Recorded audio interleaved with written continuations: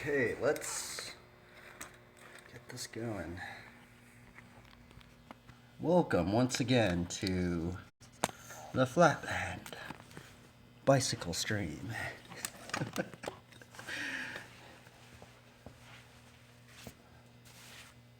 Okay, let's see here. I guess word warning. First, I'd probably skip over the next 10 to 20 minutes if you don't want to hear the devotional of to the Lord Jesus Christ. Let's see here. There was a verse I was thinking about. Let's see here.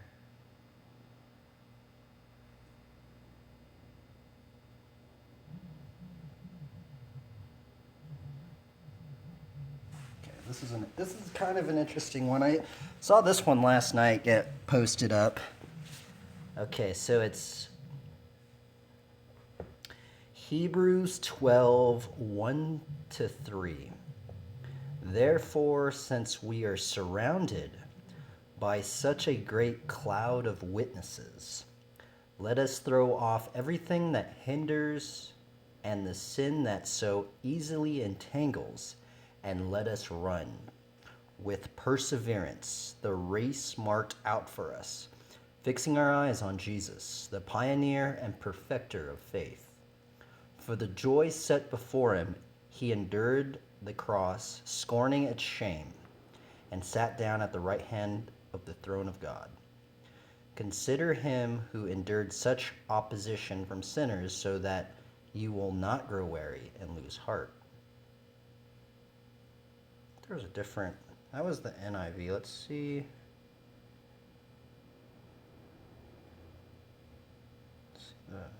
Hebrews 12. Well, let's look at in here.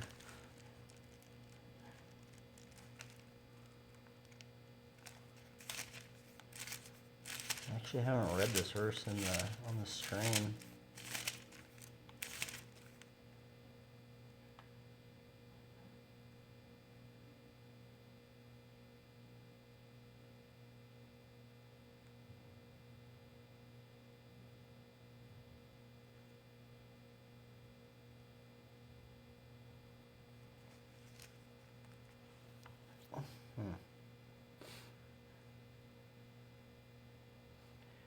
And run the race with endurance, the race that is set before us.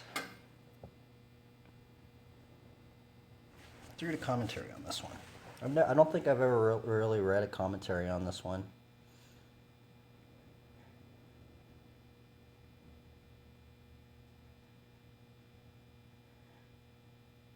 Okay, so there's this one. What does it mean to run the race set before us?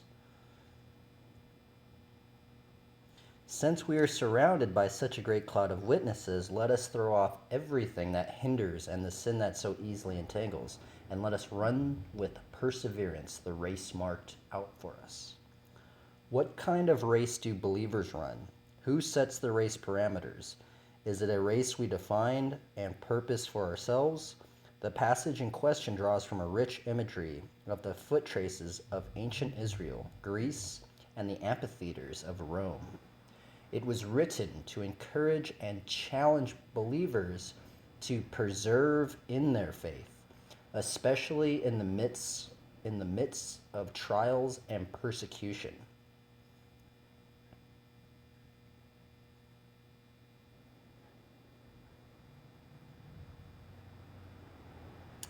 Athletes in a race were surrounded by rows and rows of spectators, pictured for us as a great cloud of witnesses. Oh, interesting. That is kind of, like if you were in a coliseum and all the people in the stands, I guess that would kind of look like, if you were looking up, that would kind of actually look like a cloud, huh? I never really thought about it that way.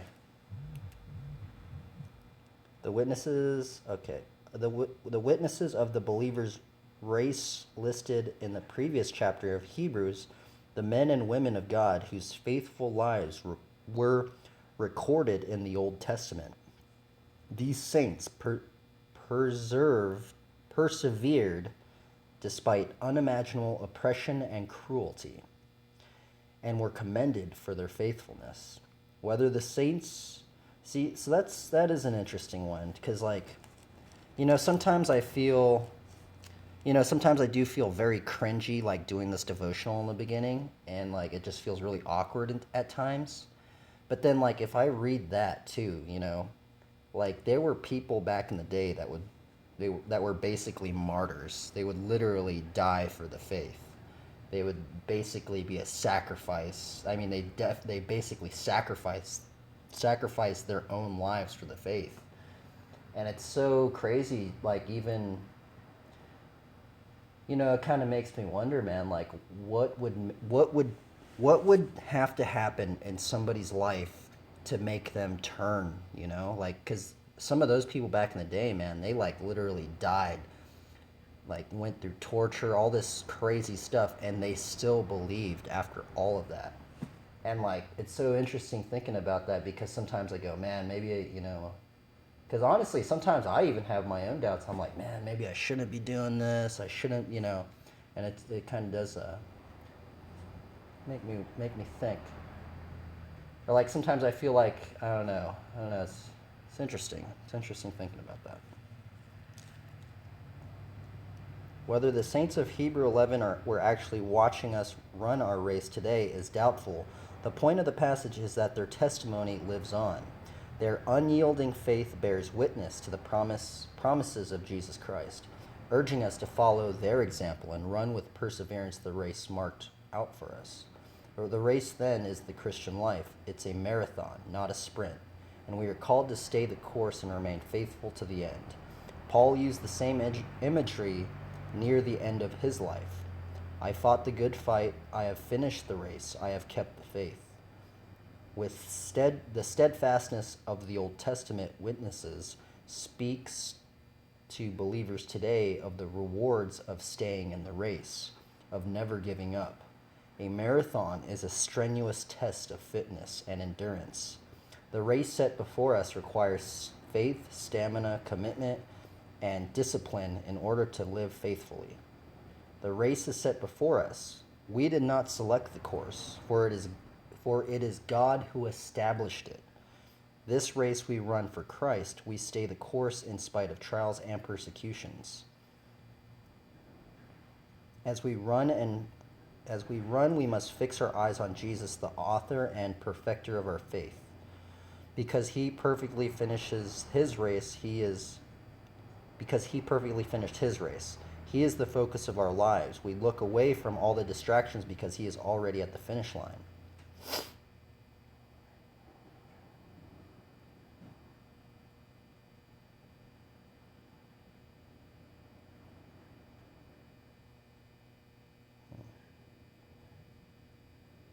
The author and finisher of our faith, huh?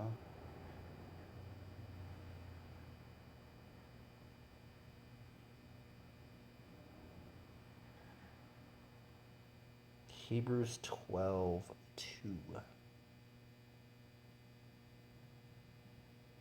Or Hebrews.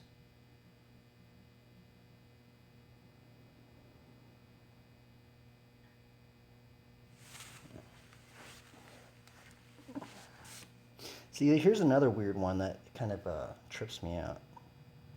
I will instruct thee and teach you in the way you should go. I tend to always read this one because it always just trips me out, man. Like, let's see here. So this is Psalms 32:8.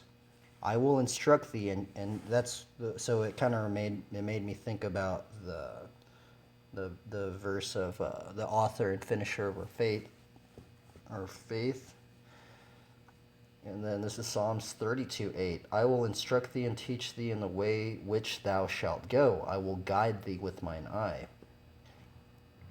See, sometimes I feel like this is really, really weird because, I mean, sometimes I think even what I've been doing lately with on the bike and stuff, it's been like almost like God showed me these things. Well, I mean, here's the weird thing: is a lot of the tricks that I'm learning, other believers were doing them that were proclaiming the faith, and that's why I started learning them because I was like, man, isn't that so strange that they're doing these tricks? especially if it's like two different people. I don't even think they met each other. Well, maybe they have, but it's like they were both doing the switch foot stick B no hander. Like it's just so weird. I'm just like, man, like that's so strange that both of them are doing that trick, and they're both proclaiming God, and they're both doing. I don't know. It's just so weird, and that's what made me. That was like such a strange one when I saw it. I was like, what in the world, like. And that's what made me want to learn it, and that's what kind of got me into flatland in the first place, which is really weird. Yeah, I don't know, but it's just interesting, man. It's so if I truly believe this verse right here, I will instruct thee and teach thee in the way which thou shalt go. I will guide thee with mine eye. So I guess for believers' life, God is guiding them. I mean, here's the other weird thing, though, is that I think there could be instances where you could be led astray from wolves in sheep's clothing, because I do know that Scripture does mention that there's, even the devil masquerades as an angel of light. So, it's that is another kind of strange part about the faith, is thinking that if the devil masquerades as an angel of light, and that there's also wolves in sheep's clothing, like demons masquerading as, as believers, which is the strangest thing, it's so, it's very bizarre to think about that. I'm wondering, like, I guess, maybe that's a question I would have to ask on the internet. It's like, I wonder, like, do you think that... Okay, so imagine this. I'm wondering. Okay, imagine you were led astray by a wolves in sheep's clothing, or even the devil himself, which was masquerading as an angel of light. What if you were led astray from that, and it turned your course of your life or something? And that's what I remember. It was kind of weird, because I was taking, like, before the plague happened, I was taking this, like, theology course in Long Beach, which is really weird. It was so strange that I even started doing that. But they brought up that verse, and they basically said that, like, the devil and, like, the wolves in sheep's clothing, in some sense, they don't really, like, try to attack, I guess, or just, people that are, like, somewhat not in the faith as much, but who they're trying to go for is they're trying to go for the pillars of the faith, say, like, church leaders or church elders, or, like, pastors and stuff like that, because they know, like, the devil, like, what they said, what I was taught was that they said that if the devil and, like, the demons can lead a pillar of the faith astray, you can only imagine everybody, because so a pillar, like, is like, it has all this weight on top of it. It's like it's like a pastor, like, you're like a shepherd, you're shepherding other people. So if the devil or the demons can, like, lead you astray, then if they can lead that one pillar or pastor astray, you can only imagine that they've basically led everybody that's following that pastor or, something like that astray. So I kind of think about that at times, and it's very interesting, actually. But sometimes I wonder, like, would God, like, reveal that you were getting led astray?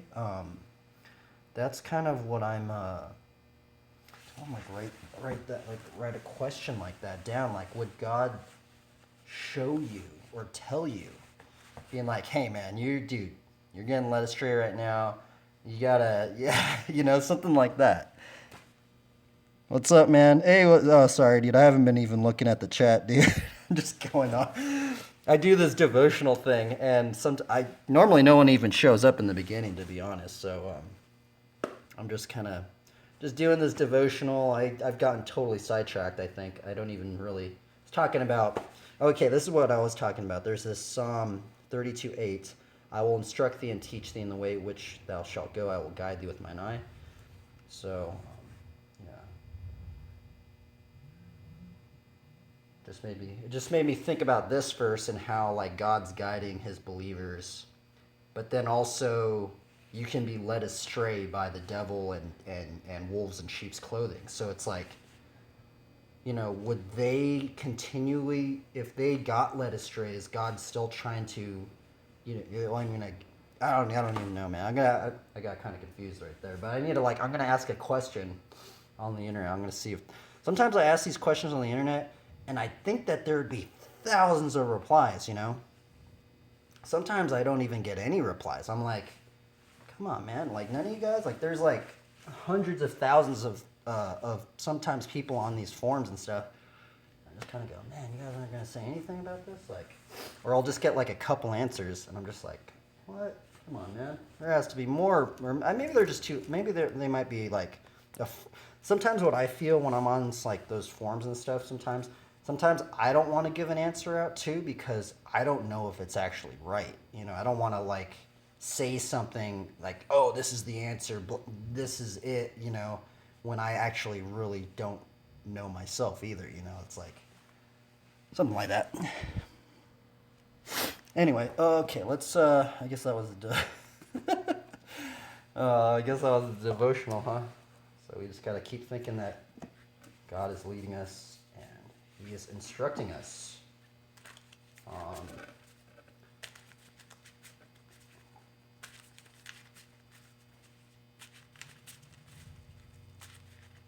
Even though it might seem confusing. See, there was this time I was like getting really, really into drawing and painting. But then lately, like these past like 5 years, it just seems like God's really been like pushing me more towards the bike. Because actually there was a time when I was actually more into drawing and painting than I was riding my bike. Until I met this one old dude. And this old dude was just like, he like flat out just told me, he was like, man, you can always hold a pencil, you can always draw when you're older. It's like, you're not gonna be doing this, you know, forever. So, I don't know.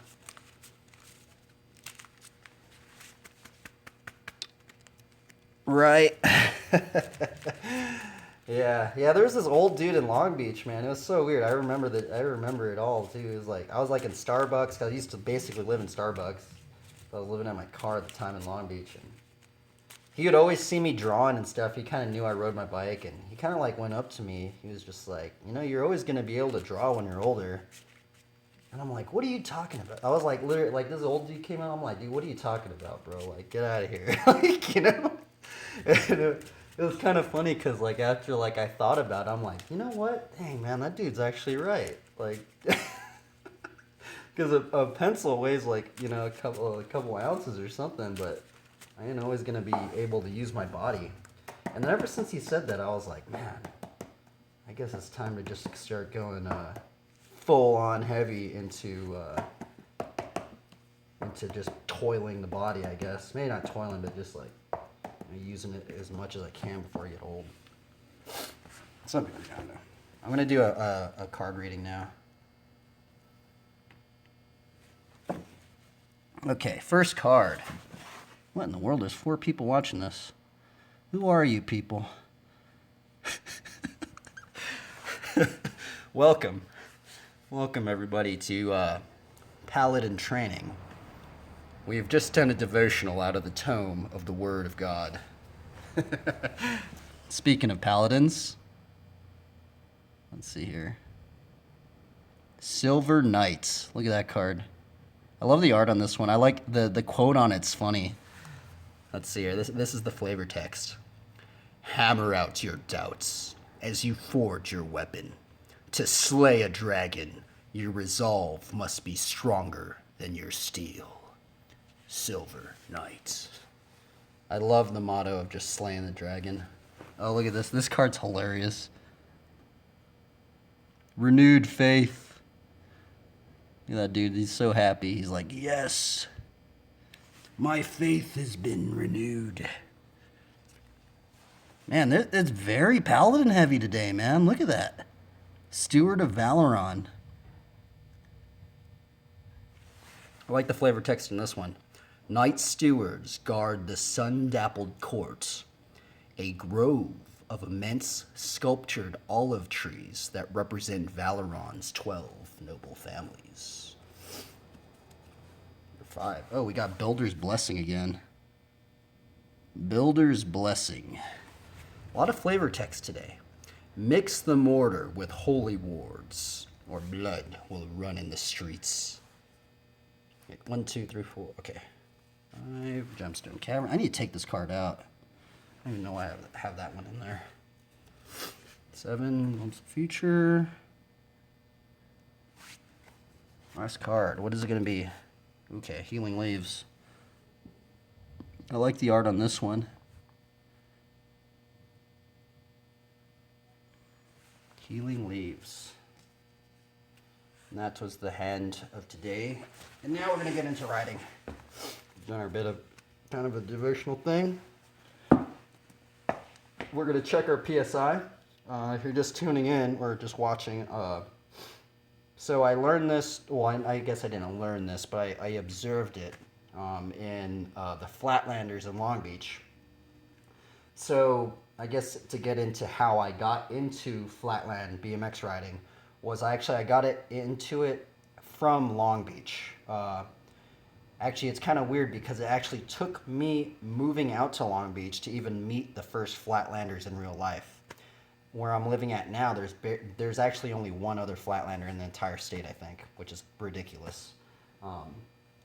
But yeah, I moved to Long Beach not actually knowing that Long Beach is a pretty legendary, like, historical, like, hub for flatland BMX riding. I didn't know that at the time. And I moved there, and it was how I got into it is I would ride my bike in Belmont. And if you live in Long Beach, everybody knows, oh, well, Belmont really doesn't have that many spots. You know, there's not too many crazy street spots over there. There's not a skate park around there or anything. And I was just riding my bike in Belmont, and then I went around this corner to the Marina Pacifica boat. It's like a boat dock, and I see like 7 riders just riding flatland. I'm like, who are these guys? What in the world? I meet them and stuff, and dude, they were some of the coolest dudes I met. They helped me out so much. Like, they would give me parts. They're like, oh, dude, like, here you go. Like, oh, dude, like, look at our bikes. You check, you know, like, they give me all these tips. And, yeah, shout outs to all those guys over there. And they helped me get into flatland. And, yeah, ever since then, I just started riding flat. But, yeah, anyway, I got kind of sidetracked right there. But, yeah, I observed from them is that every time they would ride, they would actually pump up their tires, and I'd be like, what in the world? Why are you guys doing that? I guess I never asked until I actually started riding flatland. But in the course of like 10 hours, or maybe less than that, maybe more than that, give or take, you can actually lose like 5, like, and even if you have a little leak in your tire, you could lose like 10 psi. And the thing is if you want to ride flatland, you want to have a consistent variable. This is actually one reason why I'm riding in the garage so much, is because this is actually a leveled plane of area. This 15 by 15 square foot area is actually a leveled flat area. I can ride outside in the front in the street, but it's actually the street's actually kind of like a pyramid. So you can only imagine, okay, so I'm trying to do a spinning trick or a balance trick, and it's on a pyramid. You can only, even if it's a slight slope, it changes a variable of how you're balancing on your bike, because that little slope, even though it doesn't seem like it, it changes your balance point a little bit. And if you're trying to learn a trick, it makes it even that much harder because a little variable is changed. And it goes with tire pressure. And that's what I learned from them, is tire pressure is really important, because if you can have a consistent variable in flatland, it just makes it, you know, it just makes it more consistent, more learnable. Wait, you still no affiliate? No, I ain't affiliate. The thing, you know, here's the thing, is I think why I'm not affiliate is because I do too long of streams. Because I just stream way too long. Because I mean, maybe I should just do shorter streams, like way shorter, like hour-long streams or something. But I ride for so long that it's just like I can't get a concurrent viewer base for that many hours. Like I was thinking about, man, maybe I should just do the affiliate. But here's the thing: is I read up the affiliate because I stream on 2 platforms. Lately, I've been streaming on Reddit and on Twitch. And I read something on the affiliate thing that if I can't stream on another platform if I'm doing it on Twitch too. So I don't know, maybe it's a blessing in disguise or something. I don't know, but anyway, we're gonna check our PSI on our tire. Yeah, it's been, I get a lot of so here's the thing is I get a lot of the viewers at the end. Like people don't actually watch my stuff normally. That's actually why I was kind of surprised when you guys showed up because people generally don't even watch the stream. They generally just watch it at the end. When it's a video on demand. So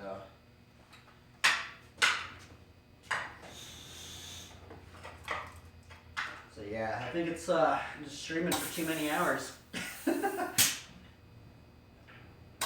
can't get a concurrent viewer base for that many. It'd be kind of crazy for somebody watching the stream for that many hours. To be honest, so. Because right now I kind of just use this stream as a documentation platform because you can make a highlight of the stream and you can basically save it forever.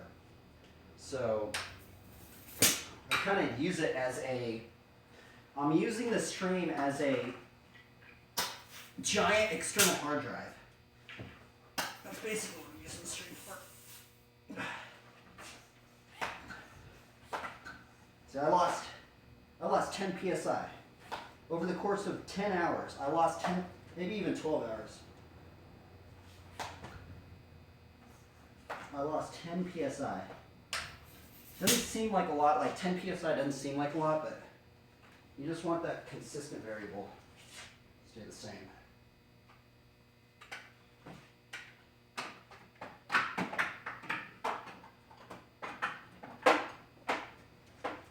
Alright. Okie dokie. Guess we'll just start off by doing some warm-ups.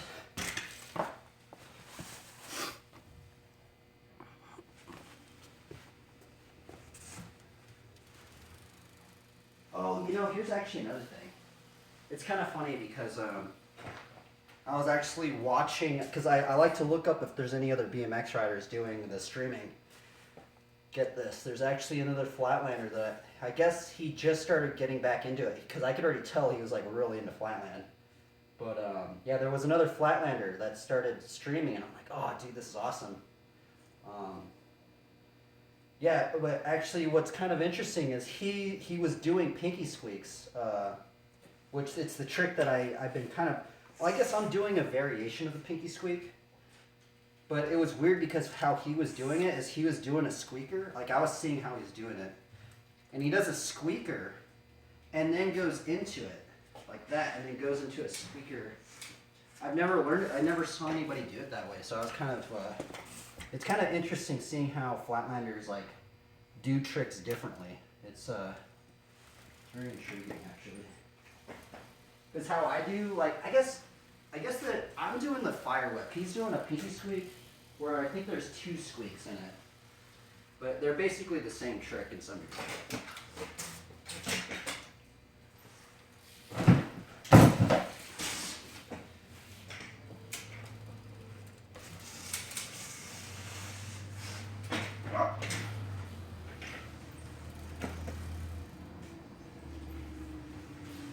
Yeah, after seeing him, I kind of wanted to try it though. So he's doing this, pinky squeak, and then like, oh wait a minute. How is he really doing it? Let's see here. It's kind of interesting. I never would have thought to really do it that way. Goes like this, and then just does that, and goes back into it. That trick is ridiculously hard though. Anybody that does pinky squeaks or fire whips or multiple fire hydrants, I give you guys so much credit because it is a trick that takes so long. It's like, it is absurd actually.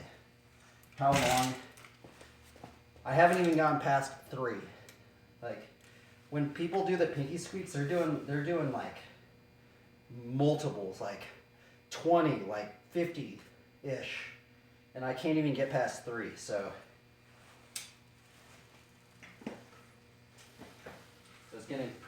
It's really hard.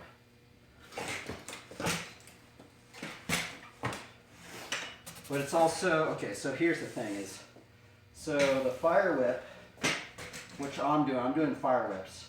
Or that's what my friend said that I was doing. So I'm doing one scuff down. So if you see me doing this tail whip thing, I'm doing one scuff. So I go in, I do one scuff down, put my leg over, and then do another one scuff down to get another whip. Now here's the thing, if you want to learn pinky squeaks are like 2 scuffs. So it's like, I don't know how to do it really, but I know it's like, you do a little scuff like this, and then what you do is then you bring your foot back up, and then you go over, and so that's what it is. You do one little scuff, bring your foot up, and then you go over. But the way I'm trying to learn it is I'm trying to learn it like one scuff down, bring it over, and then another one scuff down. I don't know. It's like the fire whips are faster. That's the thing. They look faster. But maybe I should just learn the pinky squeaks too.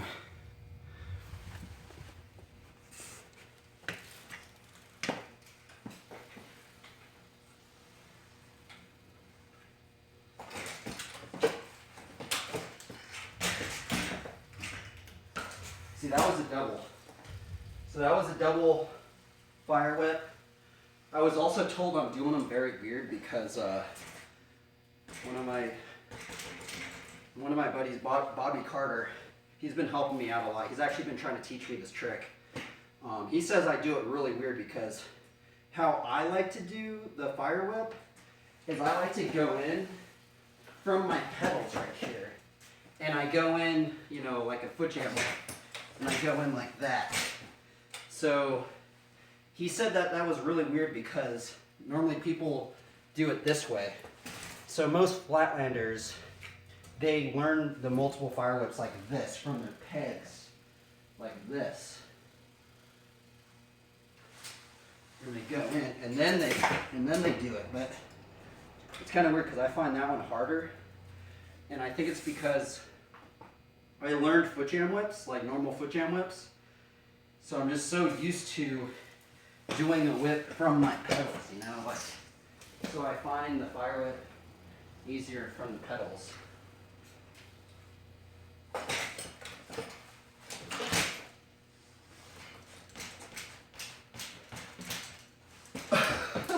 That was weird.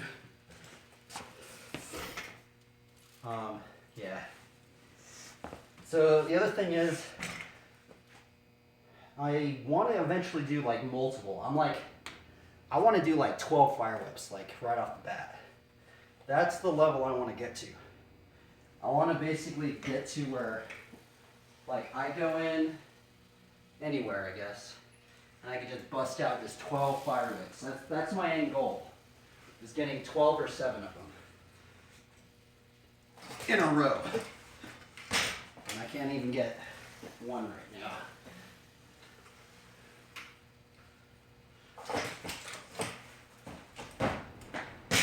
Just such a finicky trick, man. It's weird. Like, it's so weird that people have this trick on lock because, like, if you mess up one little millisecond, the whole thing just falls apart, it feels like. If I mess up one little thing right here, if I put too much weight right here, too much weight right over here, if I spin it too fast or if I spin it too slow, or if I don't scuff enough, or if I scuff too much, or if I put too much weight on my foot, there's so many variables on this trick, it's crazy. But what's cool about this trick, why I kind of also wanted to learn it, is because so I kind of had troubles doing a hang 5 into a whiplash. So I learned the fire hydrant because it's kind of easier than doing a whiplash from a hang 5.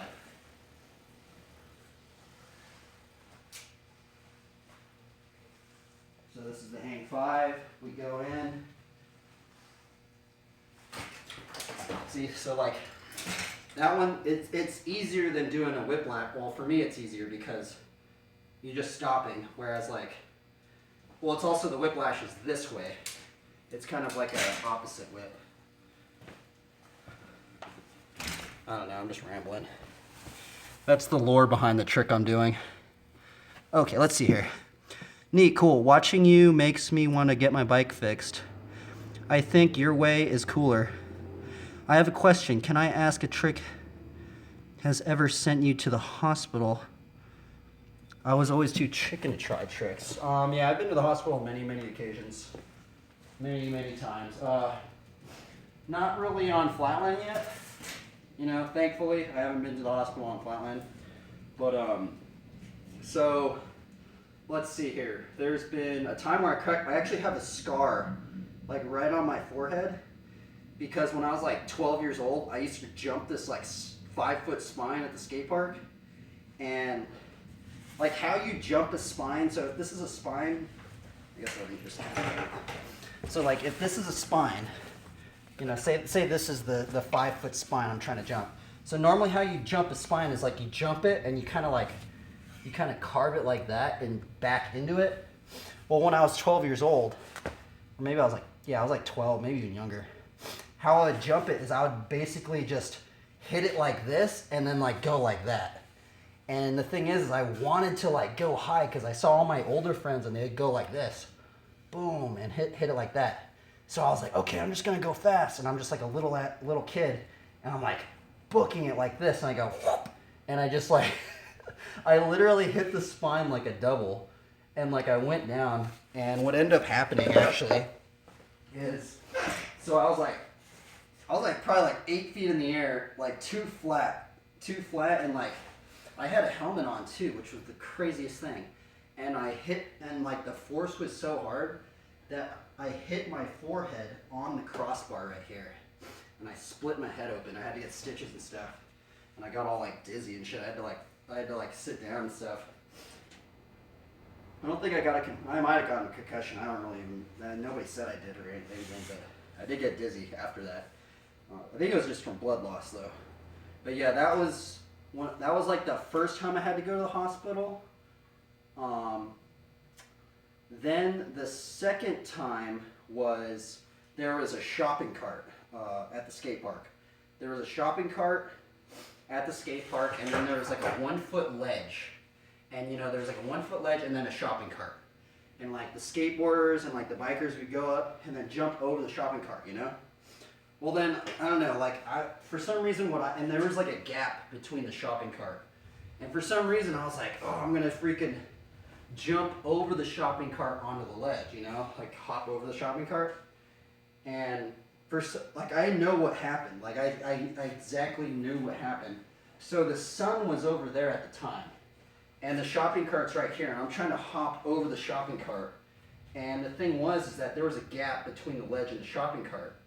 And since the sun was kind of like facing kind of towards me, I got kind of like, you know how like a shopping cart has two like the two rail things? Like I misjudged that angle because the sun was like making that chrome like really bright, and I like misjudged it. So what ended up happening is I'm like, you know, trying to hop over the shopping cart, and I clipped it with my back tire, and I went over, and like since the ledge was there, normally if I fall, I normally like put my arms out like this and I like do barrel, like a Zelda barrel roll. But since that ledge was there, I like bucked over because the shopping cart, like that metal's kind of bouncy, and I flipped over, and I basically didn't have enough time to put my arms out, and I like literally just fell right on my collarbone, and I broke my collarbone. It was the only bone I've ever broken, but it was really gnarly. I thought I dislocated my arm. Like when you break your collarbone, like it feels like you dislocated your arm. That's what I thought I did. I was like, oh dude, and you go in this like T-Rex arm like this, exactly like this. And I'm like, oh man, like it was gnarly. And then like my friend was like, okay, we're gonna go to my dad because he's like a paramedic or something like that. So we went, and I just remember like the car ride, like you feel every bump in the road. That was the worst part about having a broken bone, in a car is because you feel like literally every little bump on the road you feel, you're like, just like you just feel it. But yeah, then we went to my friend's dad, and he like literally lifted up my shirt like this. He's like, oh yeah, you broke your collarbone. I was like, oh, gnarly. Yeah, and then they gave me a shot, and then I had to wear a sling for like a year or something, or 6 months or something like that. And then I'm kind of talking about all the injuries so I've only really gotten hurt like some, like the ones I actually had to go to the hospital for. So the other one, I get hurt a lot on spines. The other one was I tried to 360 down this quarter pipe at Los Altos skate park. I tried to 360 down and go into the into the transition, and I somehow rolled my ankle really, really bad, and I tore some ligaments. And they didn't even do anything, man. All they did was they gave me this like boot thing. They gave me this boot, and it was basically this ice pack boot thing. And like, that's all they did. They were just like, oh, well, you just have to ice it, and you just wait. And that's all they did. So when you tear ligament, like, I remember this ankle, it was either this ankle or this, I can't remember which ankle actually now. But it like swelled up like this big, dude. It was gnarly. Like, it was like that, and it was all purple, and like there was all sorts of purple on my foot and stuff. But yeah, they don't even do anything. They're just like, oh, okay, we'll just ice it, wear this boot thing, and you're good. And then, see, I guess I've only can count on my hands the time I went to the hospital for injuries. It's probably only been 5 times, I think, which is really crazy. Out of all the times, all the years I've ridden my bike. So unfortunately, the most recent injury that took me to the hospital was on a spine. So I tried to actually have the clip. I could probably show the clip right now. I have the clip on my phone. But I tried to 180 a spine, and the thing is that like I was hesitant because I was like, so there's a quarter pipe really close to the next spine, the 5-foot spine that actually cracked my head open. So there's a spine.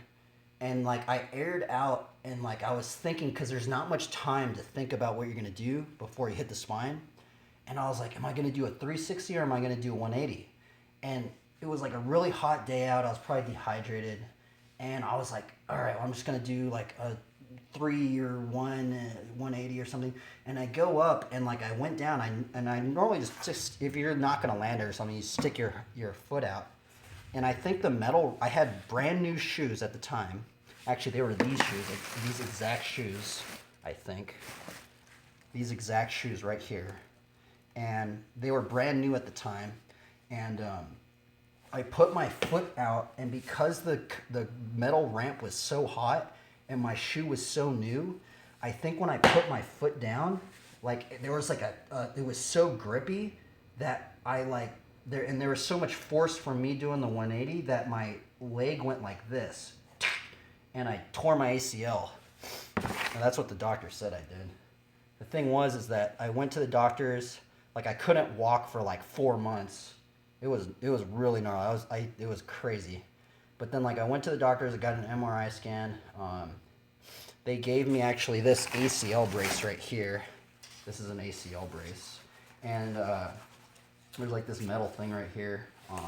They gave me that, and then I went to like some sort of knee doctor or something, and he was like, okay, well, we're gonna have to get you surgery, and it's gonna be $25,000.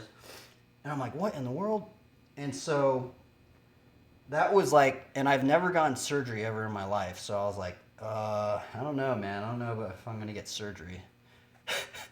So it was like literally the last day. I literally had the surgery scheduled. And I was like, I'm not going to get it. Because what ended up happening is I actually got in contact with some like ESPN physical therapist guy. And I had to send him like videos and stuff about like my range of motion, like how much I could move it, like how much, like where my leg, like what my knee looked like, and all this stuff like that. And yeah, he basically said if I just strengthened my knee up that I could keep riding and doing that. And he said that I should do that actually before I even get, like he said I should try that before I get surgery.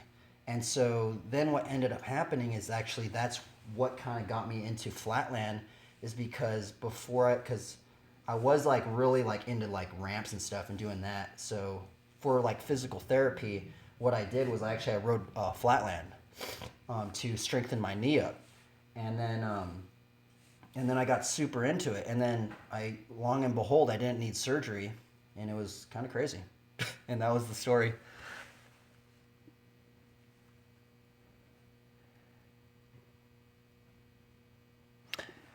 I've always heard that hurts. Wow. My husband sprained his ankle in basketball and had, yeah, the air cast. I think that's what I had. I think I had an air cast a long time ago.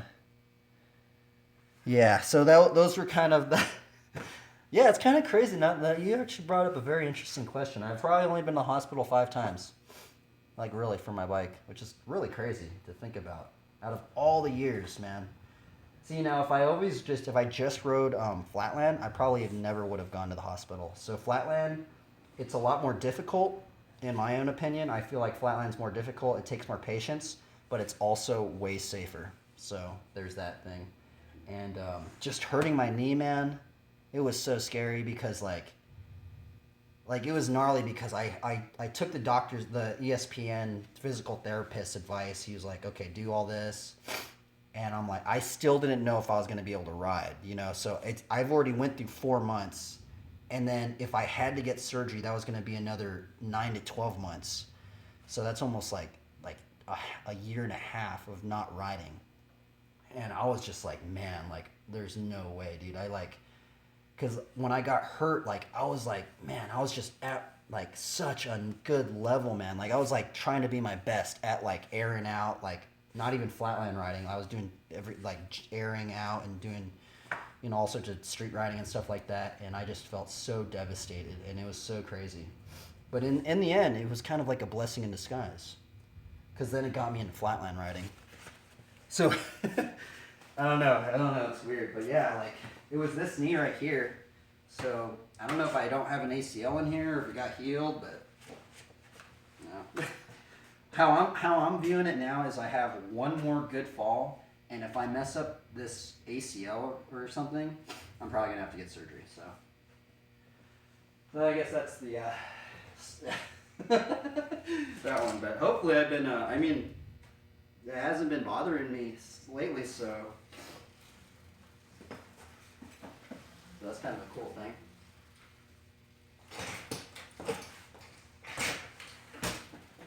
And I just get to ride. That's the coolest thing. I just wanna keep riding, man.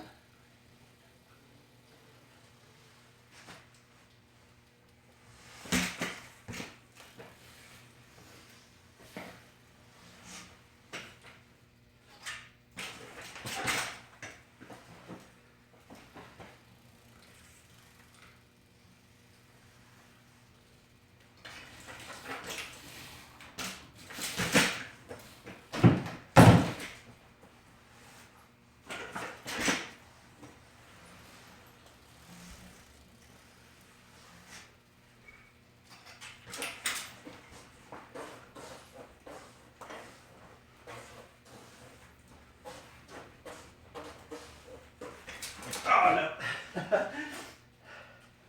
Now that was a long story, huh? I've never really had to talk about my injuries. But yeah, those are all the injuries I could think about. And all the other ones are just kind of like, cuts and scrapes, stuff like that. But yeah, it's kind of interesting. Very, very interesting.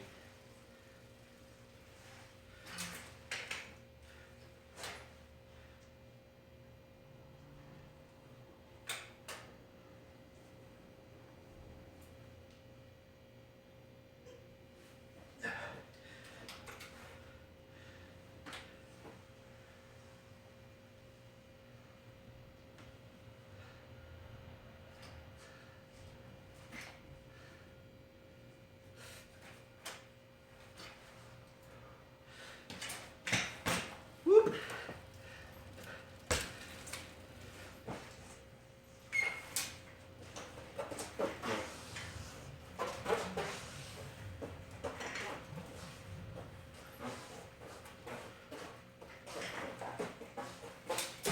Oh! Almost landed it. So, yep. Man, it's such a trip. It's like weird. Like I'm like recounting like all the type of riding I did. And what also scared me about the ACL is because I used to ride with this pro that lived kind of by me. His name was Matt Gannon.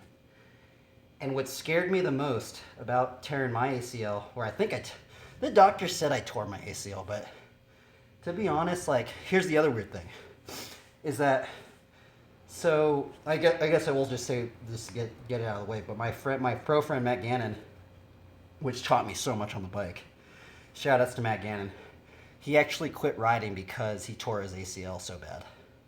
And that's what scared me. I was like, oh, dude. Well, there goes everything that I, did on the bike. Because I thought it was that bad. Yeah, he quit riding because he tore his ACL and stuff like that. There was like that, some other stuff that happened, but anyway. So it was kind of weird. As I looked deeper into like the torn ACL thing, even my neighbor, and even like the ESPN guy said, he said like there's a lot of doctors that will just say you need surgery when you actually don't. I know it sounds really weird because it's just like I don't know. So I don't know if that's true or not, but because I mean the thing is the knee is such a complex thing, so like how some people are saying is if you just mess it up a little bit, some doctors just like, oh yeah, you need 25,000 total knee replacement surgery, like here you go, like boom, right off the bat. It's like, what in the world, $25,000? Like that's so much money. Like what in the world? So I don't know. Take my word during salt. Yeah, they want money. Yeah, maybe. So I mean, because even my neighbor, like she was saying, but saying something like, the doctors did some sketchy thing where they told her she needed this crazy surgery and whatever, and she actually ended up not needing it. So I don't know. But take my word, so I don't know. That it's good to get multiple opinions. That's also what I heard. So if one doctor's telling you to do something, probably go and see other doctors, seeing if they say the same thing. Generally the best thing to do.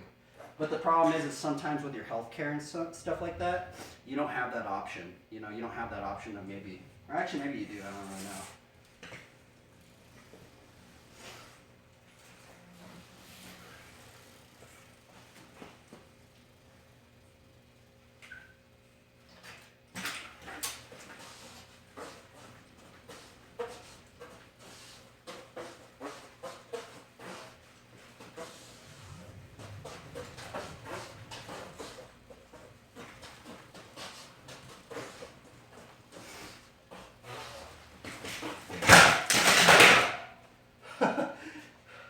I lost it.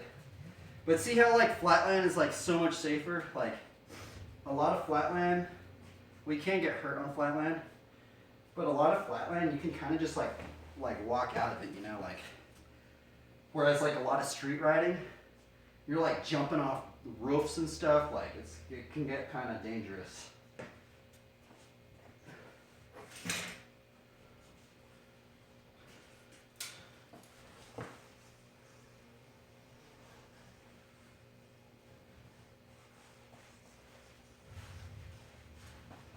Oh.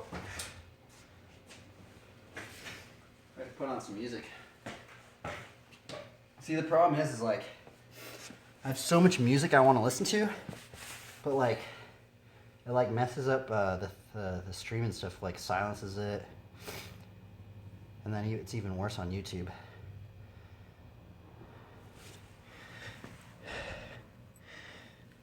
I just prayed. Oh, let's see here. I had a doctor tell me I needed something when everything ended up great. They just wanted money. Oh, very interesting. I just prayed. Yeah, you know what? I prayed a lot too for my knee. That was actually a big one. And yeah, it was kind of weird. Yeah. I prayed a lot. I was like, it was so weird. It was almost kind of like I felt like God like redirected me. I think like, cause here's the thing is I feel like if I never hurt my knee, I never would have gotten into flatland. like how I have been. Because what ended up happening was like I was like here's flatland. I was doing the complete opposite of flatland. I was like airing out. I was like doing street riding. But then like it was weird. Then I got my knee hurt, and then I just started riding flat. And honestly, now I have so much fun riding flat. Now it's like mainly what I do now. It's kind of crazy. Yeah. But I can still ride the other stuff. I just don't. I don't go as hard anymore. But I probably eventually will. I think how I'm viewing it is I have one good fall on this knee, and if it tears again, then I'm probably pretty sure I'm gonna have to get surgery.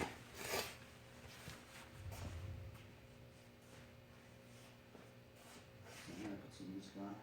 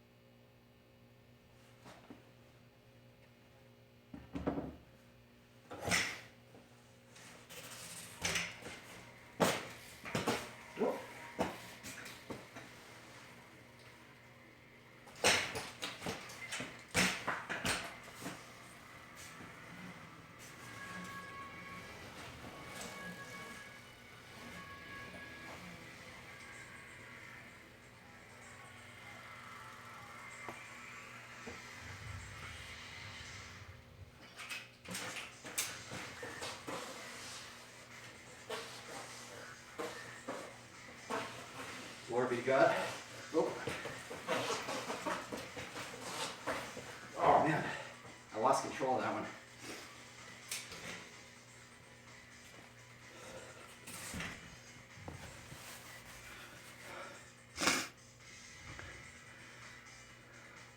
God does direct us.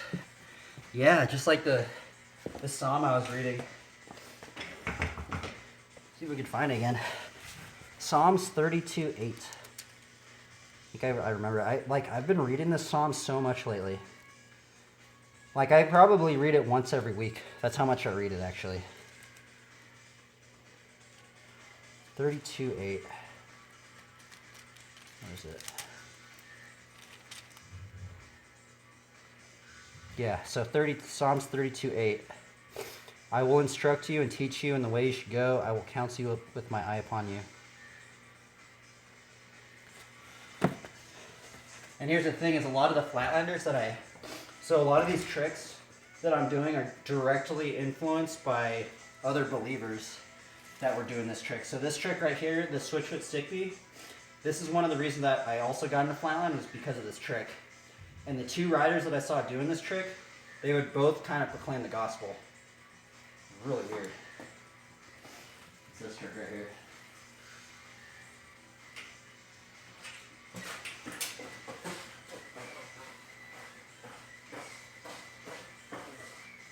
Glory be to God.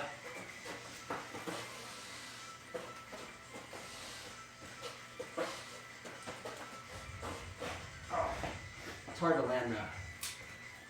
Yeah, that trick.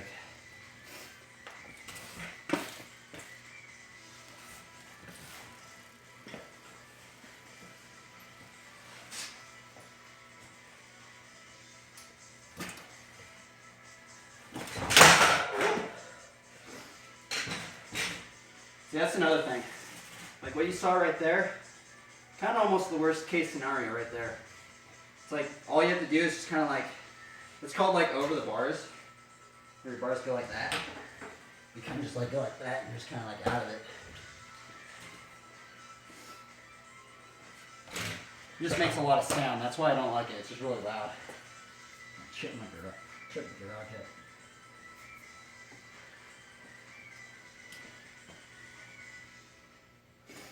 Yeah, glory be to the Most High. All praises to the Most High.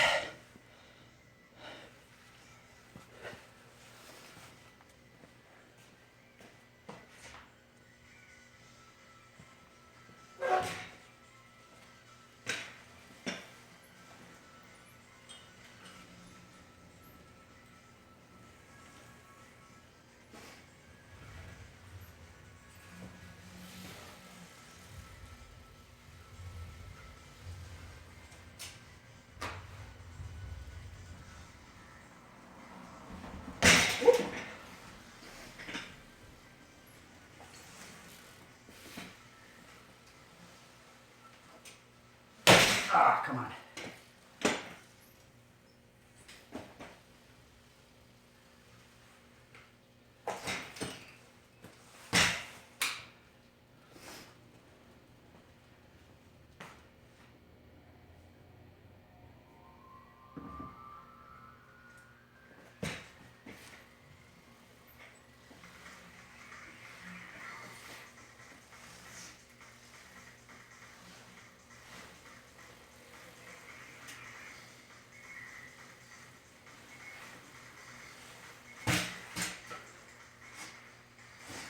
Ah, dang it.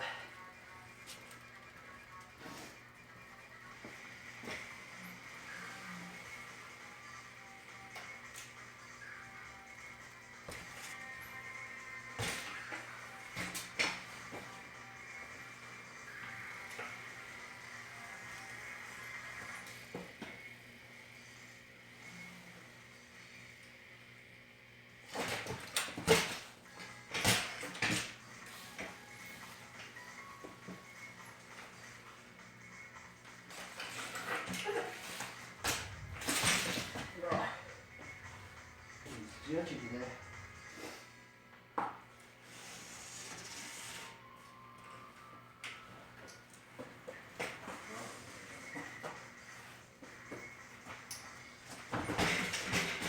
Starting to get the regular foot. Large, I'm pretty stoked.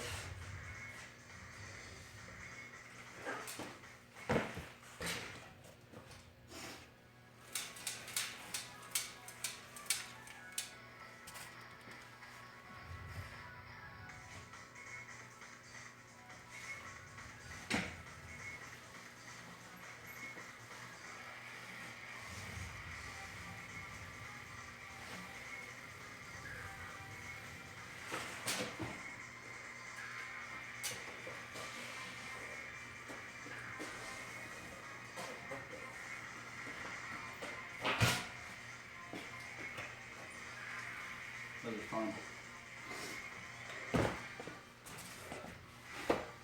See that? I think the big thing about flatland is there's such a high learning curve. It takes so long to like, kind of like, get the first, like the hang five like is a big one. The hang five is like, the hang five and like manual tricks, they take a pretty long time to learn, or for me it did. For like the hang five, it took me like, it felt like a year. A good year in my life to learn the hang five. It's actually a trick I never thought I could even learn. It was crazy.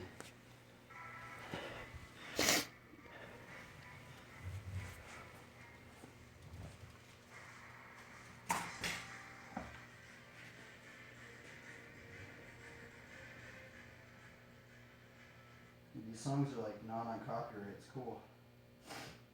Pretty cool. I'm pretty stoked on that.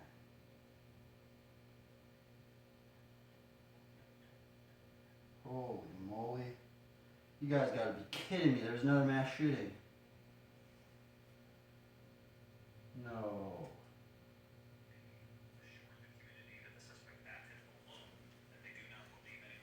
Are you kidding me, man? Dude, these people are ridiculous. Man, another mass shooting. See, here's another thing. People, I feel like more people just need to do more physical activities. You know?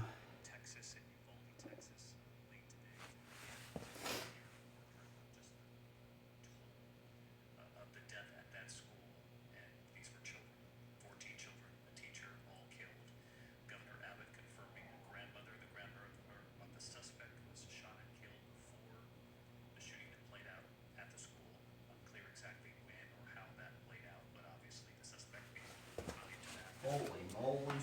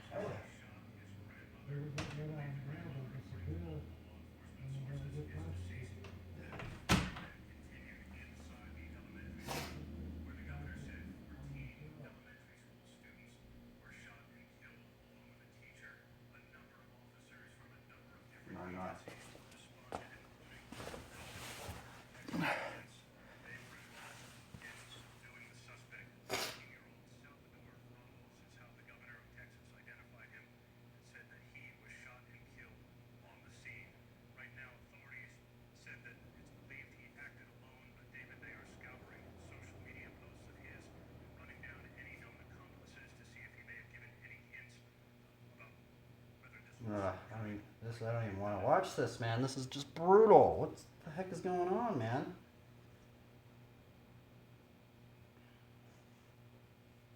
I think people just need to use their bodies more, man. Everybody's going crazy, man. Let's watch some Dan Corrigan. Change the aura, man. That aura is just not good. Let's watch some Dan Corrigan.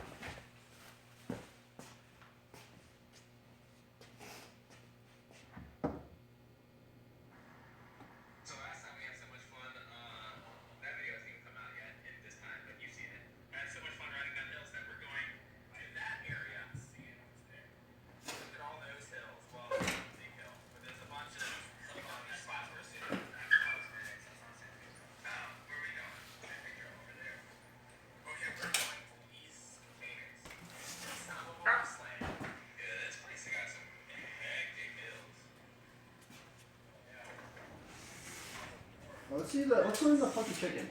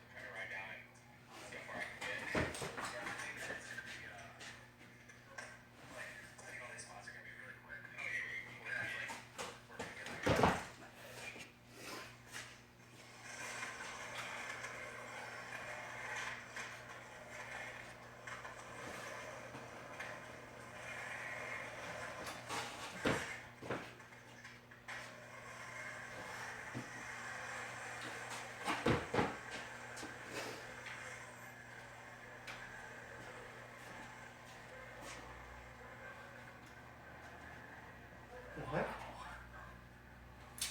This thing's not even on. Yeah, I had to jump off my board. I hit a rock.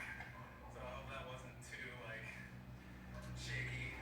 Doesn't make anyone throw up. That was sick, though. Where'd it go? Okay, this and regular foot. Cheers.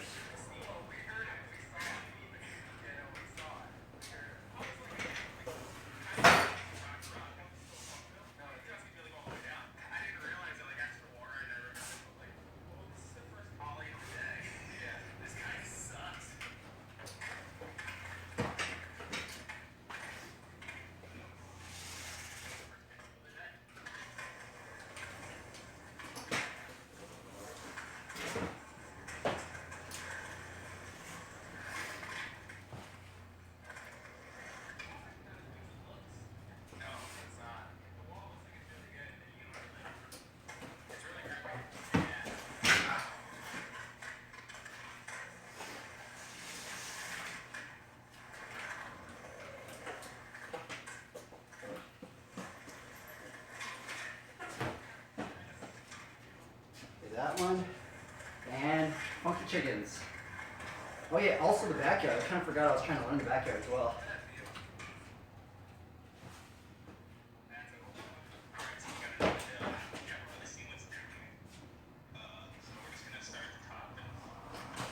Ah, this trick's so hard.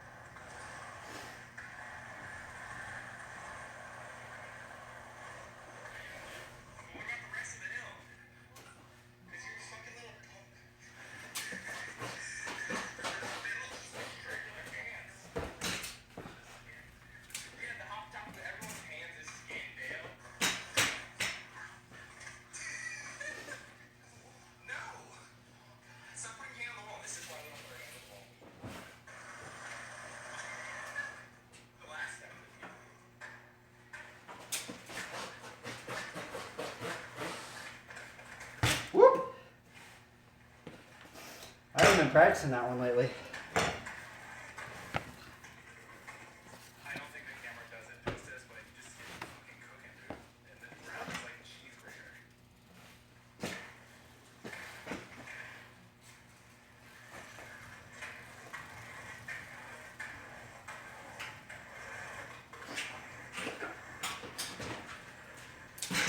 Okay, Dan. Was that right? I have the ollie. Oh, right. Yeah. I think, yeah, I didn't see it. You were like, so I'm doing it. This helmet that doesn't exist anymore. Whatever your best, Cat Platinum says yes. Now with 50% more clean power. Oh, yeah. Literally someone telling me though, so like maybe not. I thought you were gonna not spin each of those. Walking into the top of this oversized helmet that's all cocked. I'm like, Dan, I don't know, you don't skate it. Okay. Well, I was going to, but you talked me out of it. Something in the way.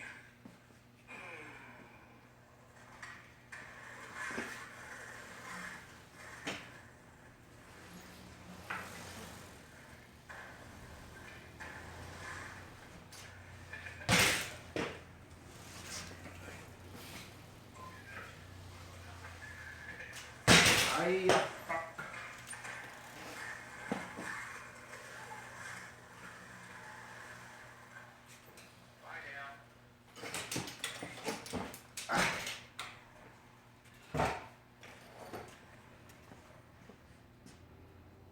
Yeah, it's not much of this. My curiosity is like wanting to like look at that stuff, but I'm not going to. Keep riding.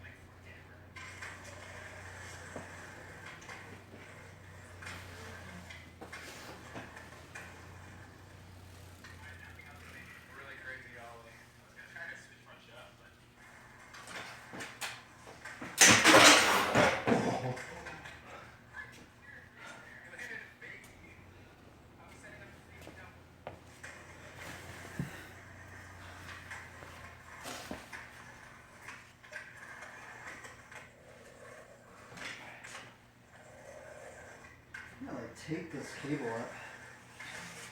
This thing's like kind of like starting to like move on me.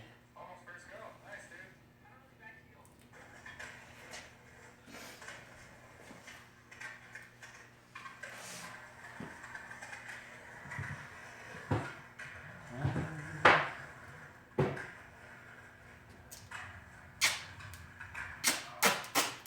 We got wedding intermission. Yeah, it looks like they're gonna shoot a bunch of photos here. I guess we'll just leave. It's their special day. This is my everyday. I don't know if this is like in our head. Well, I mean, it is in our head. It's a headache, but we both have headaches, and we think it's from going up and down these elevations so much because some of these hills are giant. And I don't know if it's like enough feet for it to actually be like that. It is, man. I think I get motion sickness really easily. It doesn't matter if I'm driving or not. Like it happens at 6.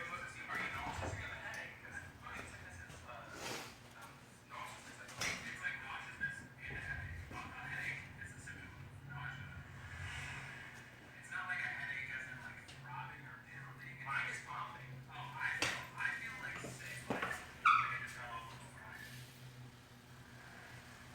Ride to hell.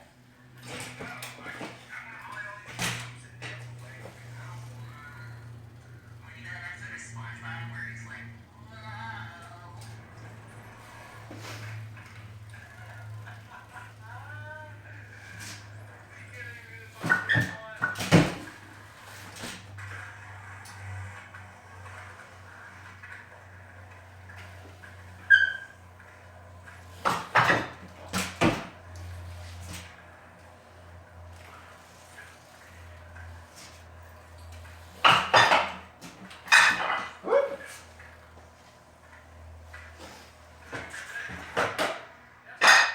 Darn it. I want to try one more time. I just want to go fastest where I can actually figure all of I'm gonna bring some rocks in. Is that girl? I'll be right back. You're not going to do one more. This is turning into a thing. No, this is one more. No, it's not. Damn. Like, look. Like, you're going to fuck up on, like, you're like, oh, wait, it's going to be so cool. I got it. It's not even that cool. I just want to try it once. Once. Okay.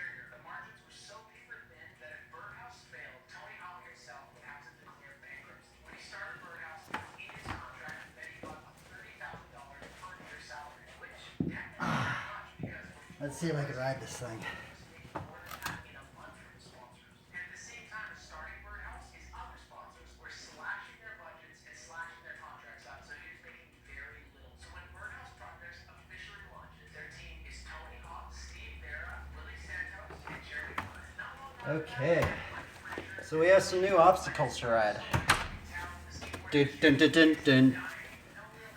The new obstacles are. Do, do, do, do, do, do, do, do, do, do. We got a boulder. because the industry was in such a decline, the skate shops themselves actually defaulted on their payments to Birdhouse. Tony was born Look at this giant boulder. Actually, I don't think I could ride this with.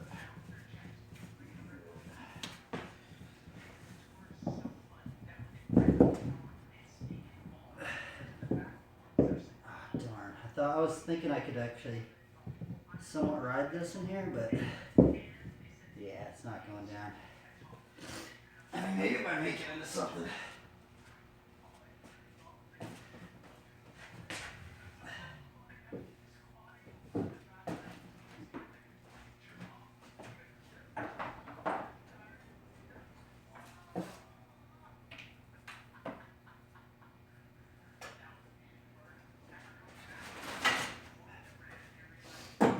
I'm trying to put it right here. There we go.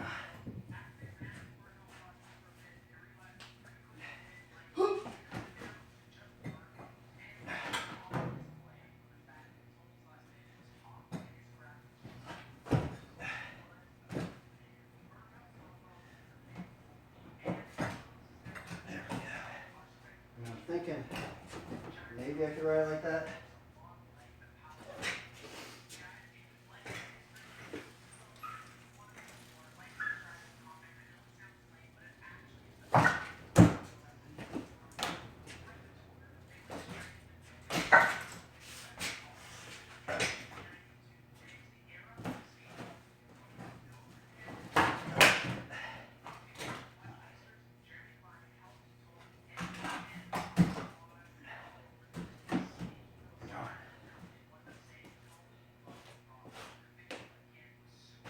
Oh, there's a rock right there, I guess now.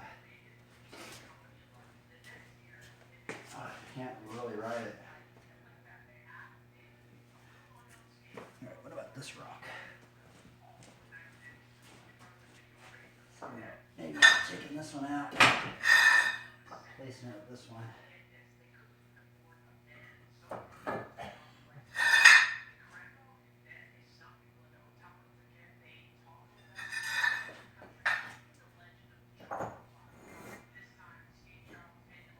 Maybe that one will work better, these bricks.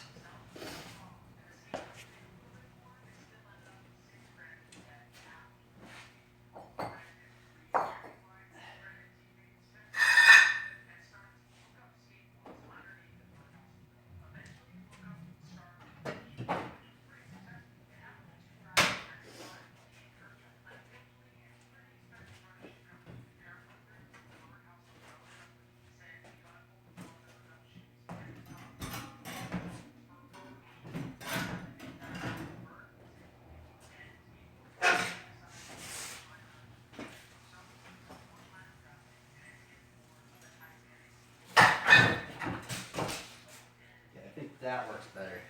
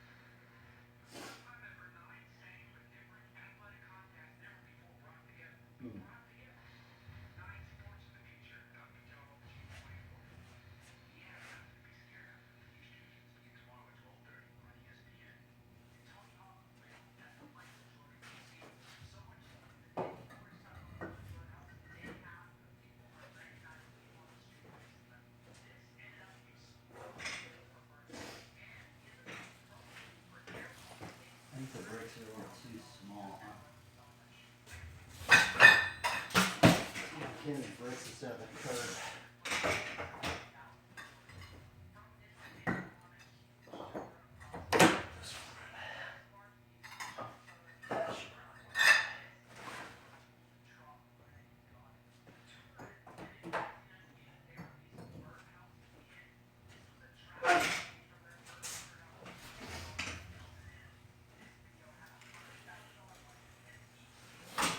There, that one's. That's the little quarter pipe right there.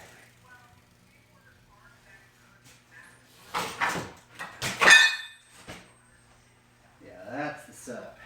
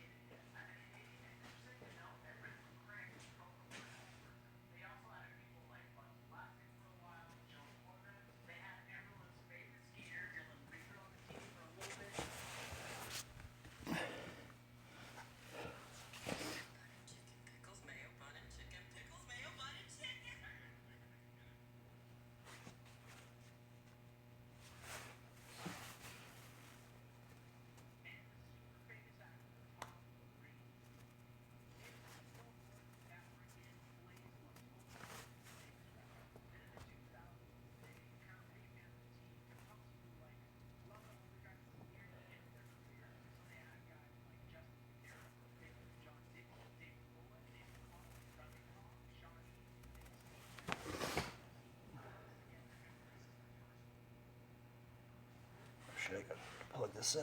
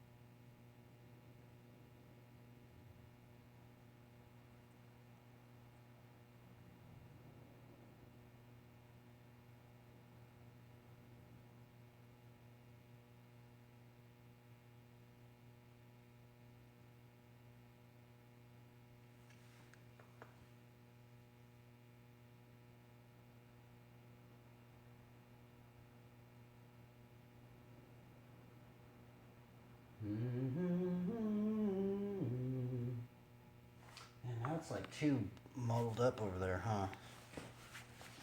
move some of these things.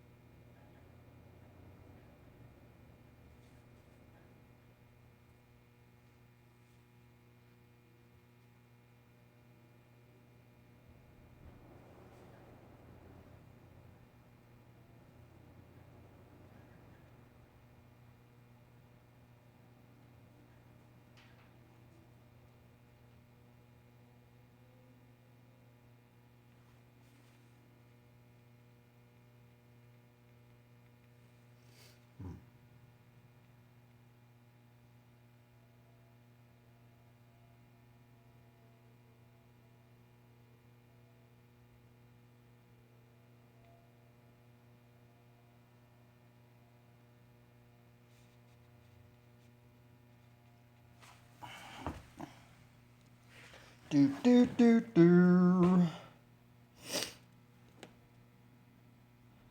See how these other people are doing up on here.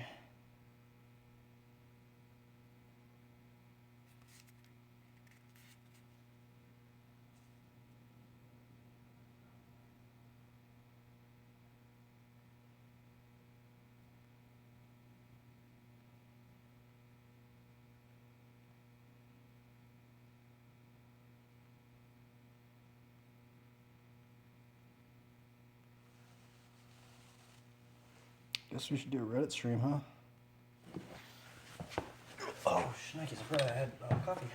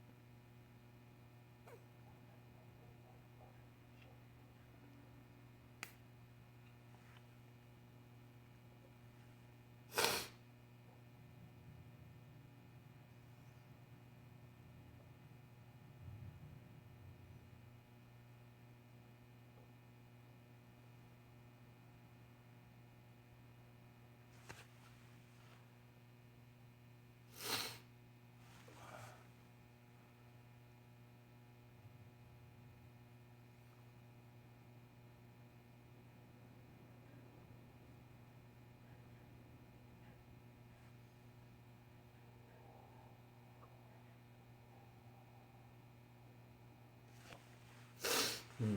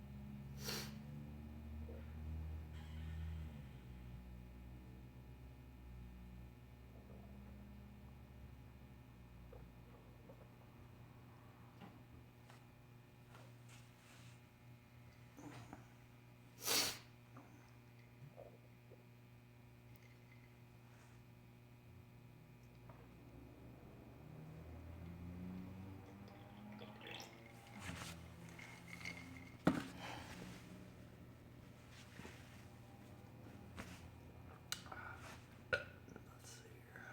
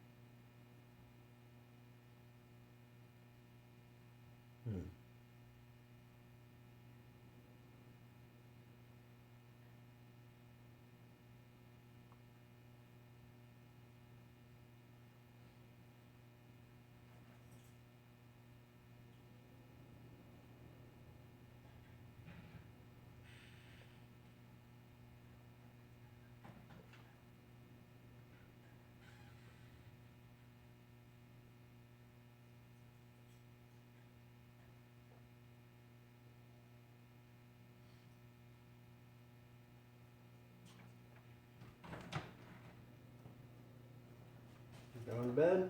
Yep. Rest up. I only slept 3 hours last night. Rest up. I kept on wanting to push that new class all as far as I could. Oh, I see.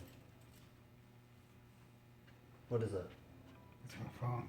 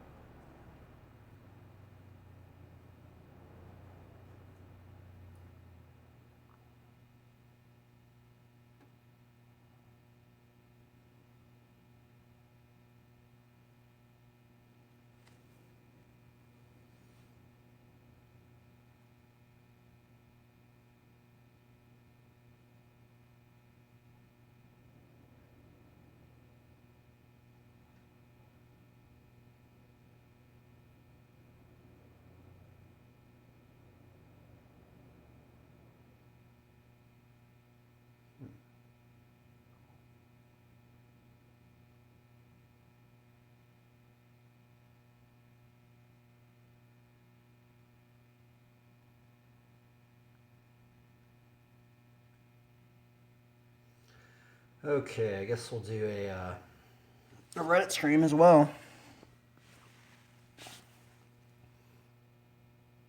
Man, I feel really bad for all those people. It's terrible. Should not be happening.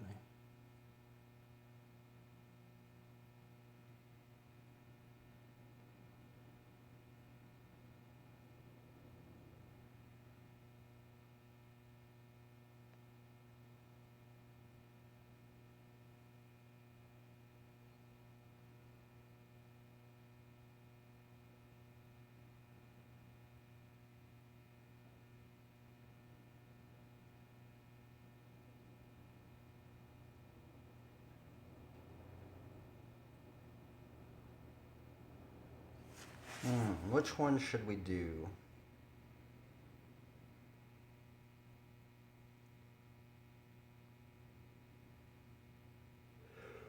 Blow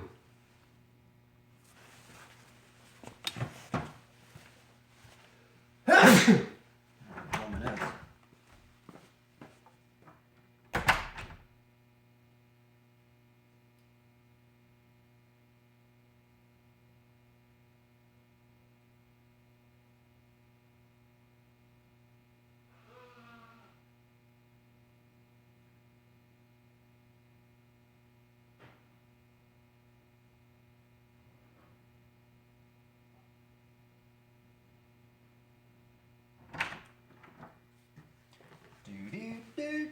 Do.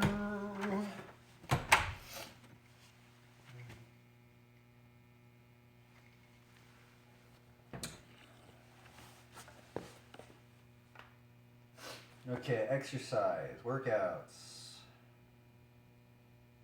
jumping, dancing, lifting, all sorts of sports.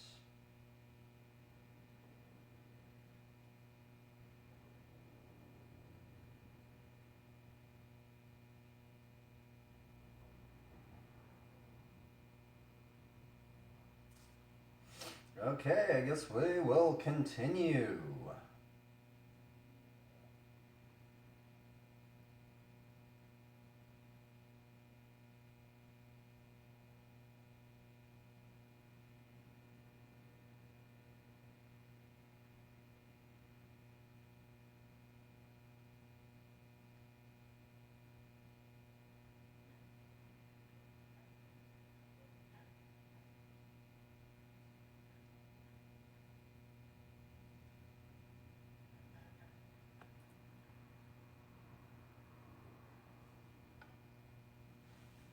Okay, let's see if we can get this to work. Okay, let's see here. Do do do do do do do do. Let's see if we can. Okay then. Greetings. Welcome to the Flatland Bicycle Stream. We're back riding in a 15 by 15 square foot area. Guess we'll just mess around. I want to see. Okay, let's how much room do we got up in here? Okay. Maybe I should push the camera up, huh? Maybe we should push the camera up a bit.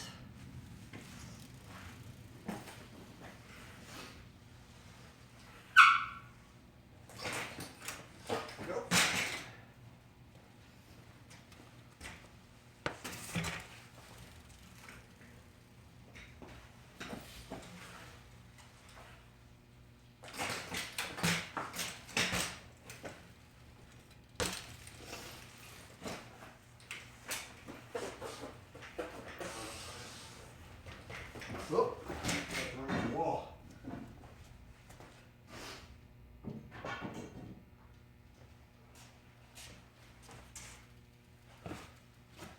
Let's see here. Okay. I think it's working all right. What about down here? Is it working down here? Yep. Okay, it's working down there too.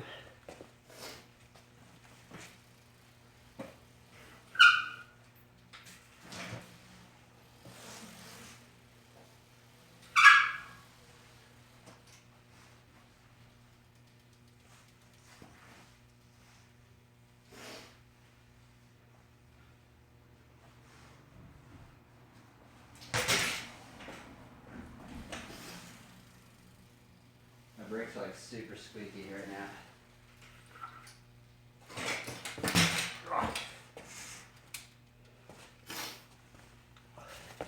I need to get back into the groove of it, man. We're a little rusty right now, it feels.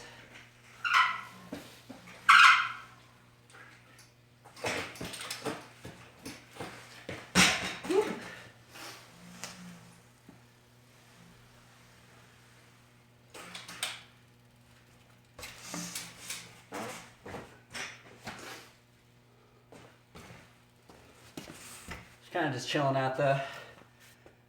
Having a little fun, just warming up a bit.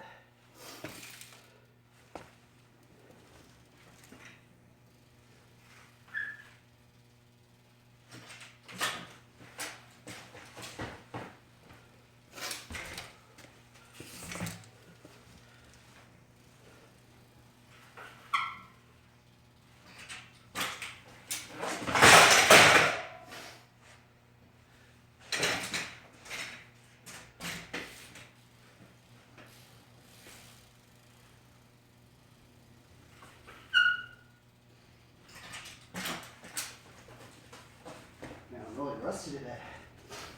Can't even get into that.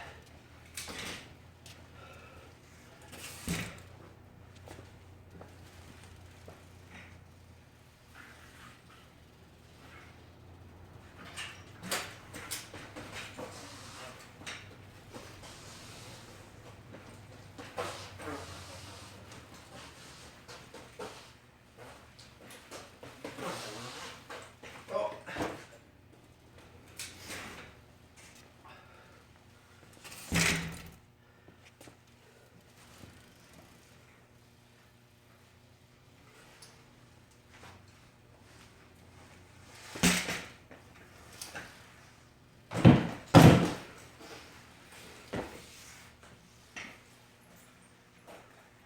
Do do do do. Should have some music on. Sucks I'm using both my phones. There's kind of no way to put some music on at the moment. No worries. I'm just gonna ride.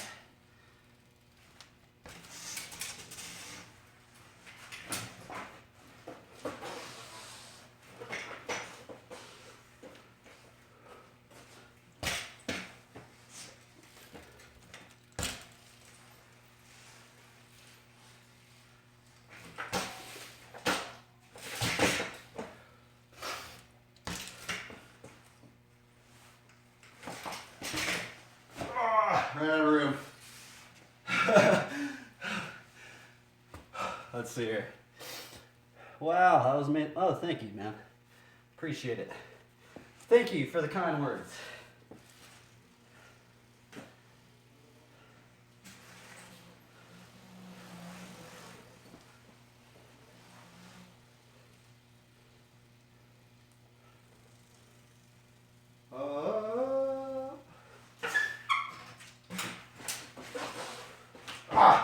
Nope.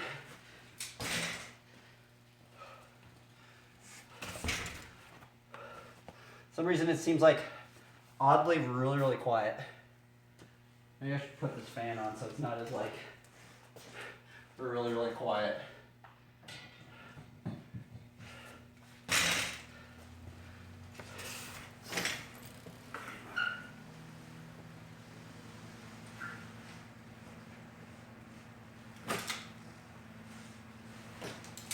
Oh, let's do it.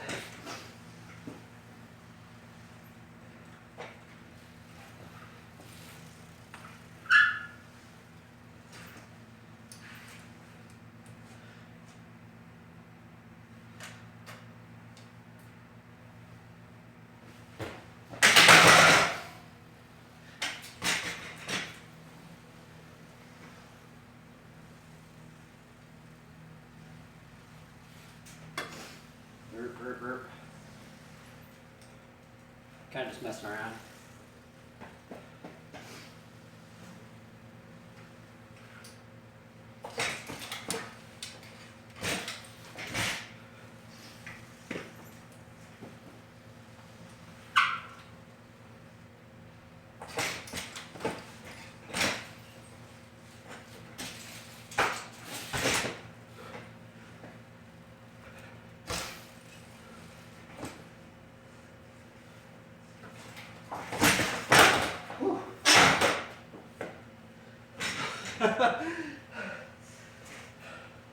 My freaking pants got caught.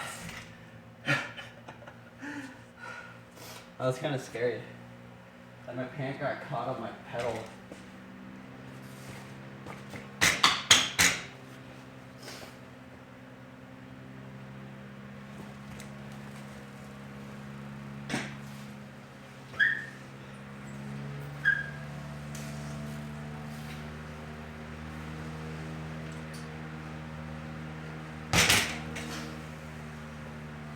Fan's feeling really loud.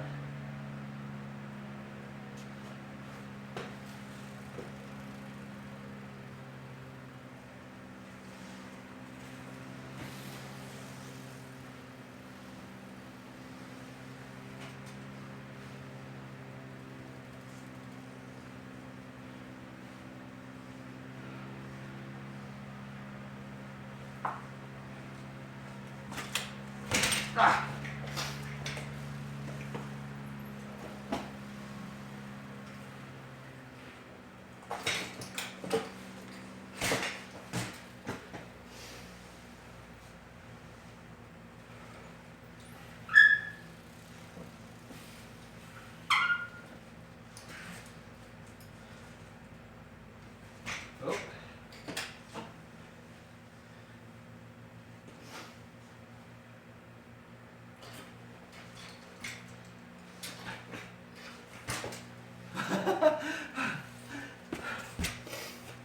Fun times.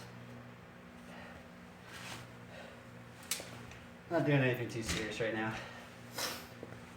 I did do a stream yesterday.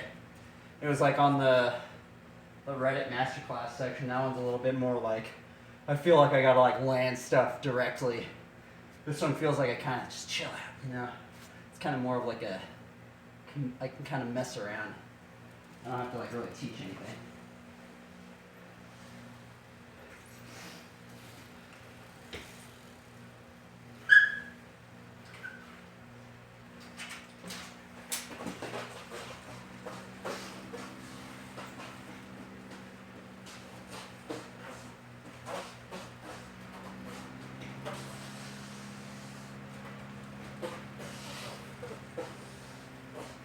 Ah, darn. I need to sweep this up. There's some sand up in here. It's messing me up.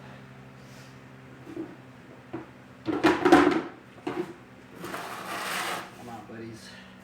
Little sand particles.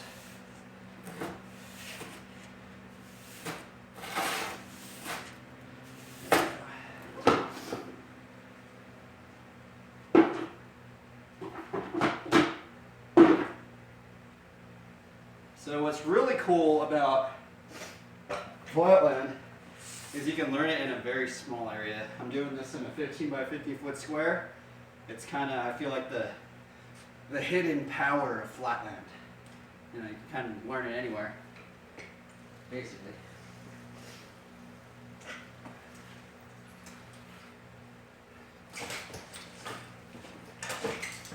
Oh, dude, that's what I should do on this stream, just full on fire whip stream. Practicing fire whips. Oh.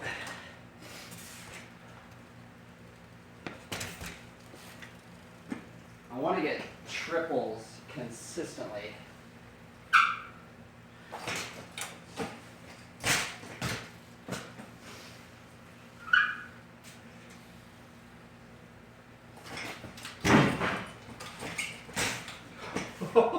I hit the freaking drywall.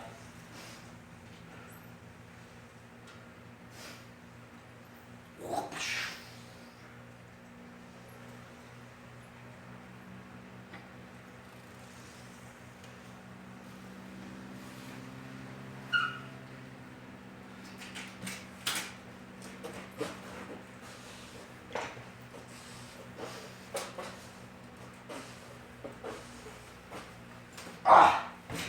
Those ones are hard without a free coaster.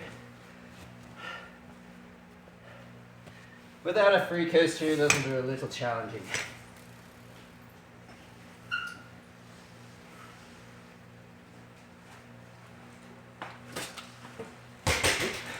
Rebit.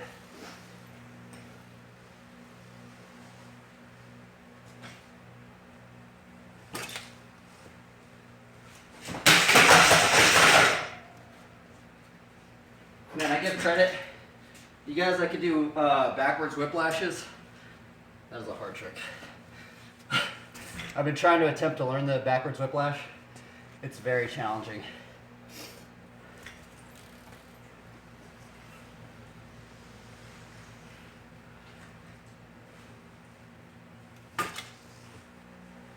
Whoop.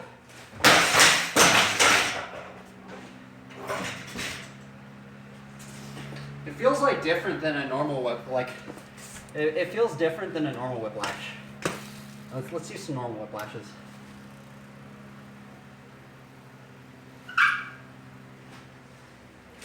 Oop.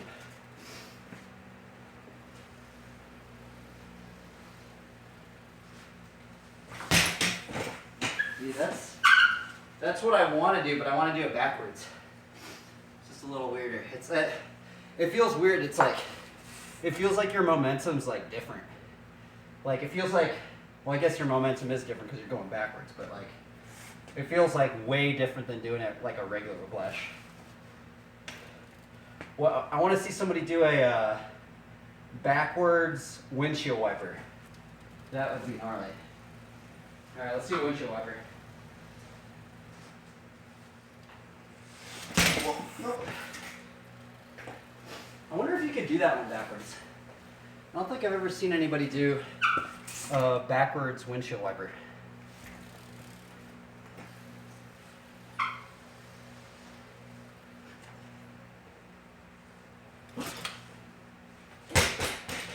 Dude, that would be crazy. I wonder, yo, that's definitely doable. Dude, that'd be cool.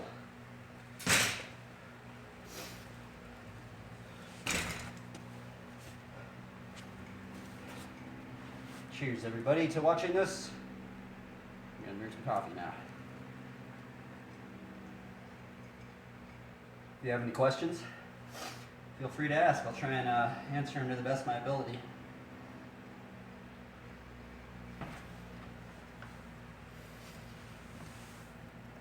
Let's get back into some, I don't even know what to do. See if we could do a triple fire hydrant. I guess the thing is, I've been like, sometimes when I ride, I generally do like, I'll do the trick over and over and over and over again, but I don't know, I kind of feel like that'd be boring. So, kind of just like switching it up a bit.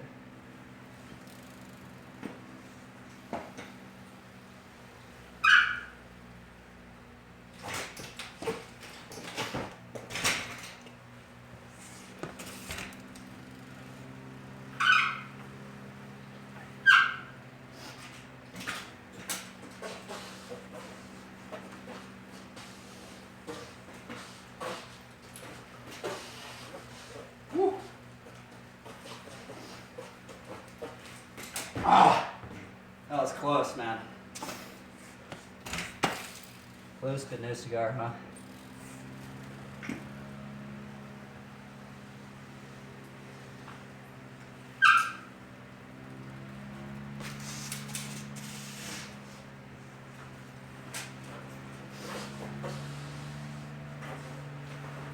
Whoop. Come on now. Ah, I was gonna do a decade. No decade.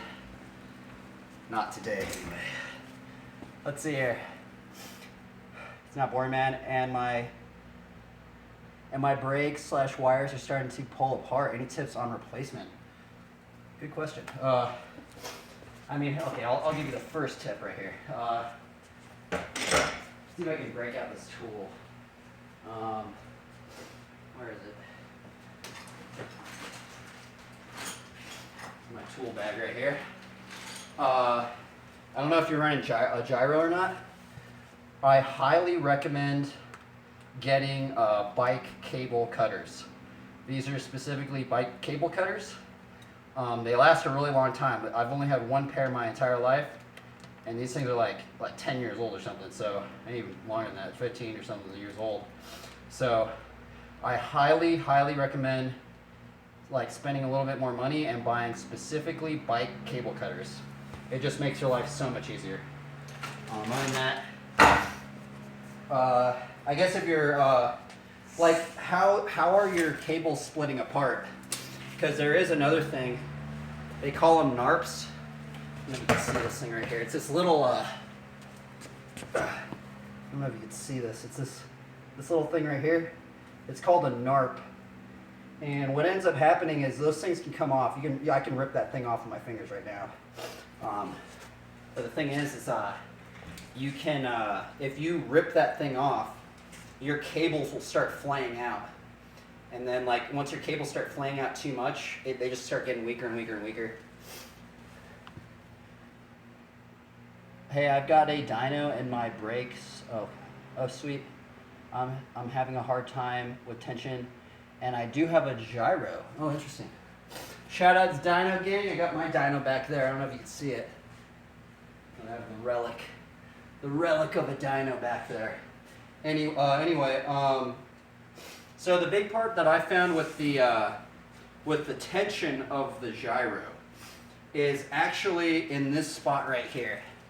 This this is what makes what I found in my opinion. What I found the gyro, what made it so complicated is this section right in here. And you have to fiddle around with spacers. If there's not enough gap in between the housing, this round circular disc compared to this top one and compared to this bottom one. This is what makes the gyro so difficult to work on, is because you have to adjust and have enough slack on this right here. It's kind of hard to describe, huh? So let me bring it up in here. So yeah, I don't know if you can see that. Okay, yeah, you can see it. So see how this has like an inch of room right there? Well, you have to figure out, you kind of have to fiddle around with it. You have to fiddle around with this tension right here. See how this has just that much? And then also, there's like tension where you have to fiddle around with this brake cable. I mean, this brake lever. So it's I guess that's the big one right here. Is this thing right here. And then also, I guess that's not only the big thing. It's also this end now too. It's the straddle cable. So the straddle cable goes and connects to these two cables. And you have to, there's a straddle cable connector. Let's see how I can show you right here. Sorry, it's a little hard. This like camera's not very in focus. But this straddle cable connector thing right here, I'm pointing to it. You have to like tension that correctly. And once you get all those tensions correctly, it should start working. So I wish I could give you a big a better. My NARC came off and my back brakes have gone downhill. So yeah, I'd probably maybe just send it to a bike shop. I mean, if you're not doing a lot of tail whips or bar spins, I would just take off your gyro and put a straight cable on. I recently just put a gyro on. What am I explaining? I'm explaining the brake system.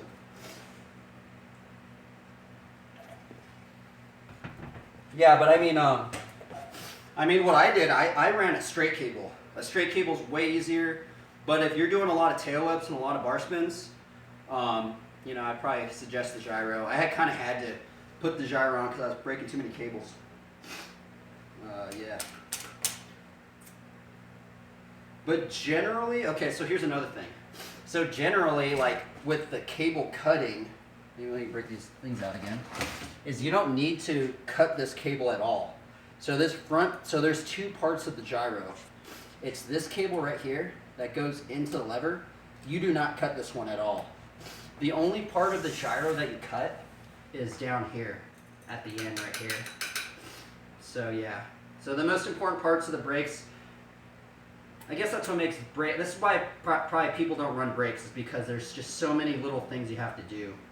I kind of find it fun. I find it like some sort of like, you know, it's my, okay, let's see here. It's my back one, so I guess it starts past the guy. Okay. And I always get loss of tension in the part below the seats. I'm gonna need to take it somewhere. Okay, interesting. Yeah.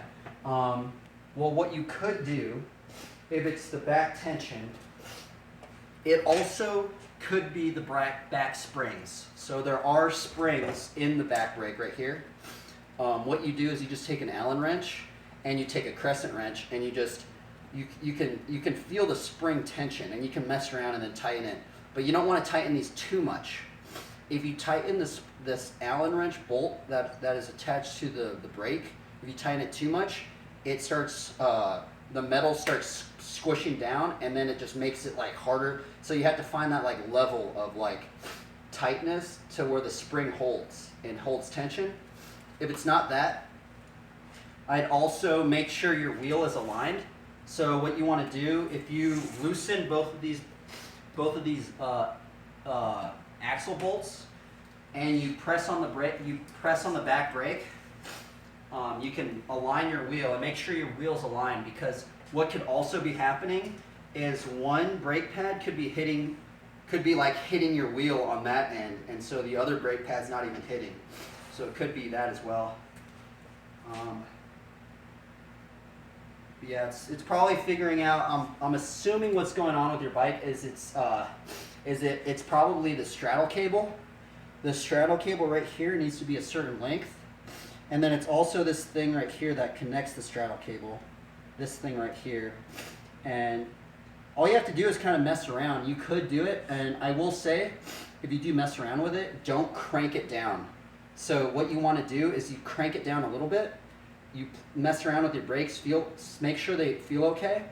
And once they feel okay, that's when you crank it down. Well, don't crank it down too much, but that's when you tighten it. Because if you tighten it too much, it bends the cable. So you really want to make sure like all these levels are adjusted before you really tighten it.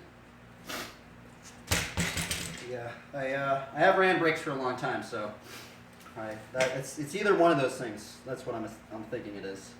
Oh yeah, another thing. I will show you another thing.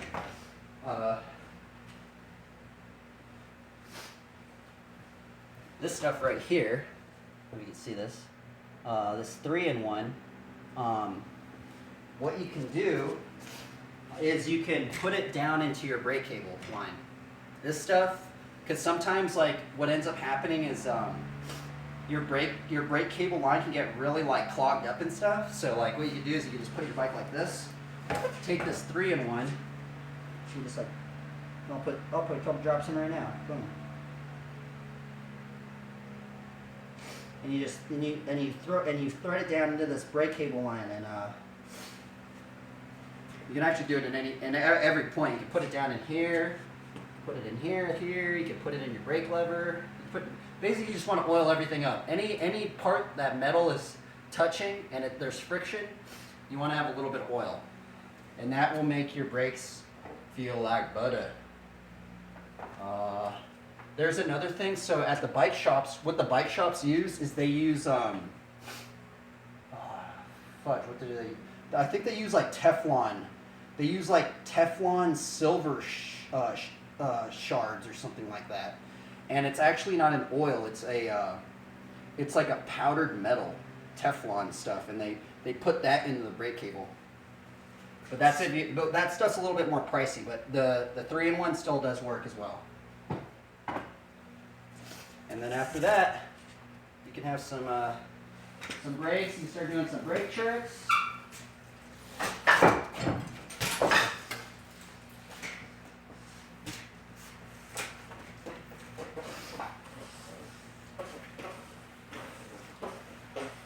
Oh. I always hit that wall, like I'm about to hit that wall.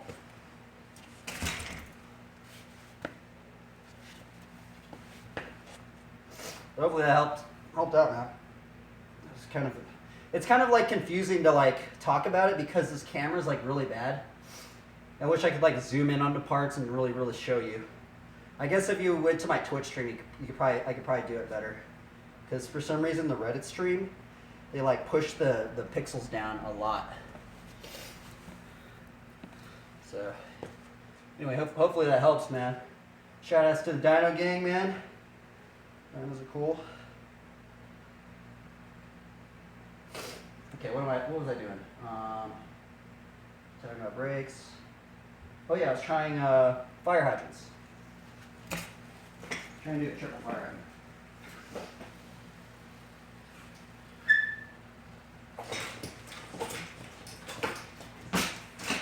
Double.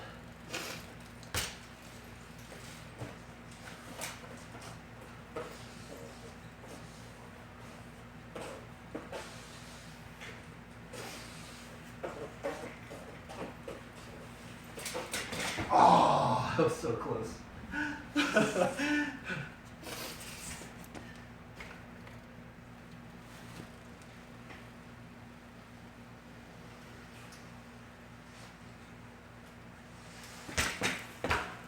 Whoop.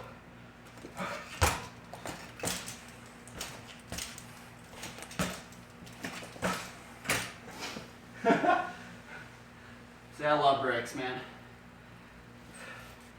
I have always been a brake connoisseur. It's probably because I grew up racing, and they wouldn't allow you on the track if you didn't have brakes. So I went to this racing camp. Thing.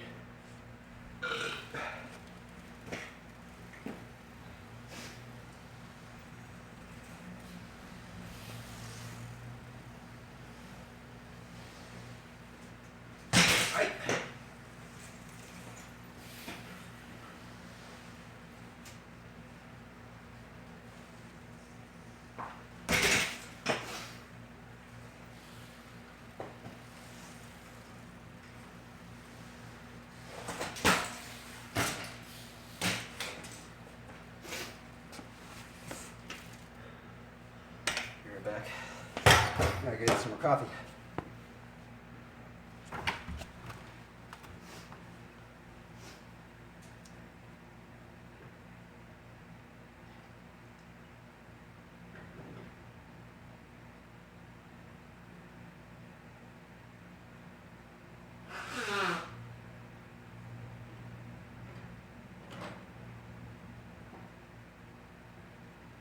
Okie dokie. Welcome back, everybody. Let's see here. If the stream is better on Twitch, why even broadcast here? Give somebody else a chance. You know what? That's a good idea. That's a good. The only thing is on Twitch, nobody watches it. I generally get some people on here, but I think if you stream on Twitch, I think everybody has like anybody can be on air. So actually, on this top corner, there should be a little plus sign. If you press that plus sign, like anybody can stream. Though it would suck if I was just taking up somebody's time. But the thing is like how I think the Reddit stream works is that if you get a certain amount of views, like in the first hour, you get pushed up into like the home screen or something like that. And if you don't get that viewer percentage, it doesn't trigger the algorithm.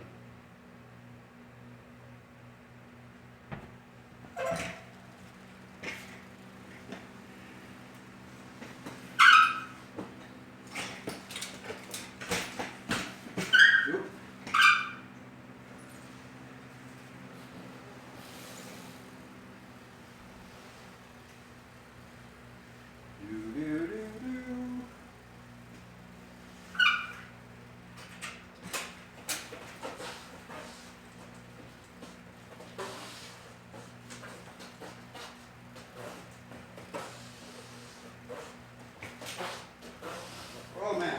Oh, almost fell right. Oh no. I haven't landed one today.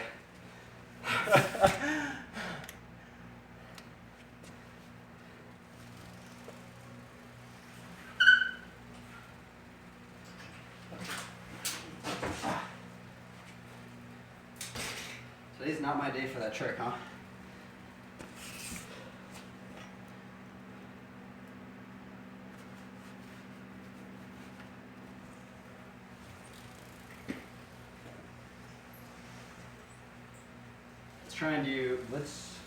You know what, I need to actually get that trick down. We're gonna practice those a lot.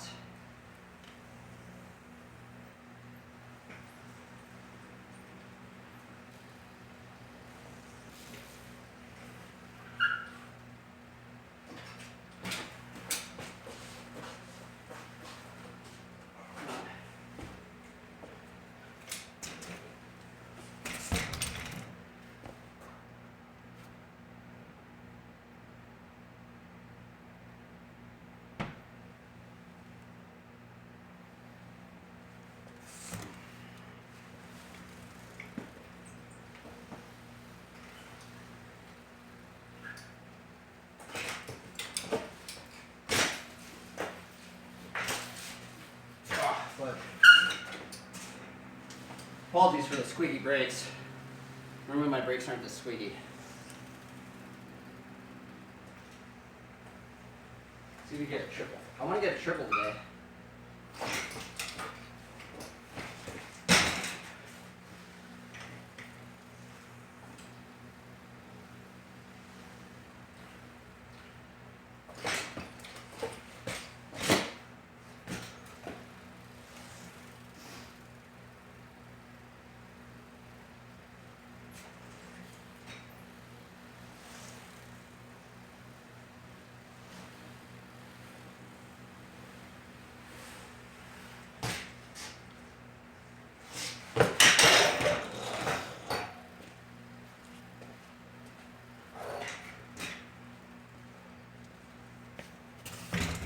Let me get back on it, man.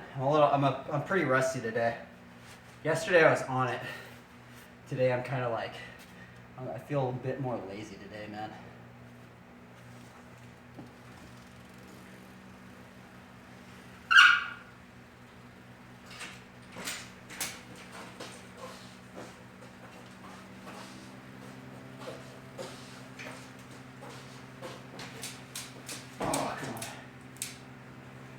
It'd be cool to learn land that one on stream. I've only landed that like 5 times. And out of my entire life, I think like 5 times.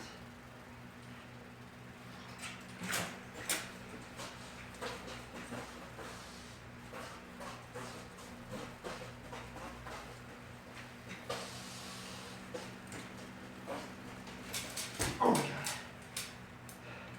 That one's so weird because like when you like do the bar spin, like you're just hoping for the best. Like it's so weird to land. Like you chuck the bar spin, you're just like, oh, I guess I hope I land it.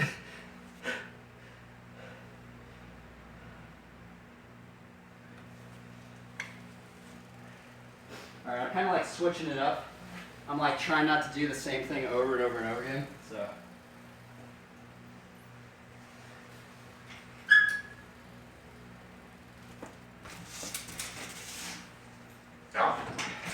We'll give it like 3 rebates and then I switch it if I don't land it.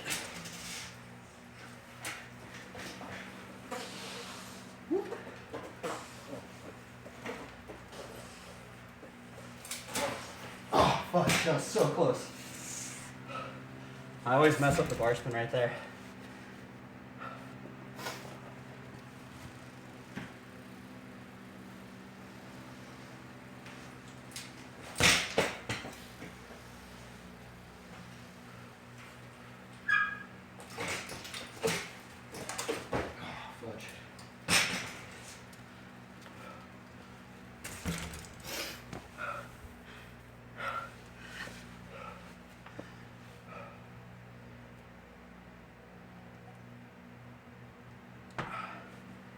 Hope everybody out there is doing good. I don't know who would really watch these things, but I'd like to think I'm promoting the bike industry in some degree. Welcome everybody. Bikes will help to heal and restore the earth. If you think gas prices are high, you should buy a bicycle. Something like that.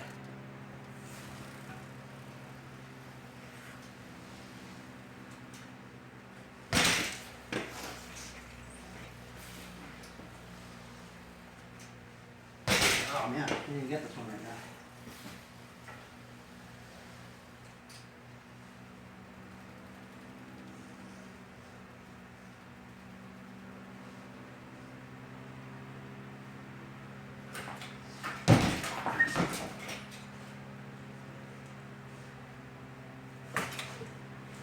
Oh, come on.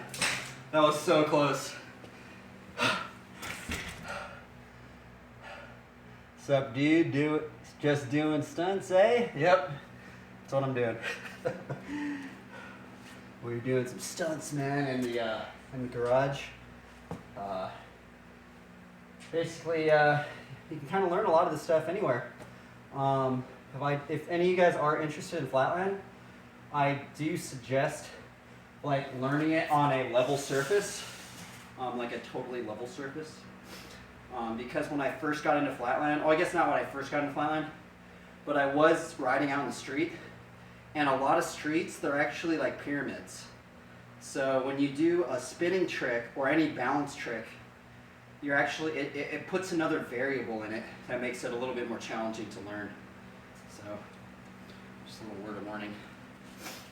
Anybody that wants to learn flatland. But yeah, if you guys have any questions, I'll do my best to answer them, I guess.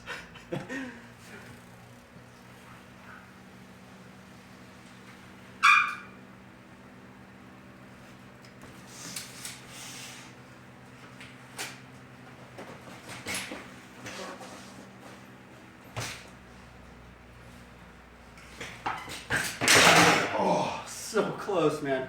I've been getting like super close to all these tricks. I've never done that combo though. I've been getting robbed, man. I haven't been landing anything, dude. Hey, cowboy. Greetings. Greetings, travelers. Welcome to the Grove of Paladin Training. I'm a skater, but I got a lot of BMX buddies and love everything to do with bike. Oh, dude, that's awesome, bro. So, you know, the funny thing is, I'm pretty sure you know who Andy Anderson is, right? Well, the funny thing is, I used to live in Long Beach, and I didn't know, I met Andy. It's kind of funny. I don't know if you know who NKA is. He's that vlogger, that like skate vlogger. But the first time NKA meets Andy Anderson on like his vlog, I'm in the background riding my bike at Cherry Park. It's kind of funny. But yeah, I met Andy Anderson, and it's kind of funny because like he's a skateboarder and stuff, but he actually kind of inspired me to get into flatland. So yeah, shout out to Andy Anderson and everybody over in Long Beach. Long Beach is awesome. I miss Long Beach a lot.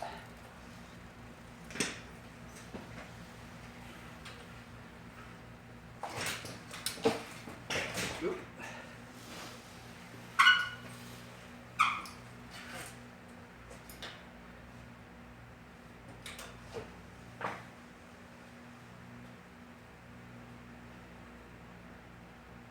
More people should get into freestyle, that's for sure, huh?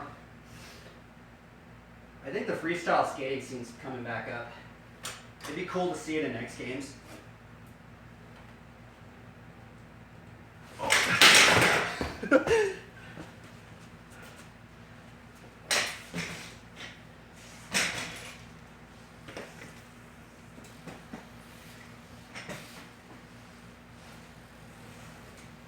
Because I know like BMX flatland got in X Games, so. Oh my god, I'm so scared of this wall right here. I'm like just about to hit it. Sick guy, can you know, actually, you've actually named the one trick I can't do. I can't hop bar spin, bro. So actually, bar spins are actually like one of my worst tricks. I can do like a pull up bar to like what's it called? Bar to reverse bar. I think I can do it anyway.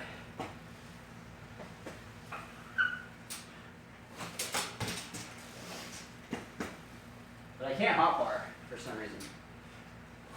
Oh, I can't even do this bar. Oh, this seat anyway.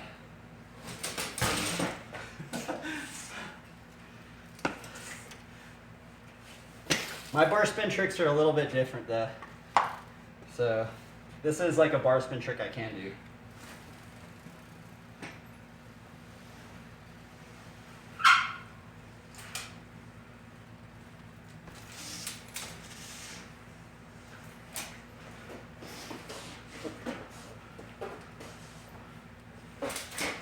Oh, fudge. Almost.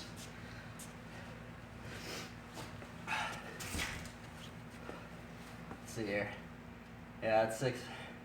Just work on that long term for sure. Yeah, I mean, there was a time like I have done like one hot bar, but the one weird thing was like I used to bar spin switch. So I used to bar spin this way. So I had to relearn how to bar spin this way. So it's kind of been messing me up because somebody said like if I want to learn how to truck, like I can't switch bar truck. I can't, you know, truck like that. I have to truck like that into the. So then I had to relearn how to bar spin. Let's see if I can do a bar spin back. That's what I can do though. Pull up, bar spin back.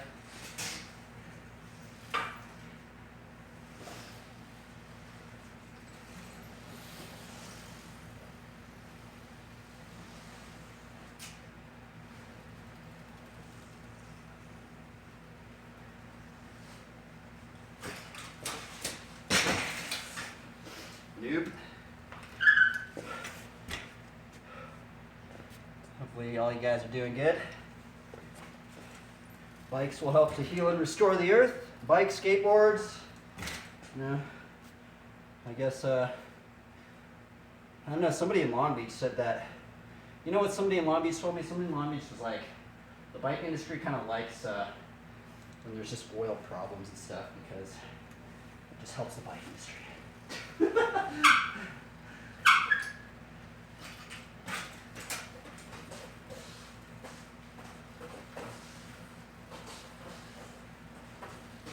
Oh.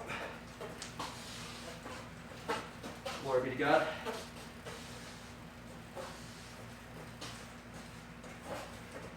Oh, fudge.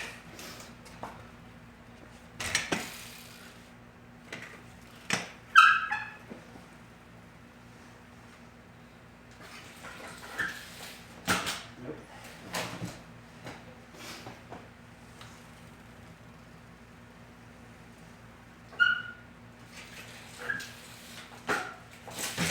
Oh, fudge.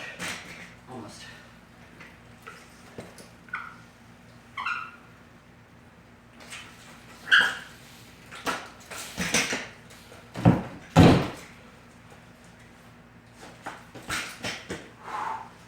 Yeep.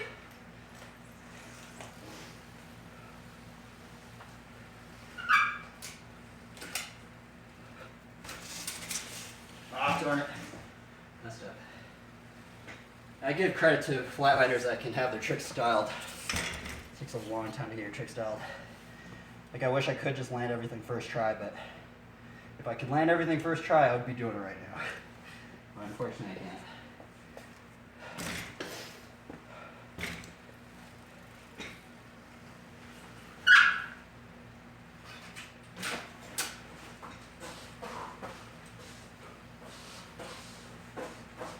Glory be to God.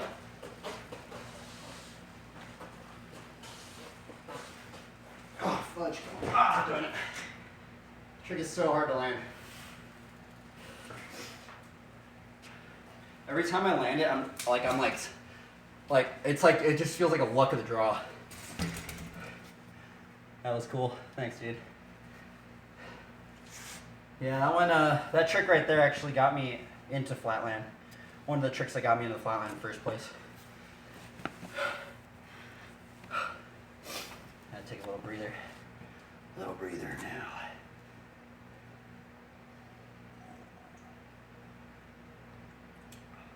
Do you ride, man? Oh wait, no. Are you that skater? I can't see the chat.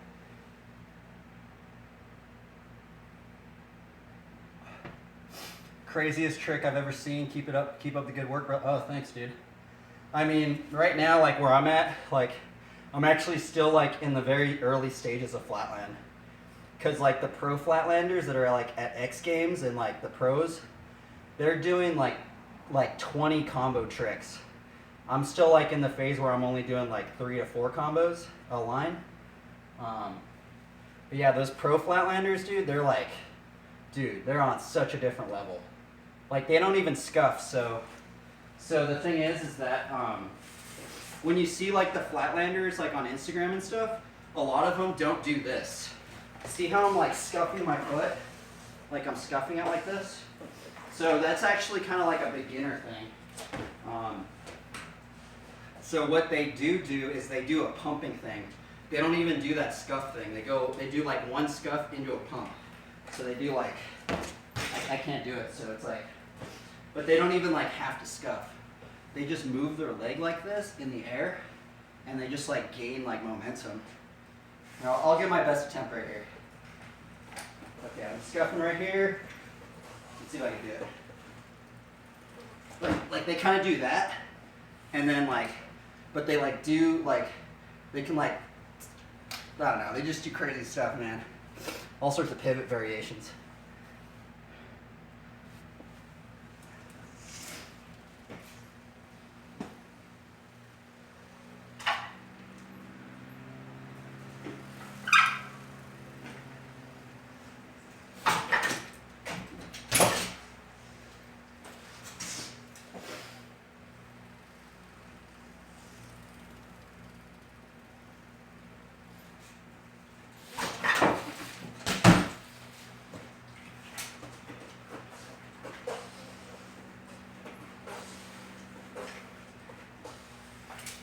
Oh, come on. So close.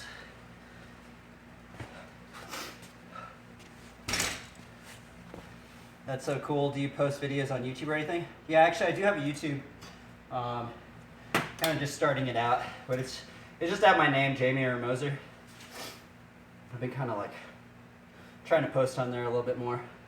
Normally I've just been kind of working on the Twitch stuff, just kind of like documenting my progress. So there were some athletes that said like what they do is they film like their routines and stuff, and even if it's a bad routine, like they film it so they can kind of like go back and just like see like what they can work on and stuff. And so I've been kind of treating Twitch like that, or just streaming in general, you know. And I think it has been making me improve a bit more, because when you're recording yourself, like you can kind of like go back and see like, okay, well I can like I could change that, or even kind of changes. It kind of keeps you more aware of like your own like I don't know, like work ethic or something like that. I don't know. Gonna go subscribe on, yeah, it's the same all around the board. So my YouTube is my name, Jamie Romoser, and then my Twitch is Jamie Romoser. I think Jamie Romoser with an underscore in the middle. But yeah, I'd like to see more. The problem is I actually wanted to stream at the skate park, but the internet that I have I can't. So it's kind of forced me into riding flatland. Thanks, dude. I appreciate it, man. Cool.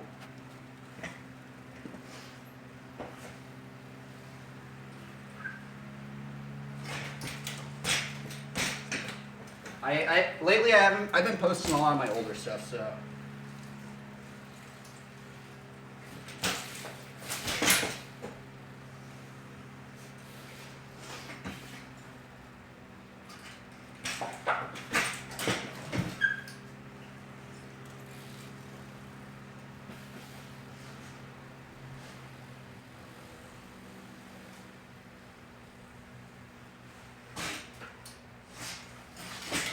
Oh, so close.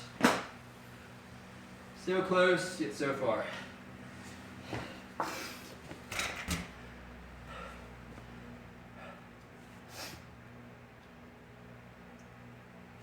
Yeah, the cool thing about flatland is like you can do it in really tight areas. This, if you can't tell, this is like just a 2-car garage at my parents' house, and like it's probably like 15 by 15 square foot like area, and there's so much you can learn. It's actually, it almost seems endless. It's kind of weird, like when I moved back from Long Beach, because I got into flatland at Long Beach, but I still really wasn't that into flatland. I was like, dude, there's no way I'm gonna ride in my garage. And what's funny is I end up just riding my garage. So it's kind of funny. Actually, I ride in my garage now more than I actually do at skate parks and stuff. And even outside, it's pretty hilarious.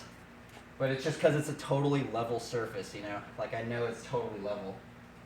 So I'd rather ride in a smaller leveled off area, completely leveled off area, than a big patch of land where it's bumpy or it's not level, or there's a plane that goes, you know, there's a slope, a subtle slope. Just because that if you have a totally level surface, it like it's less of a variable, so that you have to work around.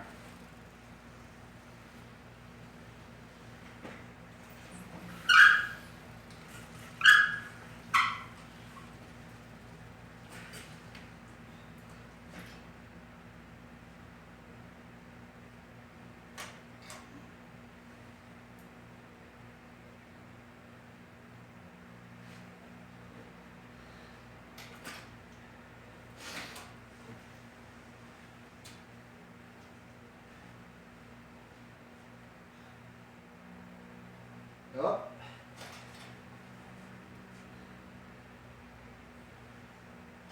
Oh, darn. No. I saved it. That was so sketchy. Darn it. Sometimes that's the other problem. Is like you want to just put so many tricks in that you just end up just like not landing what you were trying. What you were trying.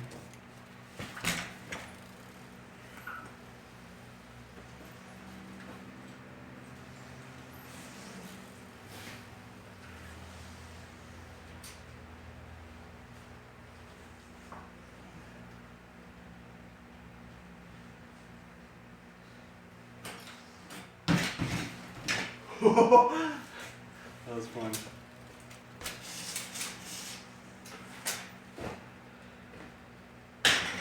Kind of just messing around today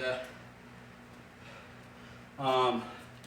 The last stream that I did yesterday, I landed a whole bunch of stuff like I've never even landed before. But I kind of like try a little bit harder because it's like, it's the Reddit masterclass stream one. So like I feel like I have to teach stuff. So this one I'm kind of more like chilled out. I'm kind of like not as serious right now. Just kind of having fun.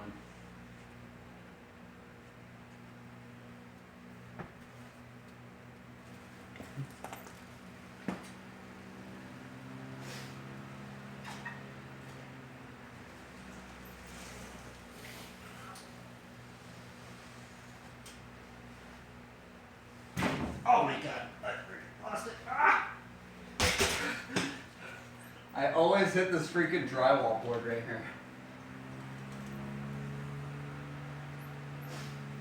Wait, if I need to fix my bike.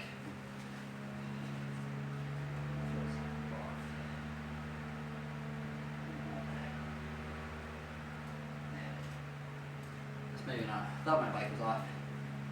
It's not.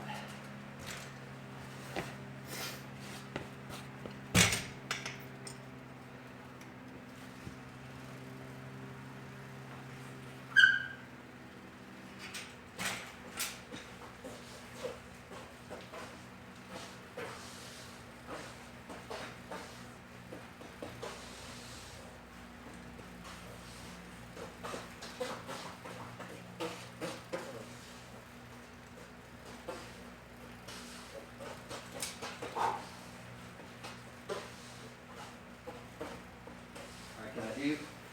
Oh, I'm gonna lose it.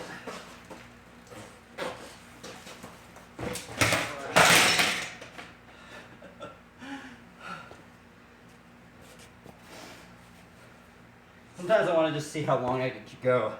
Just like, what if I could just like stay in that for like an hour? That'd be crazy. That one I try to do some like, I don't even know what that trick's called, like a half bar spins. Half bar spin, stickies.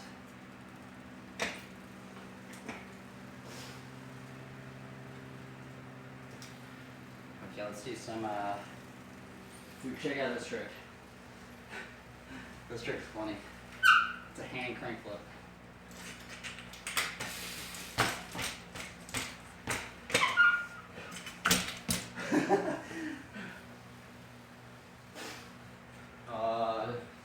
Double fire hydrant or triple?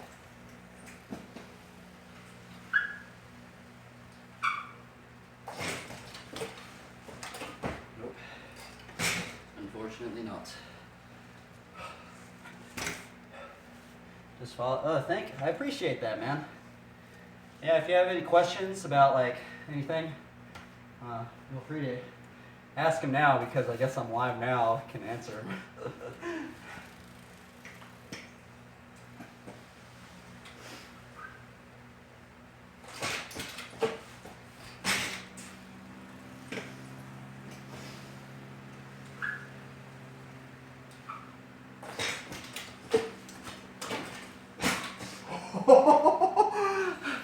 That was crazy. Those ones always feel like just so like luck of the draw, like I wasn't even gonna land it. But so the most I've ever done is 3. I've been trying to get a 4 tail whip, but it's hard. It's hard to get past 3.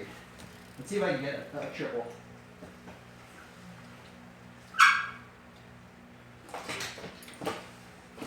Nope.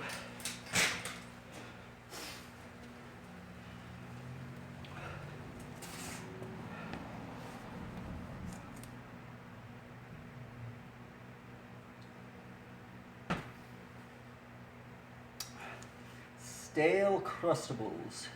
Do you ride, man? Do you ride bikes?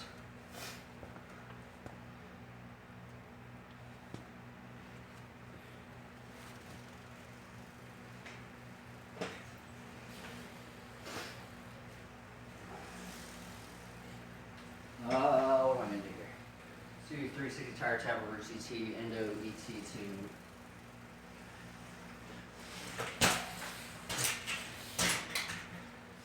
For some reason I don't have that trick unlocked.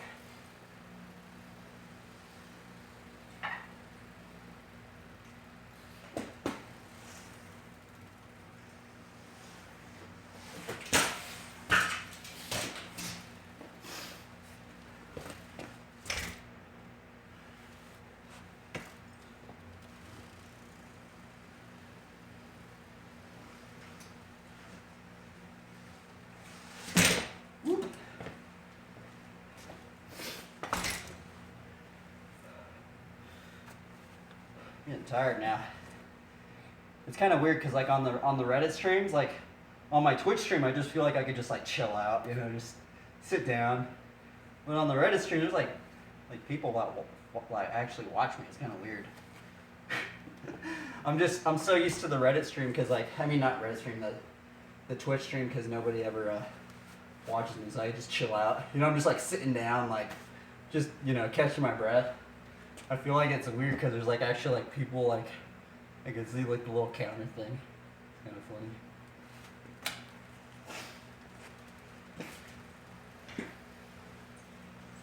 I would do shepherd slinging, so that's another thing I do. But every time I do shepherd slinging, Reddit turns my stream off. So I don't do the shepherd slinging anymore.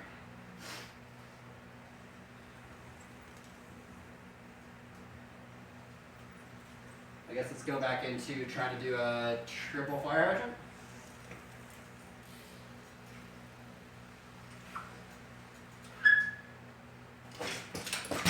Nope. Let's see here. Do you have any other favorite sports other than the garage? Oh, spots. Yeah, there's actually a lot of other spots. There's a skate park kind of by my house. It's really small, but the place where I'm living at right now, it's like super hot out, so it's kind of can be a little grueling to ride outside in the day, in the summer anyway. But yeah, there's a bunch of skate parks I like going to. Looks like great cardio. I'm exhausted just watching. I gotta go. I guess it is good cardio, you know? It's like good, what's it called when you lift up your own body weight? I know it's called something like calisthenics or something like that. I guess it's like you're lifting your own body weight with like 25 pounds, so that's kind of what it is. But it's kind of cool. It's cool. It's like you can learn a lot of cool tricks. Like, so I will show this is the first flatland trick I ever learned. I used to do it in my friend's garage down the street. It's kind of funny. So this is actually why I have a tall seat post right here. But you take the half of your hand right here, and the end of the grip right here, and then the end of the seat's on this side. And you kind of just sit here and just start off like this. This is the first flatland trick I ever learned, and it's just a good like balance trick, you know. It's a good balance trick. It's fun.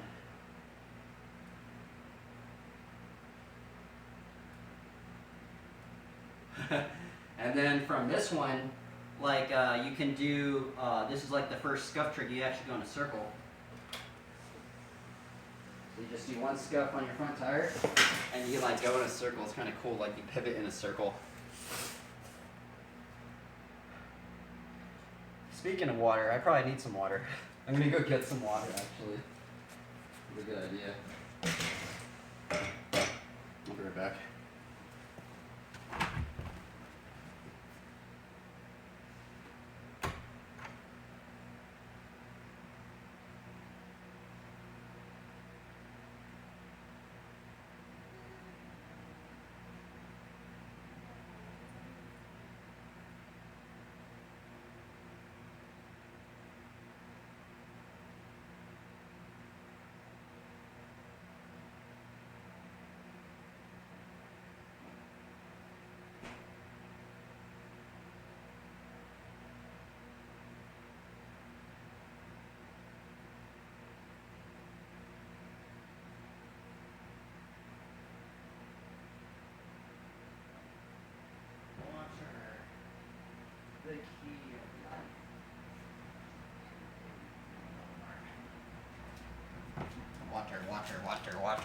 water.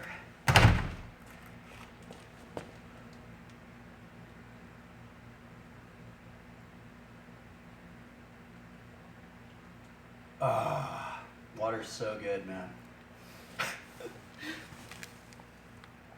Uh-oh, let's see here. Sorry, I didn't read this chat. I'm here from Reddit. Oh, thanks, dude. Thank you, dude.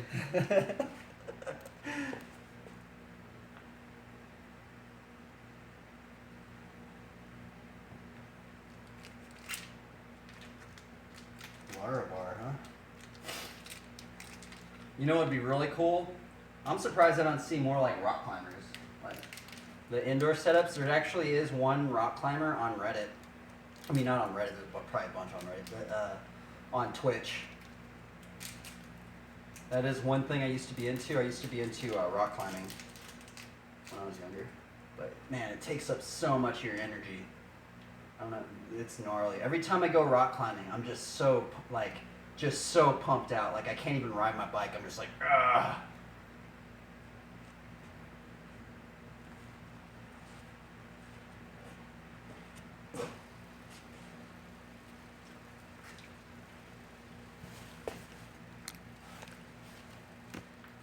I will say these things are really good.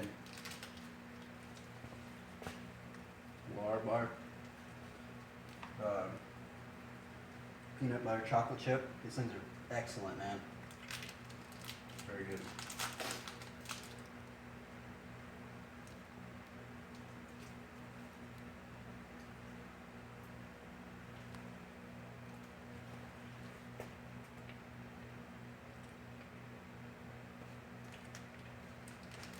See, I would do shepherd sling right now. You know, because I have that target right there. When I go in, I do it. But every time I do the shepherd sling, Reddit turns my stream off. I don't get it.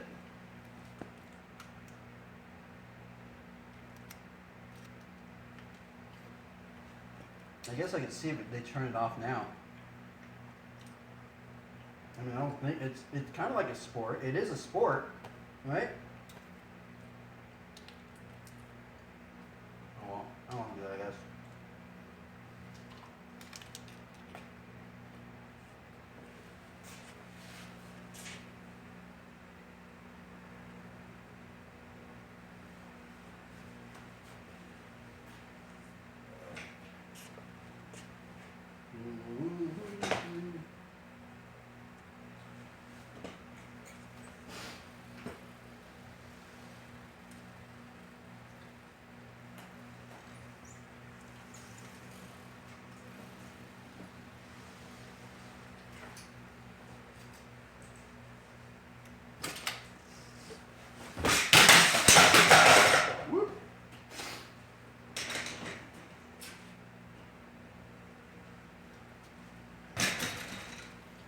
How easy it is to get out of it.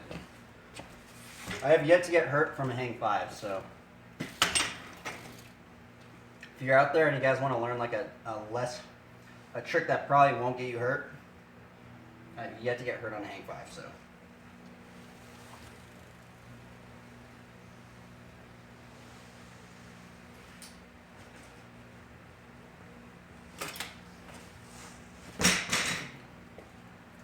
Though sometimes, I guess in the beginning, it is kind of scary to like flip over the bars. But once you get like comfortable flipping over the bars, it's like pretty safe.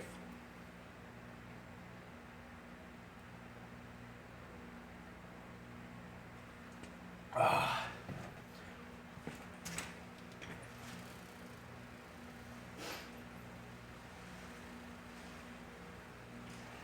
I haven't landed one of these today.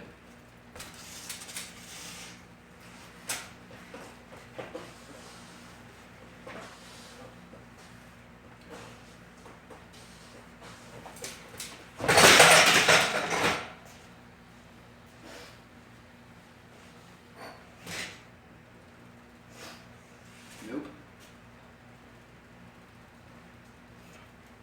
See, it'd be cool, like, what I've been trying to promote is to have like a community of flatlanders. or like community of like flatland BMX riders on like streaming, because a lot of flatland riders like they kind of are a bit more like rare to meet. Like in the state that I'm at right now, there's only one other flatlander in the entire state. Just so crazy. So it took me moving from here to Long Beach, California, to meet my first flatland riders, which eventually got me into flatland. But so it like I think if I would have met some flatlanders when I was younger, I would have gotten into it way younger. But yeah, it took a long time for me to even meet a flatlander. And what's weird about flatland is that there's not many there are a lot of how-tos, but if you go and look up some tricks, there's some tricks without any how-tos, and you're just like, what in the world? How does this trick not have a single how-to?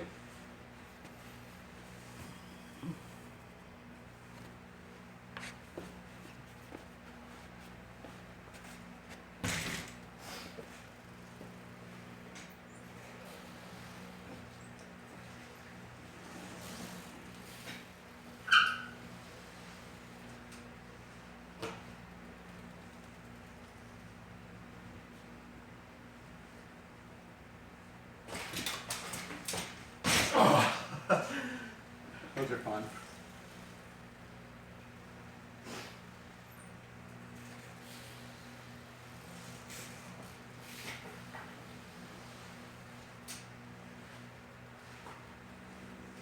Whoop.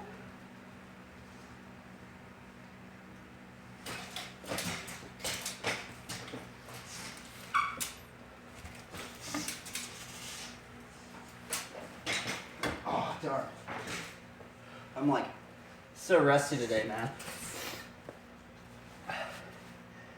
Normally when I'm on it, I can land like a lot of stuff, but I'm like super rusty today. I just feel tired. I'm a little bit more like fatigued. I hurt my lower back the other week, so I like pulled my lower back. It was crazy, and so I was riding for like a good like 4 hours, 6 days a week, and then like I had to take like a week off, and just taking that week off kind of got me a little bit more I don't know, not as adequate or something.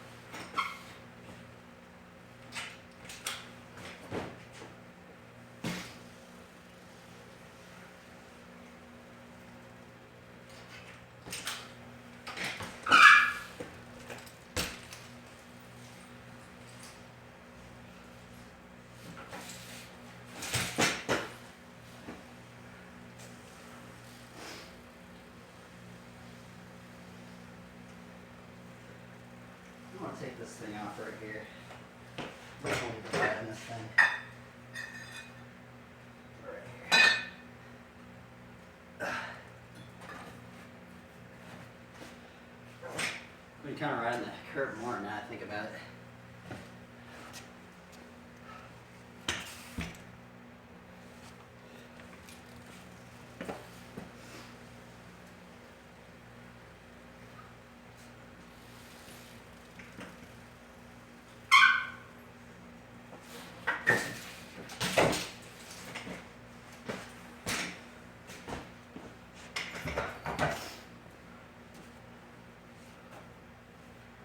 Ugh.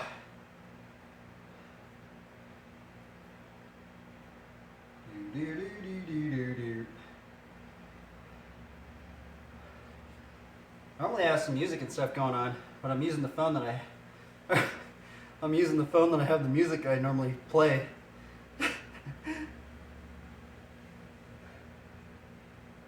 That garage doubles as a sauna. It used to actually. So actually, I guess I will show you. So I don't know if you can see that. Like, see how I have all that new drywall? Actually, I put that new drywall up, and see how there's that box fan right there? So that fan sucks the air up, and then see how there's the garage door open right there? So the air goes in, and then goes up into there. So if you actually are looking to do to make your garage cooler, is you put drywall, you put insulation stuff, and then you make sure you have a box fan right there. It's like the cheap way to cool the garage down without having to like buy like $1,000 AC or something like that. It's me again, your biggest Reddit fan. Well, greetings there. Welcome to Paladin training. We are here once again in the Grove. Shout out to the $20 $20 box fan.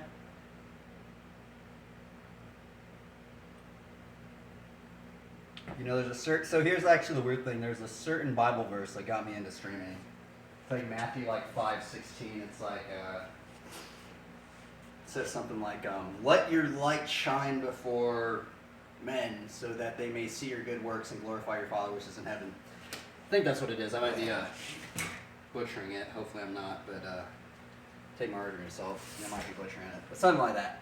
But ever since I read that verse, it was like, I guess I just started having to stream. I guess it'd be cool if more people start streaming. I guess. I mean, honestly, everybody could be streaming if you have internet. I see some people that stream and they're just like at their desk, like they don't even do anything. They're just streaming. It's kind of cool. I'm like, dude, that's cool, man. Like, I shout outs to those guys. Those guys are like, if you could stream like that, you can basically stream anything, you know.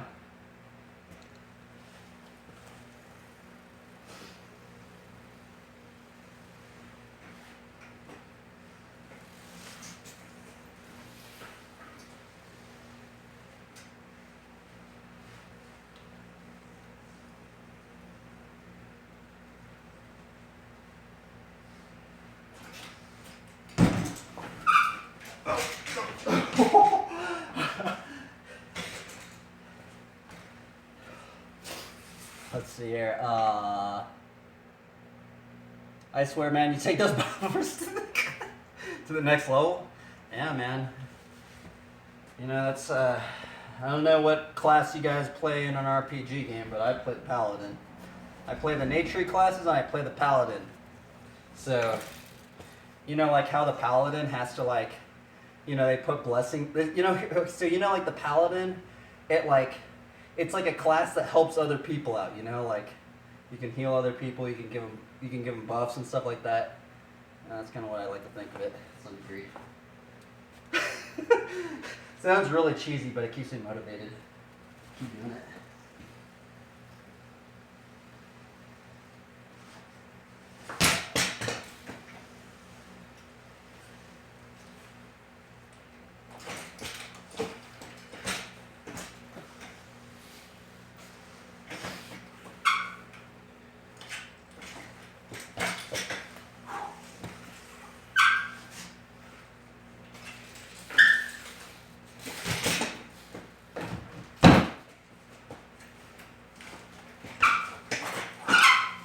God, that was gnarly. I'm not gonna lie, that was kind of gnarly. Oh, I ran into the quarter pipe. The line is ended. I was about to say, man, is this gonna be the longest line I've ever done? Nope. I wish I could just ride forever without having to take a breather. Like, imagine how good you would get if you didn't have to stop and just catch your energy back.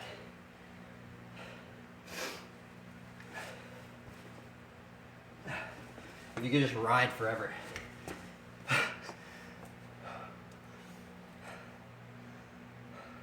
I'm the healer that stays back with range attacks. Don't know if that's a paladin. I mean, I guess that's how you can play a paladin. That's how you can play a healing paladin. But I like the Matrix classes too. In the beginning, I used to be a rogue, so kind of goes to show. Or I think a lot of people start off as a rogue.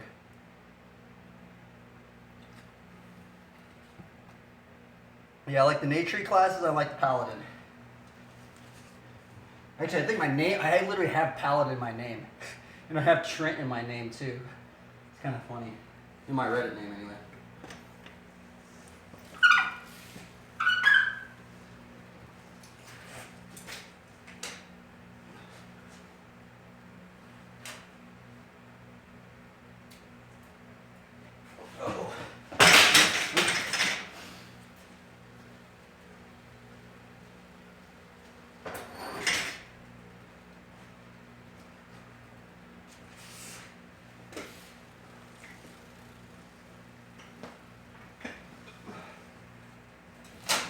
I haven't really been riding the quarter pipe lately. I wonder if you can see the quarter pipe on the screen.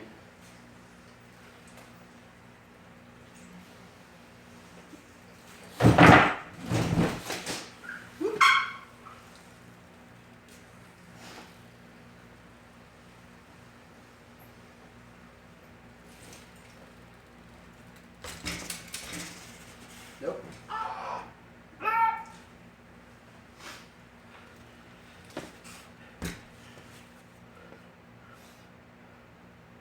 If you guys are out there, you guys should get into riding bikes.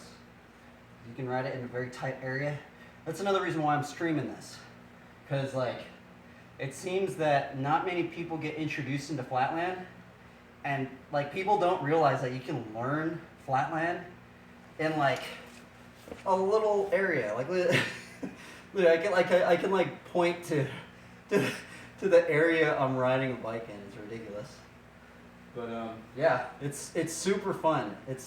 There is kind of like a steep learning curve in the beginning, but if you just keep practicing and you reach and you just don't give up, you just keep practicing, like it gets so fun because then tricks just start merging into other tricks and you can start doing combos and all sorts of it's cool, man.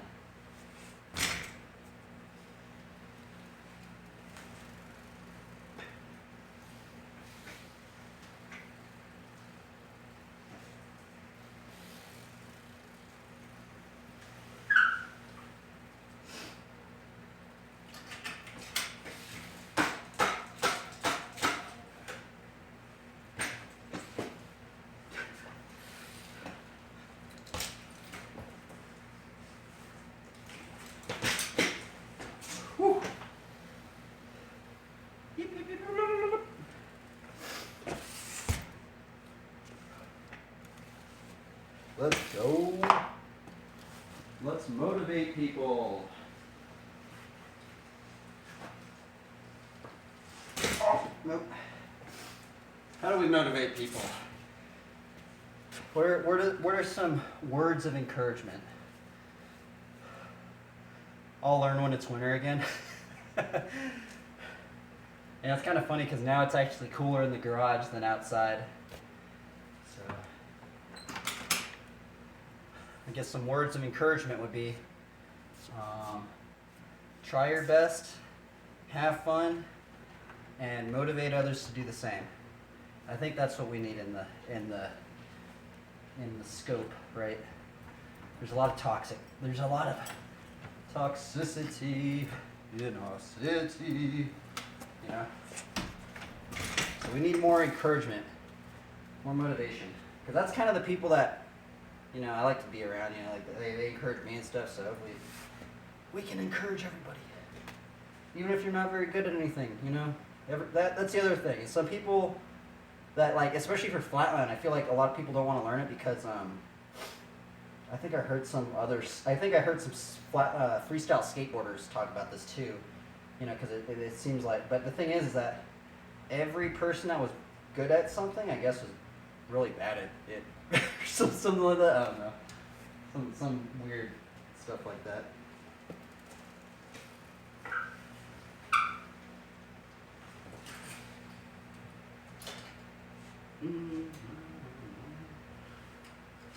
Oh, rebate. Ah!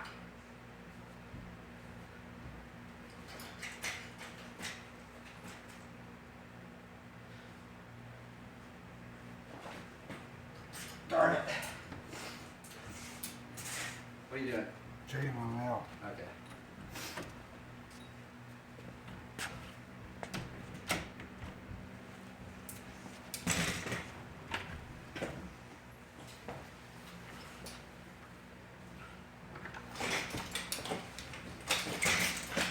Woo.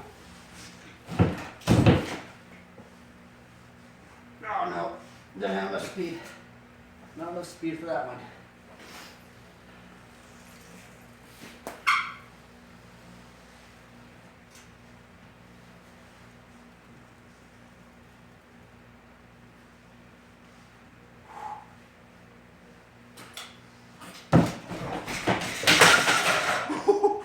Almost ate it right there.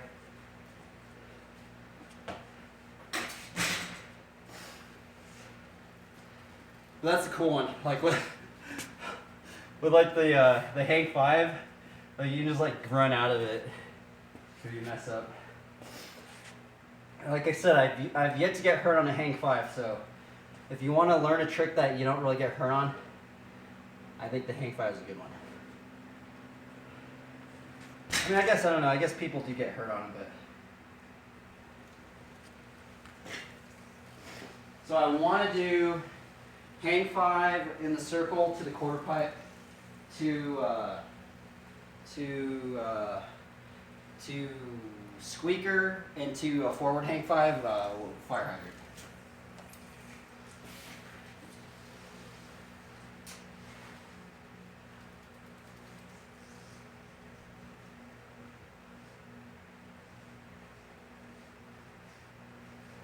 Oh, darn it.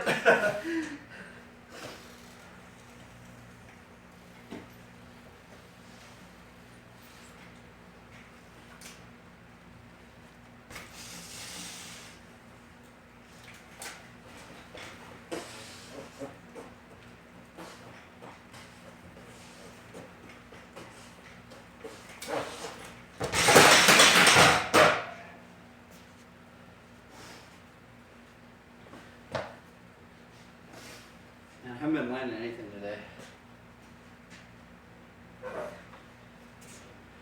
Some days are like this where I just don't land anything. Unfortunately.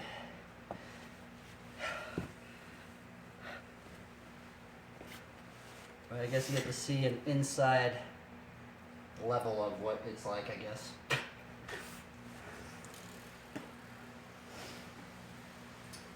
I guess we'll do some of these.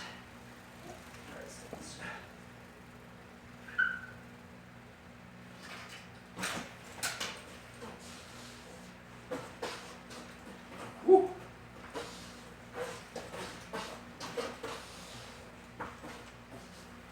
Oh my god. Ah! Holy Toledo! I almost ate it right there. Ah, darn it. Those always mess me up. One day I will have that trick on lock. Not today. Feels like if I did 100 of those things, I would not land a single one of them. Or the bar spin one anyway. I could probably land the stick beam no-hander. But the bar spin one, probably can land.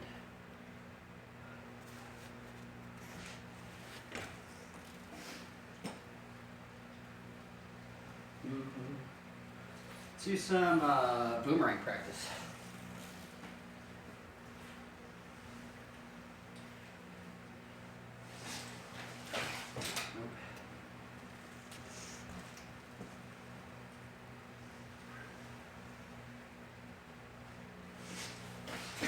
Oh, it's so close.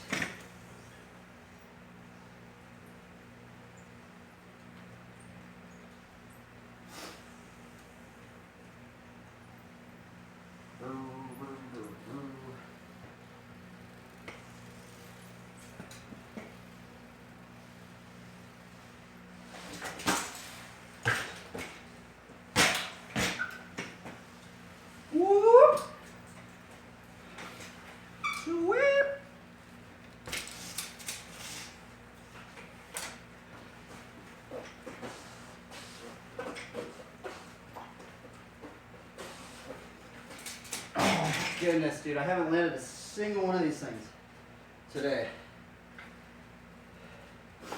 That would have been a cool line. For some reason, I always like do the briefcase. I'm just like, man. I need to stop. Maybe I just need to stop doing them because I never land them.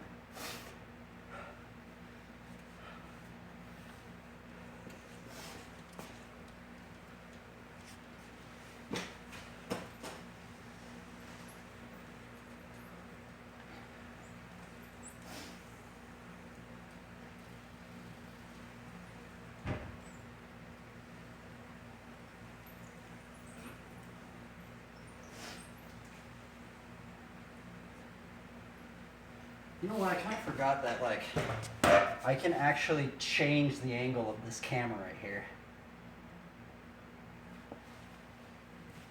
Oh, wait. I think it probably should be plugged in, right? Oh, yeah. I'm only at 28%. How long have we been doing this for? An hour? The heck? It feels like it's been, like, way longer than that.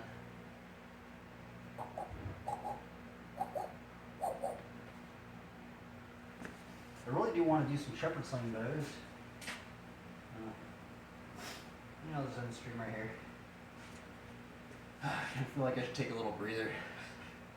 I kind of feel weird, like it's just like I don't know if I should just like does not ride and just like have it like this and just have the stream just going on, or should I just always be doing something?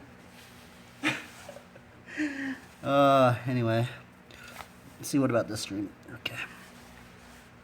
I guess we'll take a little breather. Maybe. Or we'll just keep going, I guess.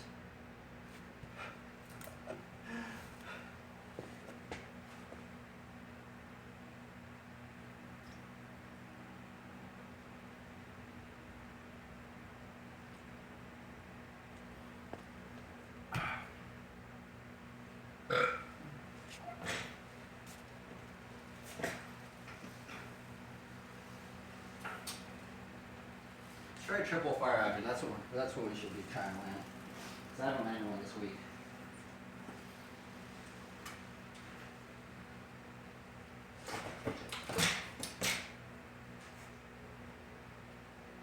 That was weird.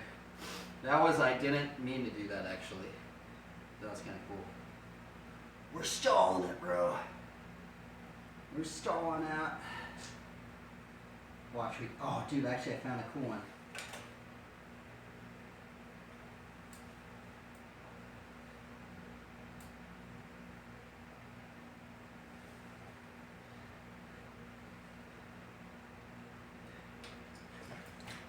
Oh, I did a correction hop. Glory be to God.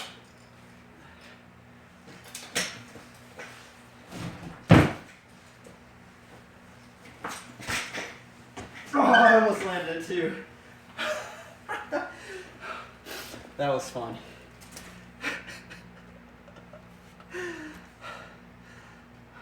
See, it's stuff like that where it's like I mess up and then it ends up becoming something else. Like I wasn't even planning on doing that. That was fun.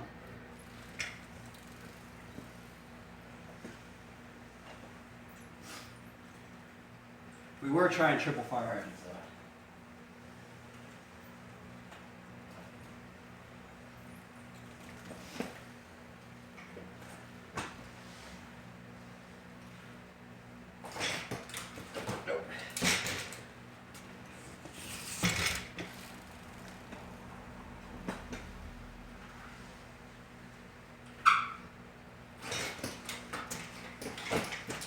Oh my God. Nope.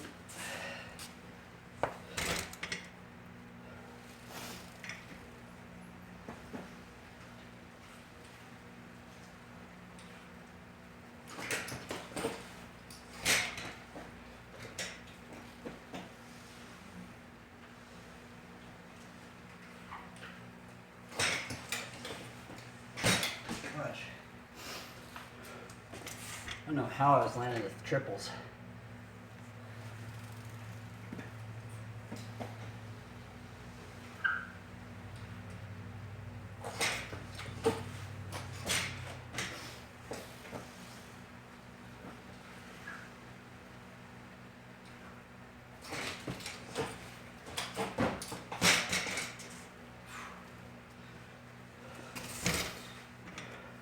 You people that have this trick on lock, you guys are insane.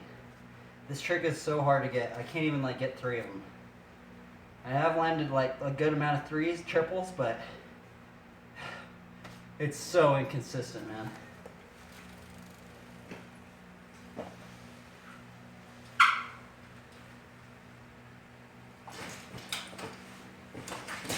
Oh my goodness. Like the timing of everything. If you mess up like one little timing of this trick, it just doesn't, everything just falls apart after that.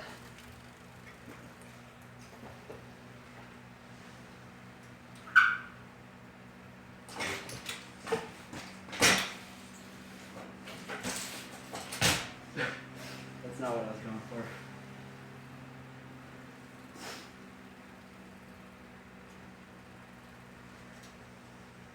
Oh, you know what? There's actually another trick I should be working on. What should we call it? It's a fire hydrant a decade. Now here's the weird thing about this trick. People on the internet say that the fire hydrant a decade is one of the easiest flatline tricks. I don't think so, man. For some reason, I probably won't even be able to land one, but I'll attempt one. Maybe we'll try it from a hang 5. Hang 5 fire hydrant a decade.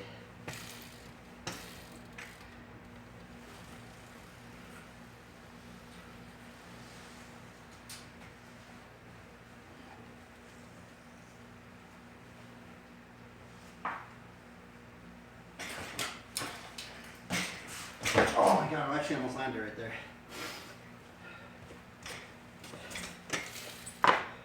I guess it is a little easier than some.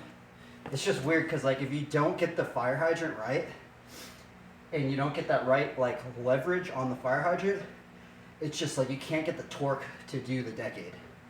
So that's what makes it hard. But if you have fire hydrants on lock, and you could do them like every single time, I think that's when it becomes an easy trick. But I don't have fire hydrants like that, so not yet anyway. Let's keep trying it.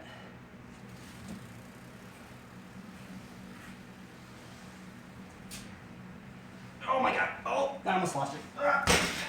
Saved it, but then I lost it.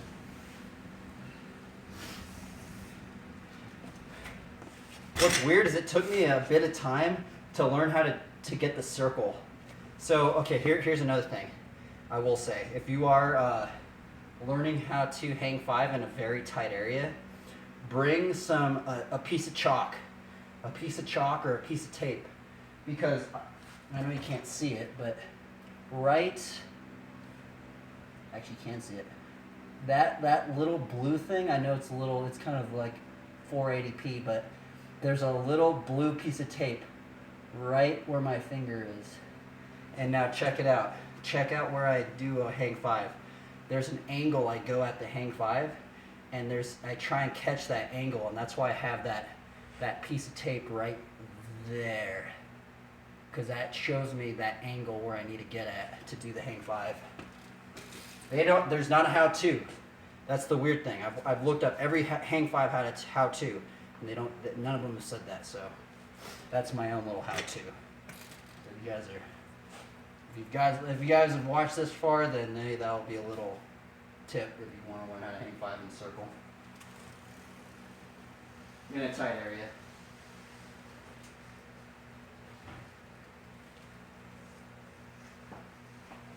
Oh, I love it.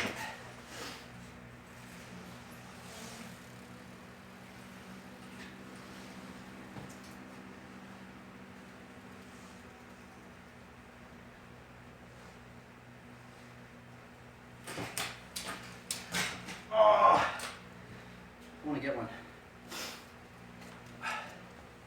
I'm kind of bored of this trip now. Okay, let's see. Sorry, I didn't see the chat on this one. Yo, can you bar? Dude, I apologize. I didn't see your chat. I'm streaming on 2 things right now. I will say I can't hot bar, but I can do these kind of bars. Like this is my closest good bar trick I have. It's kind of like that or something.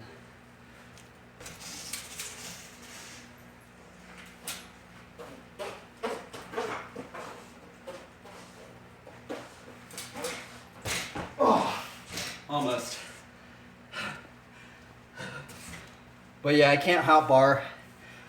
It's kind of strange. That's like, bar spins are like my worst trick. So.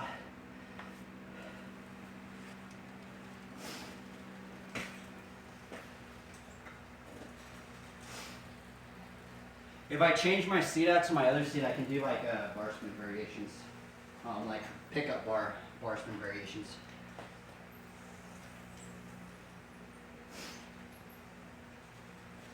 What was I doing? Oh, yeah. I was going to try, let's attempt this trick. I have yet to land one on a Reddit stream, so. Try this one out. Feeling pretty, we're going to do this one. Try it.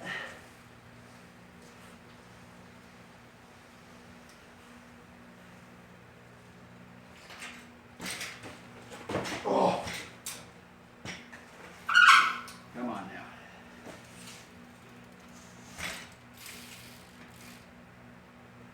Right. We're landing it today, boys.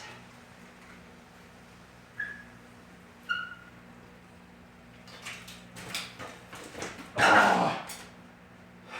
This one's a little challenging for me.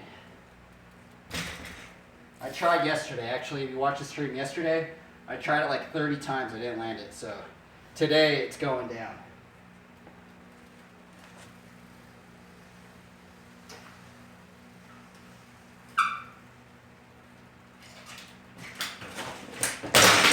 Ah.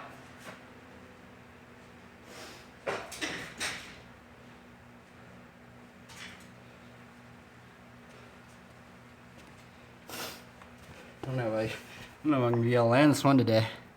Yo! Hey, do you ride, dude? You like riding bikes, bro? The heck, dude? I think my peg sparked.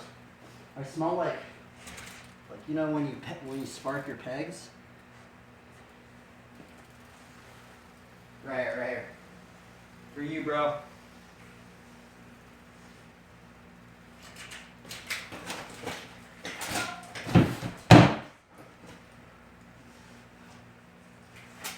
I did it. I finally landed it on the Reddit stream. I didn't land that. Well, I landed it. So.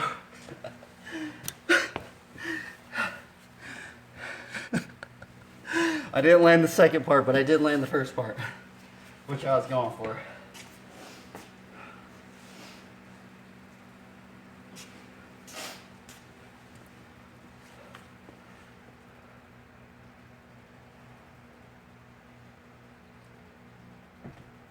I would like to get that unlocked. Just first try. Boom, boom, boom, boom.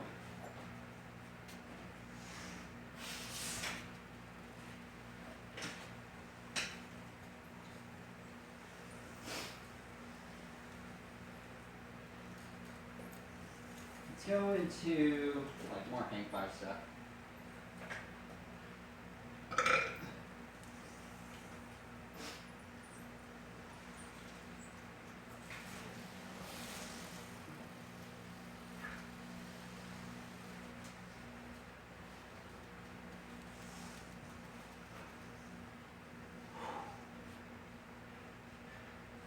Come on. Ah, darn it. Messed up.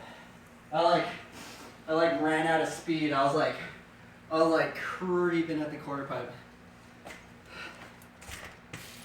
What's weird about the hang five is you can go like really, really slow, and like if you swing your leg, like you can like get the momentum almost from like a leg and keep going.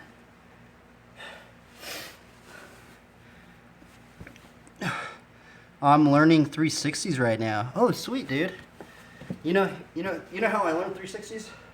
So, actually, I don't even think I've even done a 360 in here. I basically, how I learned how to do 360, so I just basically would just carve like crazy, you know? Like, it'd basically be like a 180. Like, that's how much you would carve, you know? Like, but it's also kind of like learning how to tail tap is good, too. I don't think I've ever really done a 360 in here. I'm always scared I'm gonna hit my head on the thing.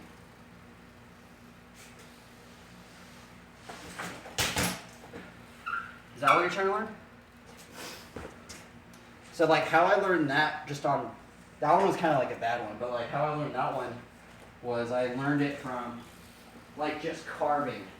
So like say I'm just like carving a lot, you know, like that. And you just keep carving more and more. So you just carve. And you can even just like, learning the 360 tail tap helped me too. Oh shit, what's on here? Have you got a thing in there? What thing? What are you talking about? What are you talking about, Willis? What thing? Quarter pipe?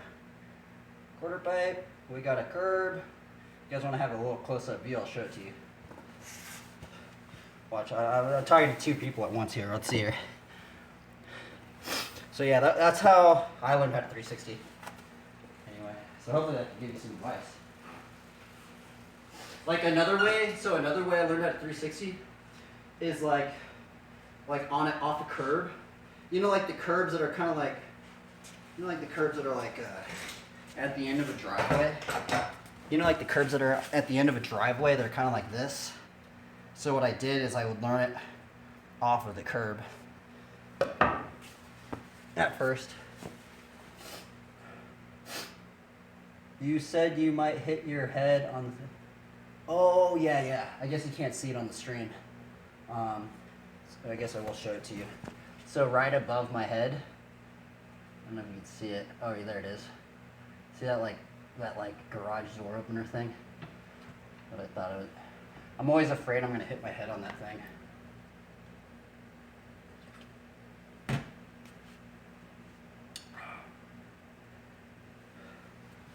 Let's see what's down here.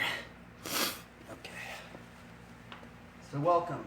If you haven't seen the intro, welcome to BMX Flatland, where we ride a 15 by 15 square foot area.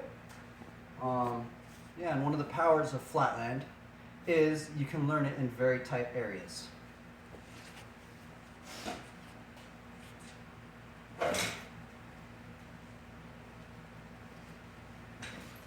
The joys of Flatland.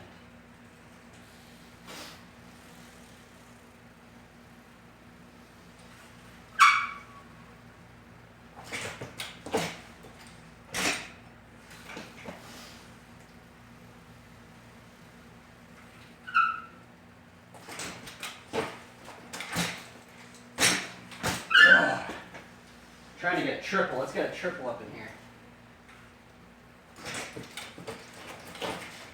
Oh! That was the closest one I've gotten all week. Ah, darn it.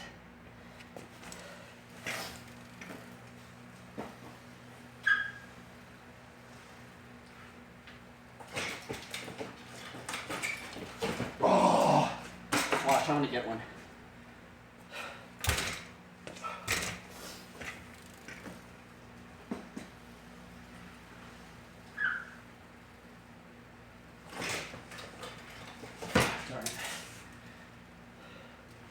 You gotta be on point, man.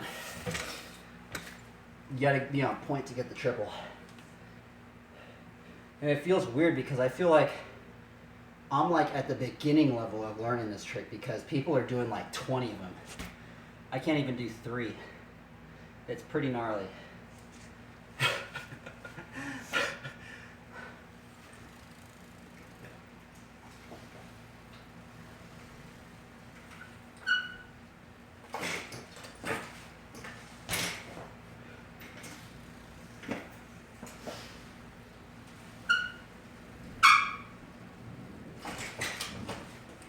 Oh, come on. Darn it.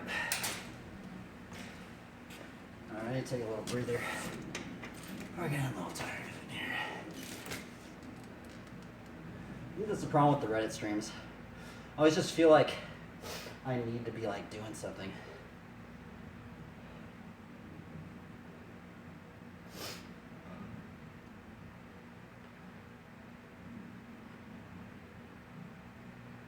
just want to land one of these triples, man. Oh, wait up, I gotta go.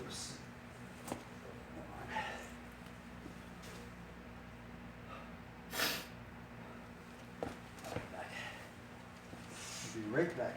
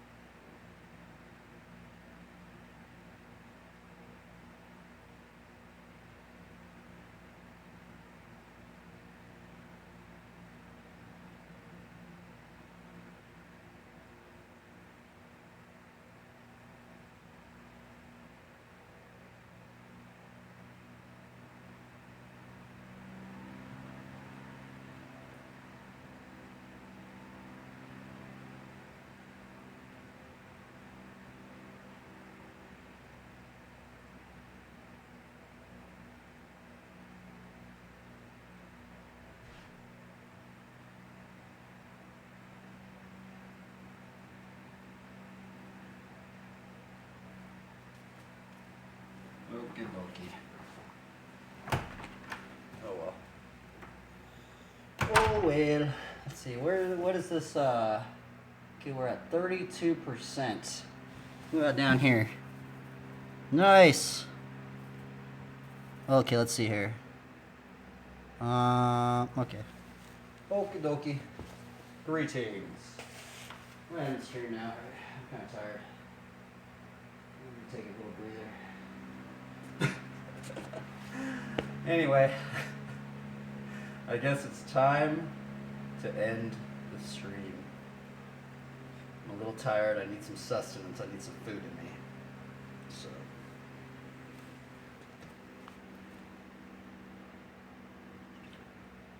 Thank you for stopping by, anybody that's in here.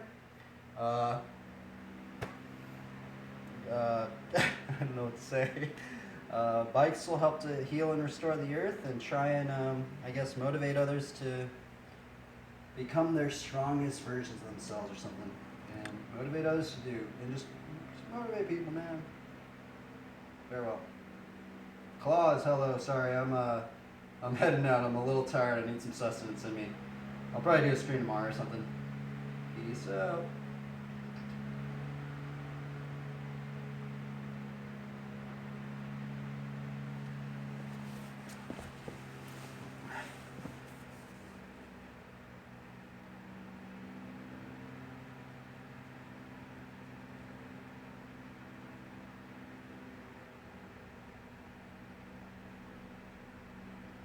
What in the world is this cat?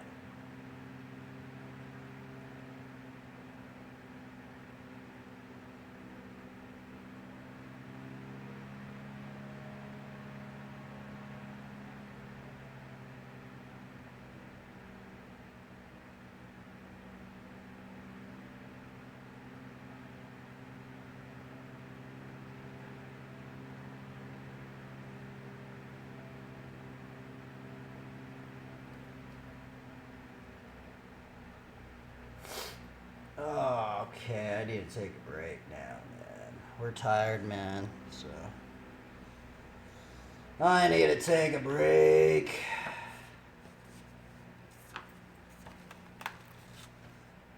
Huh? Hmm? Is it when I slam my bike down? It's probably when I slam my bike down, huh? Well, it's not you slamming the bike down, it's the bike falling. Yeah. So that only happens every 10 minutes. 20 minutes maybe.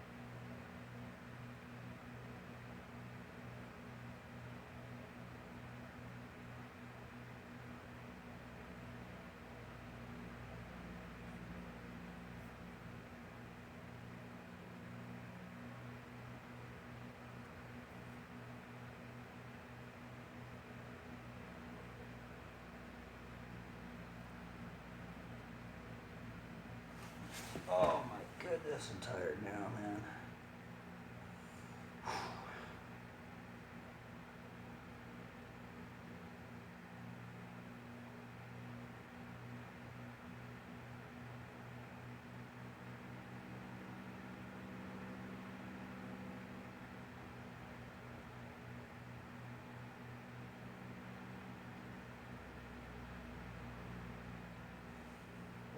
Yeah, let's maybe put the brake sign up. Let's put the brake sign up. I'm gonna eat. Let's eat some food.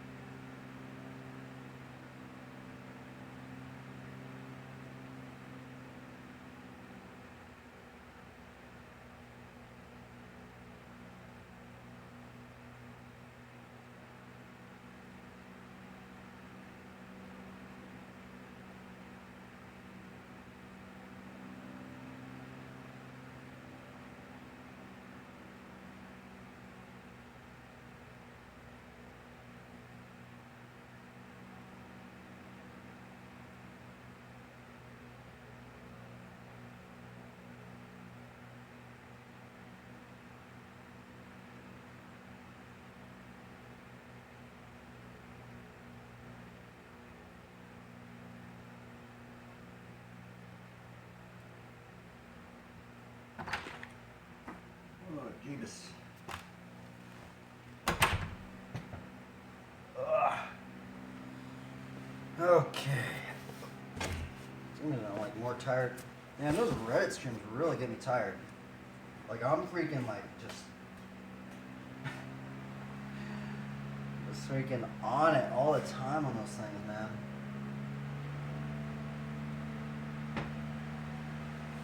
Why does it feel so?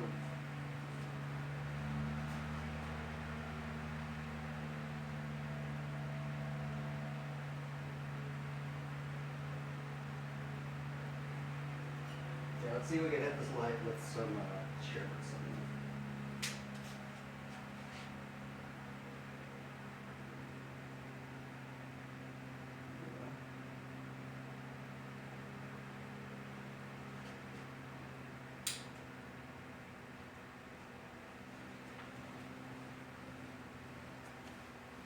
Do some shepherd slaying. Okay.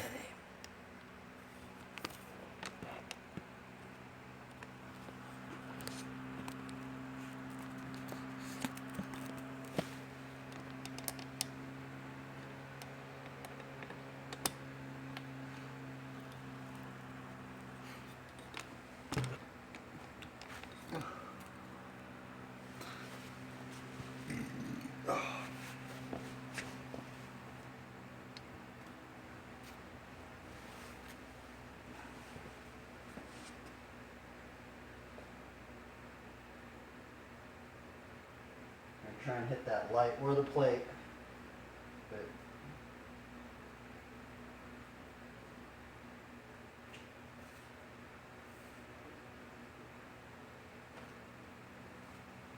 daily shepherd slinging practice. This thing could potentially save your life in a wilderness or post-apocalyptic situation.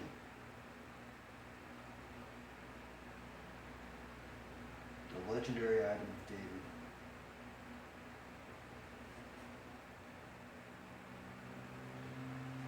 See, if I can start hitting that red thing right there multiple times, that's when I know I could probably hit like a small game animal or something like more accurately, you know? And we ain't there yet. I hit it yesterday, so.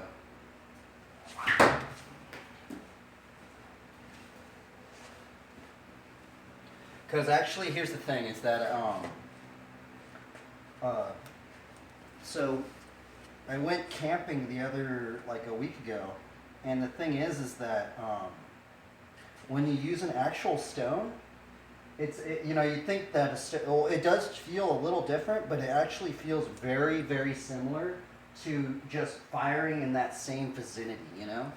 So like if you can hit that paper plate or that dot like every single time with a paper towel, it just takes a little bit more like with the rock, you know?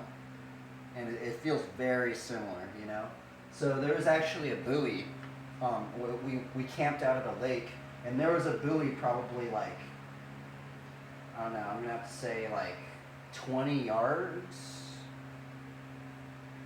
Yeah, maybe like 20 yards out, and maybe 15, 20 yards out, and it felt like hitting that plate. It was really similar. It was very weird. So this practice is useful.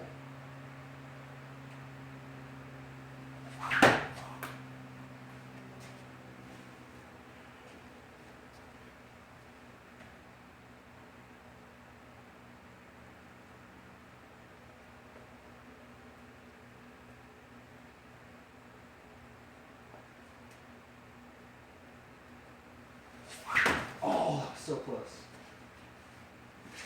I'm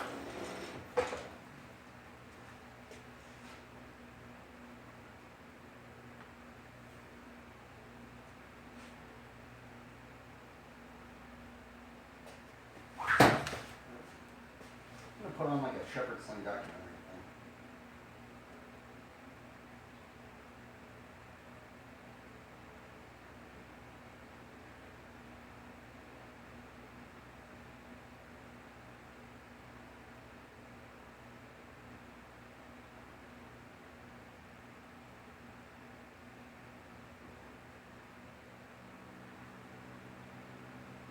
True monsters, David and Goliath.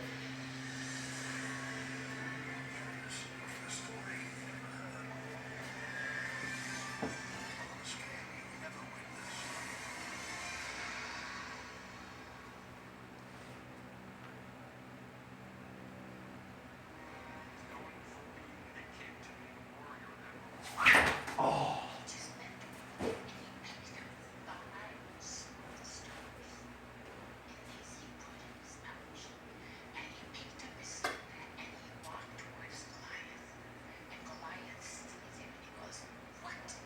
I can turn this off.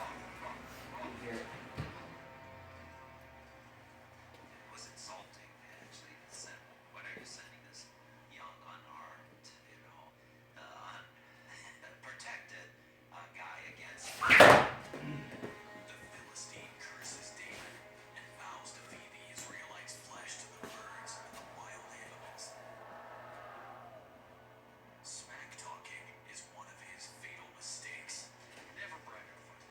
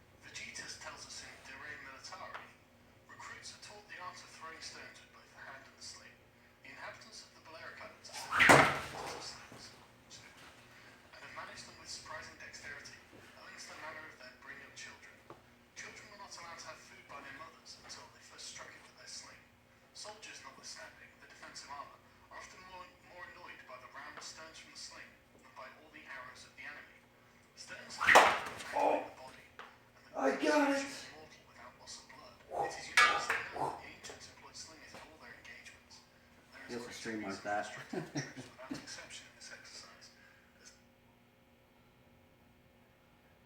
It's always just so rewarding hitting that thing, man. Actually, I hit that thing before I hit the plate, which is kind of crazy. It's the only thing I stream art today.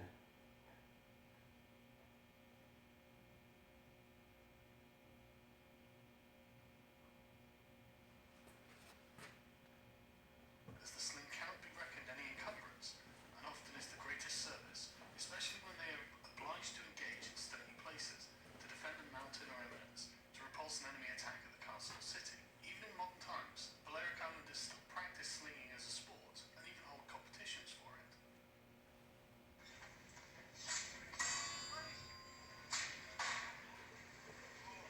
Ideal.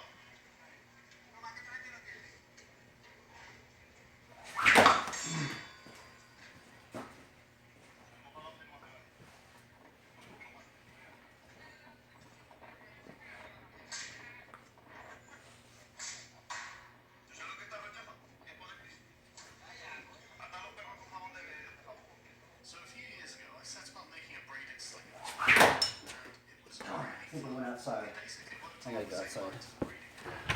I'm right through the crack. Basically, get 9 strands of whatever material you're using. In my case, I use wool. And you take 3 strands into 3 groups and then braid it like it was a normal braid.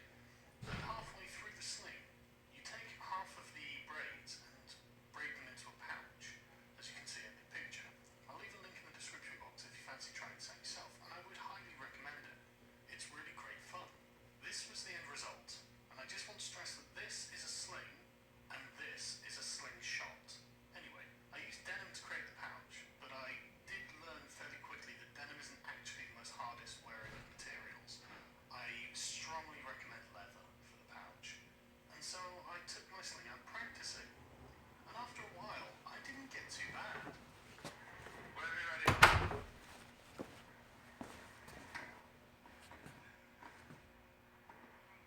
Oh, yeah. I was gonna say, it's a hell of a thud. Again. Oh, are you kidding me, dude? Oh, no! I freaking went outside again.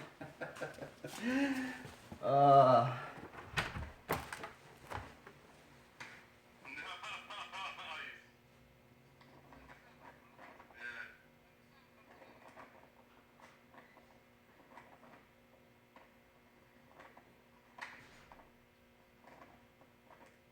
Good.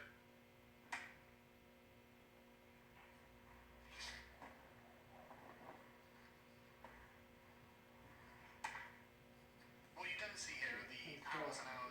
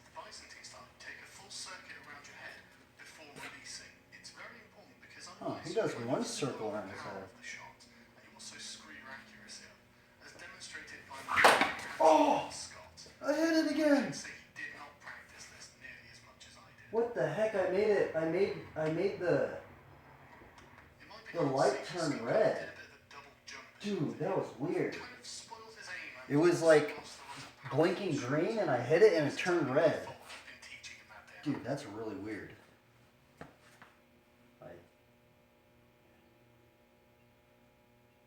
I wonder if I broke the light. I'm not very a teacher. But basically, you don't really move. You just kind of you start with your legs together, and then you take a step forward as you're winding up the shot, and then lead into the release as you're taking that step. That really transfers the power through your legs and hips straight through to your arm, and then you whip it with your wrist. You hold the sling by placing the loop end over one of your fingers. I use my middle finger. And then in the same hand, holding the toggle end between thumb and forefinger. And you use that to then control how the sling's being used. I thought when I started it'd be really difficult to judge when to release and let the toggle fly out of your hand, but it all really comes naturally to you as soon as you start doing it. The bullet in the sling wants to come out as soon as you start rotating it around your head. And so it's literally just a matter of casting it in the right direction, as if you were actually throwing something.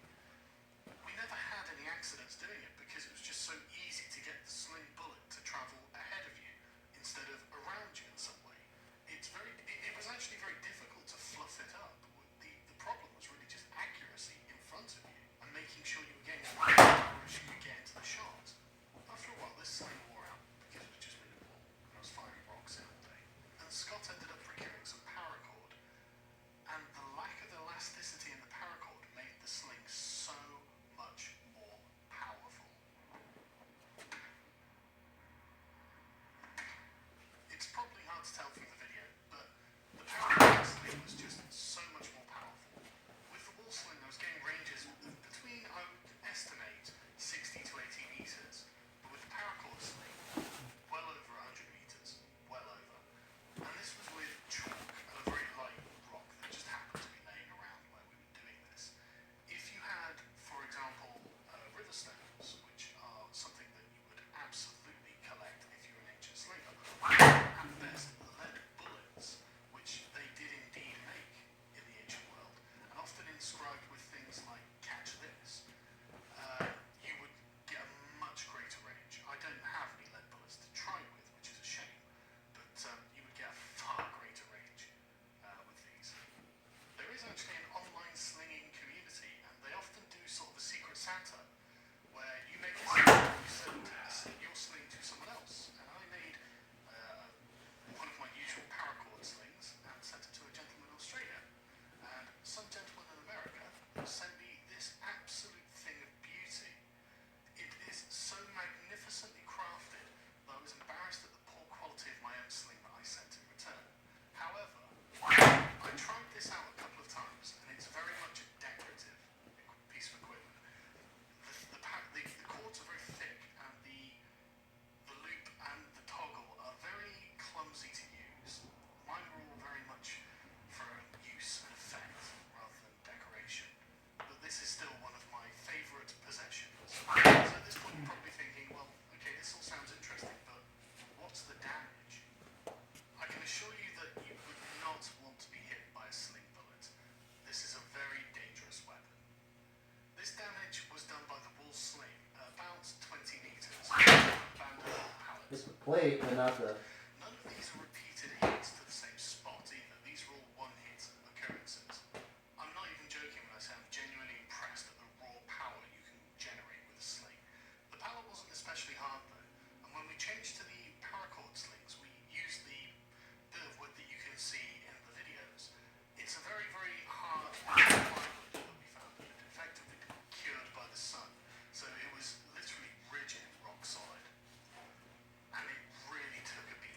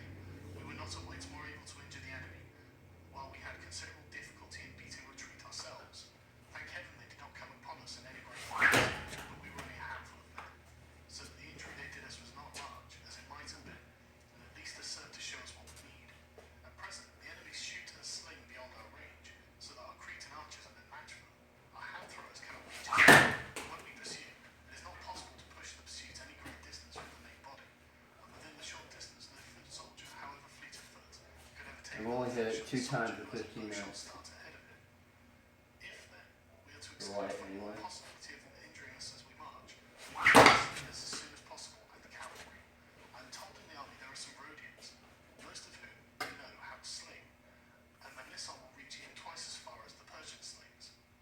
These proposals were carried, and that night 200 slingers were involved. They marched one stage, 4 parasangs, but while still on this stage, Tissaphernes made his appearance.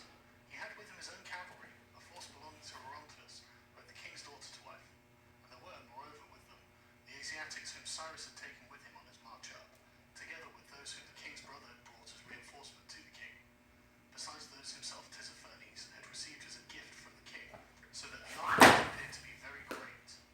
When they were close, he halted some of his regiments at the rear and wheeled others into position on either flank, but hesitated to attack, having no mind apparently to run any risks, and contenting himself with an order for his slingers to sling and his archers to shoot. But when the Rhodian slingers, posted at intervals, retaliated, and every shot told, Tissaphernes with all speed retired out of range, and the other regiments following suit. And for the rest of the day, one party advanced and the other followed it. But now the Asiatics had ceased to with their sharpshooting, for the Rhodians could reach further than the Persian slingers, or indeed most of the bowmen. As a result of this day then, the legions chancing upon some villages had no sooner encamped than the barbarians fell back, having distinctly had the worst of it in this siege.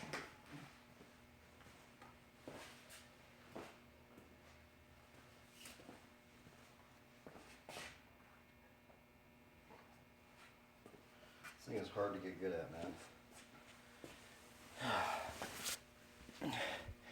To get good at this thing, man, it is ridiculous. You cannot hand this thing over and expect to hurt anybody with it. Probably miss, honestly, before you even hurt them. But once you get good at it, man.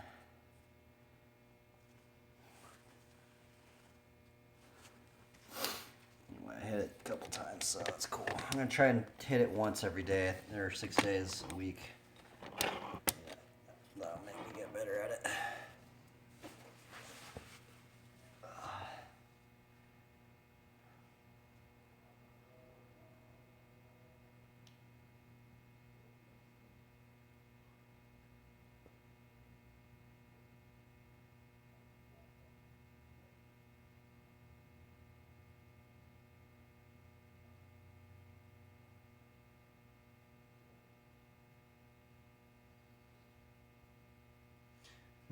You know, I was thinking like maybe I should try and go for the affiliate, but that means I can't stream on multiple platforms. So I don't know.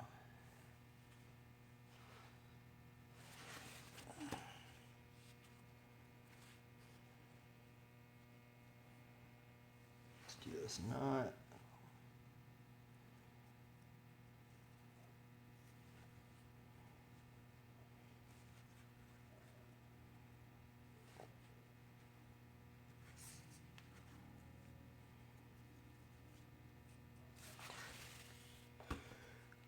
Oh.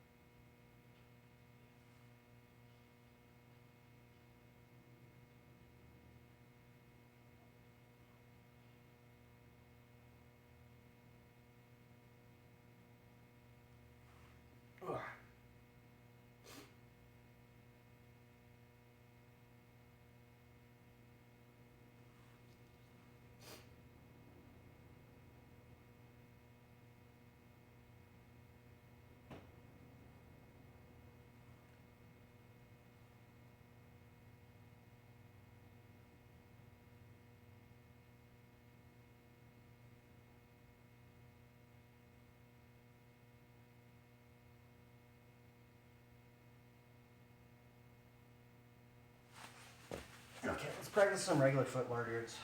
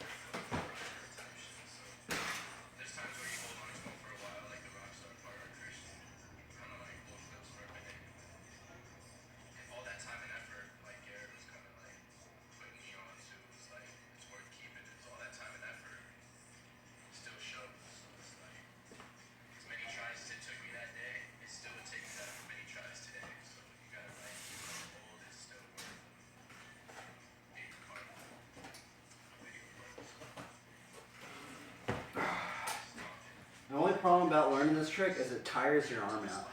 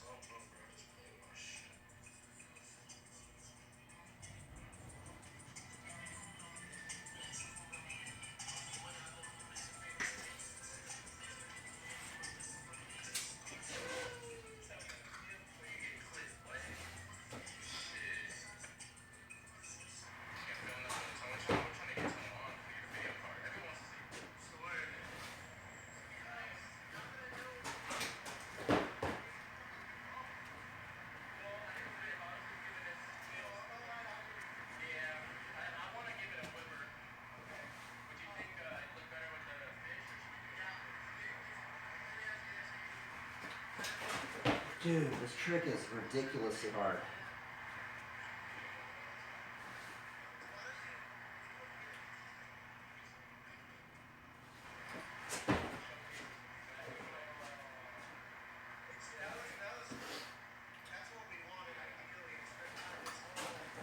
Oh my goodness, I don't know how they do it. I'm so bad at it.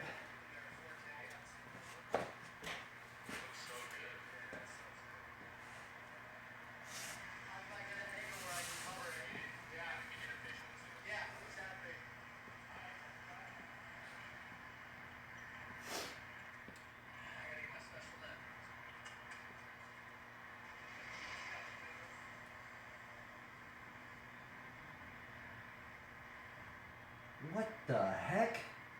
Dude, Chad's gnarly.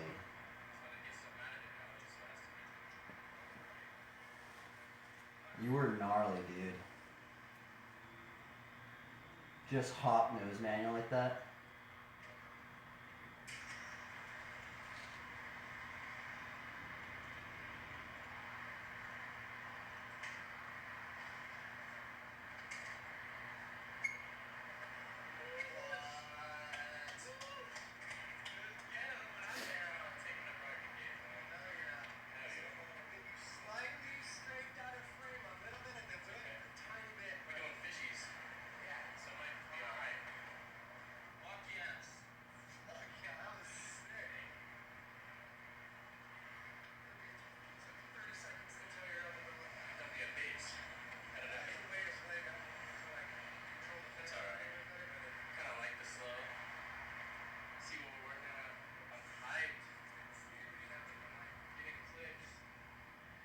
Satisfying getting any time with it. I don't care what it's for. And the height looks crazy. It looks like art. You're giving it so much justice. It's like,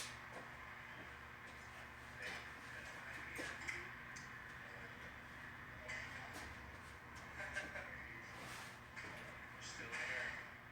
Here we go. See, I can't leave you hanging in nothing. You gotta do something.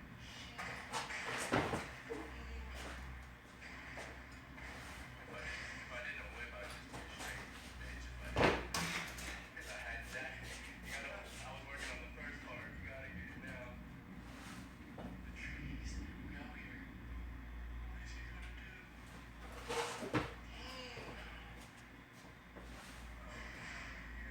Oh, you're perfectly fine.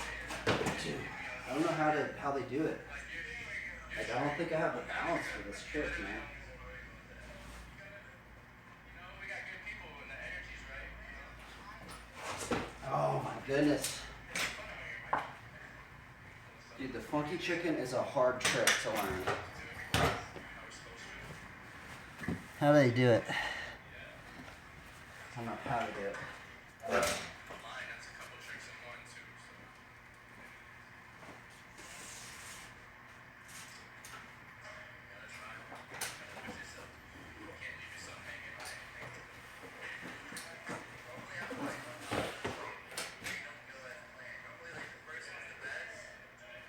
We're learning regular foot girators. I can do it switch foot. I'm trying to learn it with my other foot.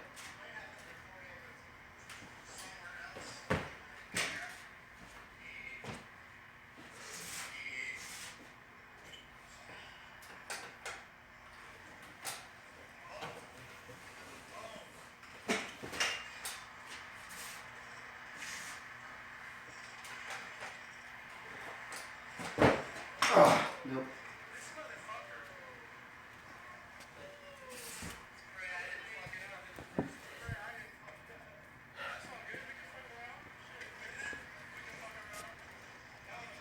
So this trick right here, the funky chicken,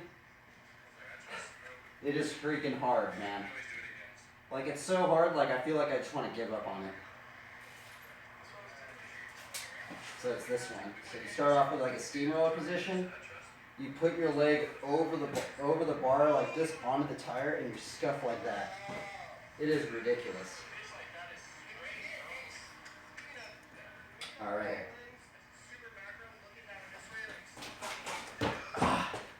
See, it's like I can't balance it.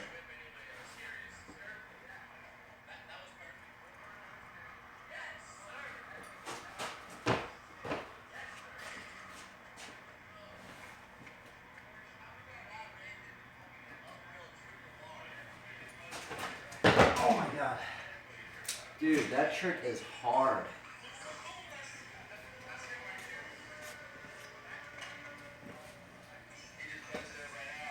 I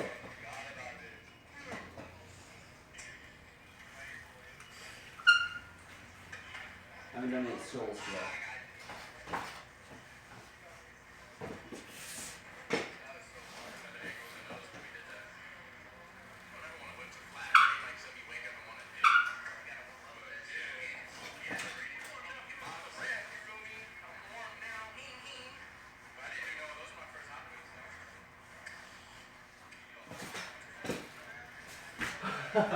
Those are fun. The swivel's fun.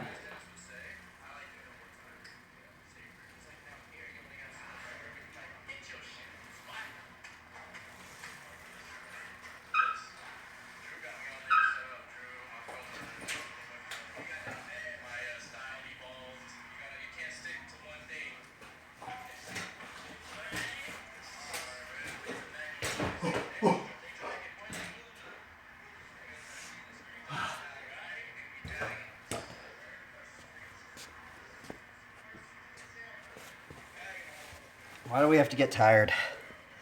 I wish like you just couldn't get tired and you could just ride all the time. Maybe if you just eat a lot of food, you could just like not get tired.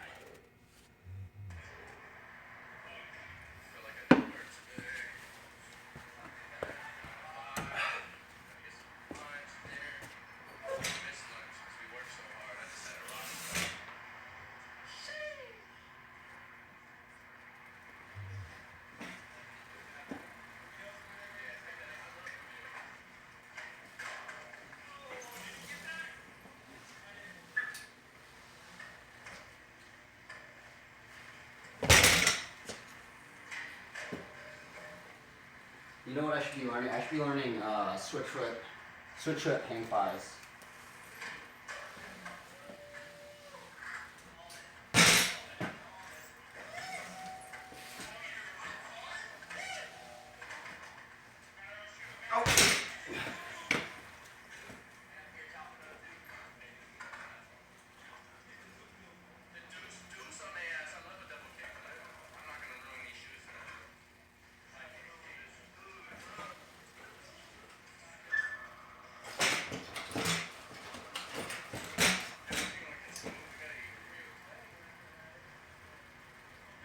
Double fired.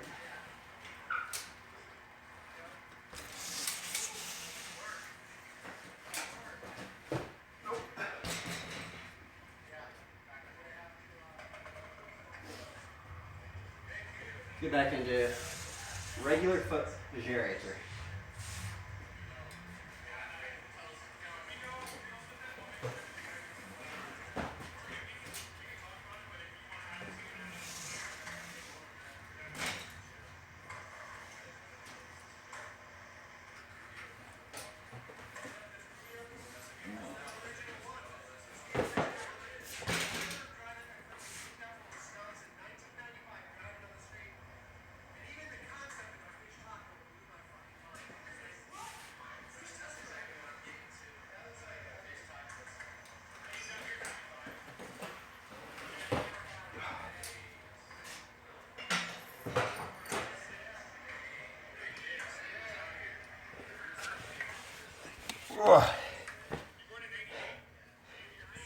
Watching Chad Curley started a YouTube channel.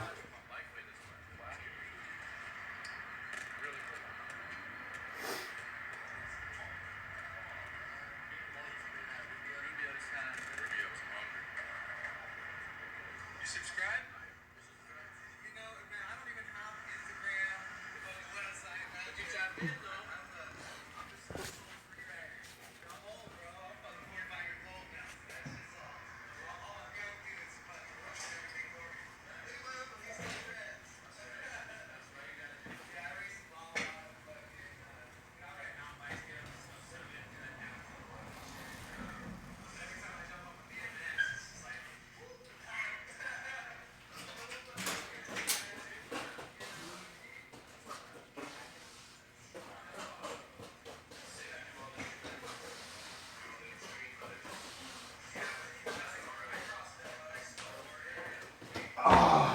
I've been losing this trick today.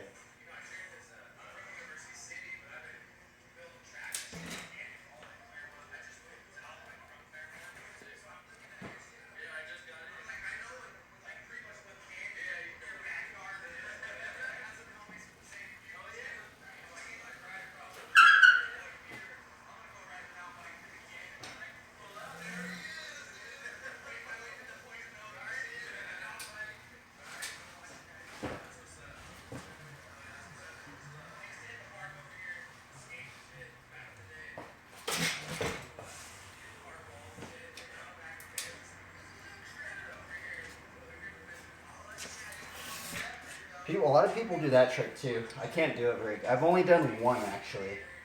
It's the turbine steamroller. It's so hard to get into.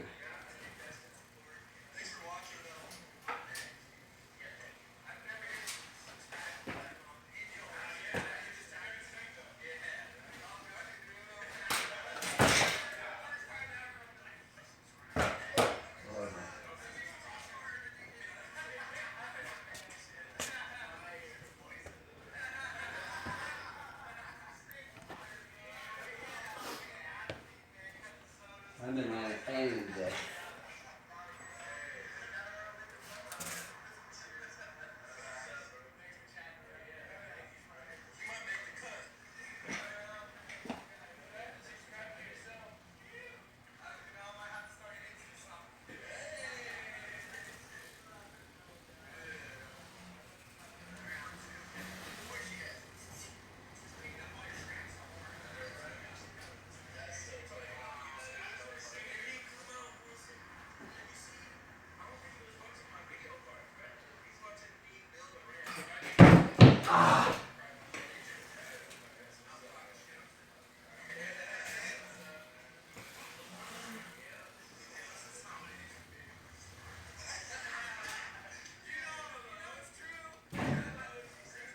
Can't believe I didn't fall this right there.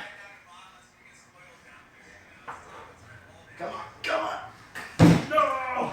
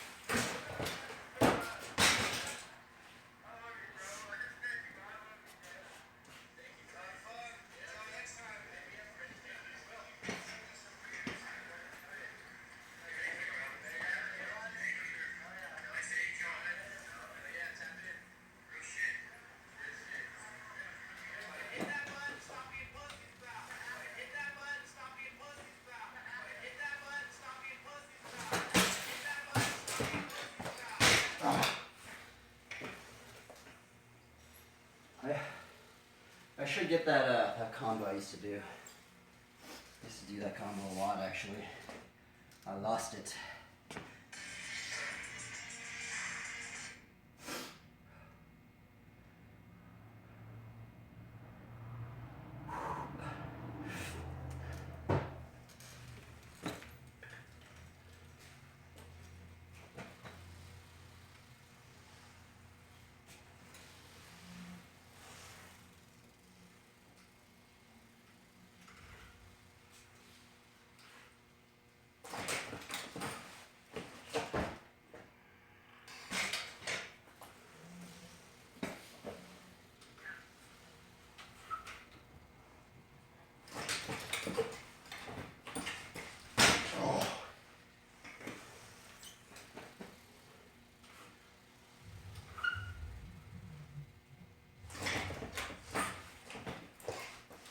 Kidding me, dude.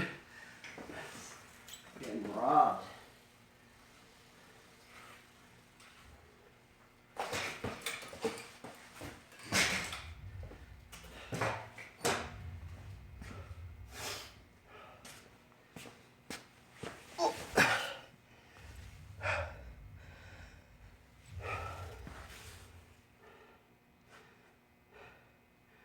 See, I'm wondering if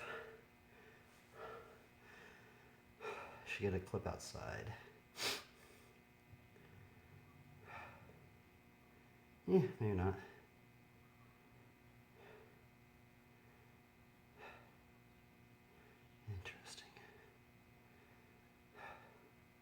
Interesting. Just keep working on. We'll keep. It's almost 5 hours. I'm gonna end at 5 hours. We got 10 more minutes.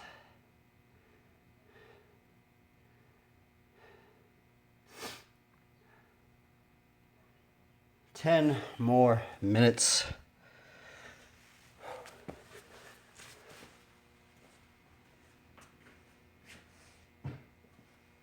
What was I gonna work on?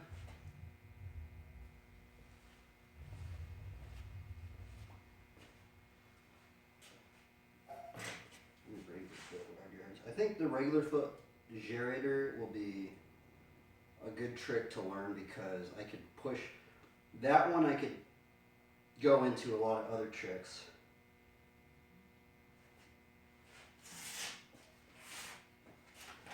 If I learn this one.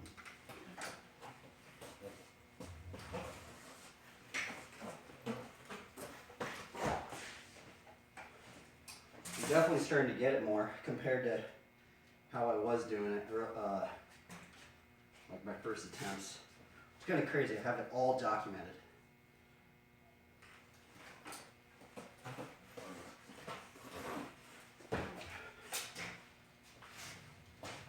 So the goal is to do a switch foot lard yard into a regular foot lard yard. So I can already do this one.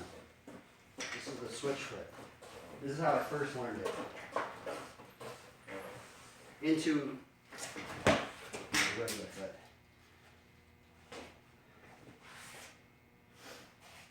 I guess that's what we should learn. We should learn switch foot into the regular foot.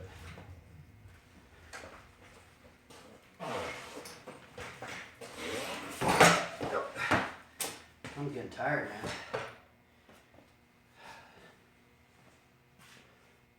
That's the one bad thing about that trick. Is your arm just gets tired holding the bike up, man. Like you wish that you could just keep holding the bike up, but your arm just gets tired from just putting all that weight on your one arm.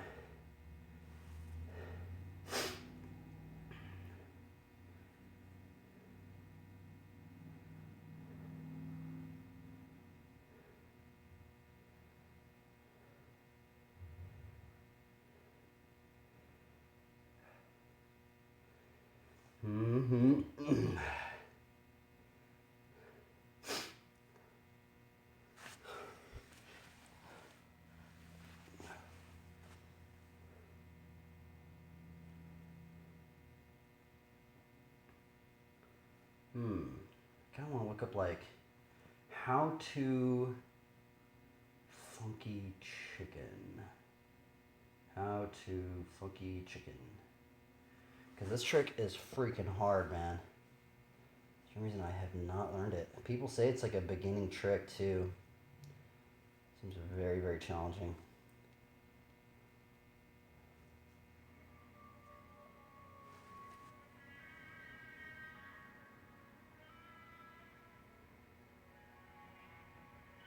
Oh, you know what? He has his frame out like that. Oh, okay. I'm doing it way wrong then.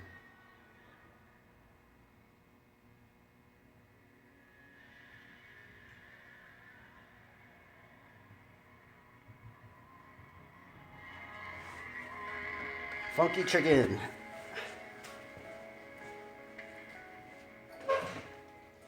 Okay, next trick I'm gonna teach you is actually a technique. It's called scuffing technique, meaning that you give speed for your bike and you keep up your bike and control with your right foot. So this is the scuffing technique. Your right foot moves back and forth on the tire, giving speed. This way. I'm gonna show you the whole movement called funky chicken. This is the most simple way to get into it.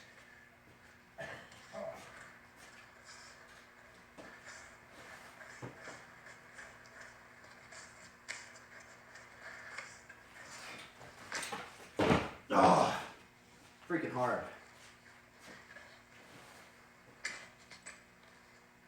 So, in order to complete funky chicken technique, you have to master fire hydrant and trick after fire hydrant into the squeakers. So, basically, the first thing with the funky chicken is that you grab your seat with the right hand, put it in this position. You see the position. Turn the handlebars, lift, go behind the handlebars, put your right foot over the handlebar on the tire, left foot stays other side of the handlebar and goes to the front peg, shown here. You step into this tire with your front Oh my with your goodness, dude. right foot, have your butt in this position. This trick feels impossible. Lift yourself on the front foot. I wonder how long it took him to learn that. Try to go in a circle, it's a little bit easier. You can do it straight too, but it's a little bit harder. Huh. Oh, it seems like he's like leaning his bike down. Get out of this, Interesting, okay. right foot over the handlebar, fire hydrant scuffing technique. Boom. And Dude, the trick that is easy. complete.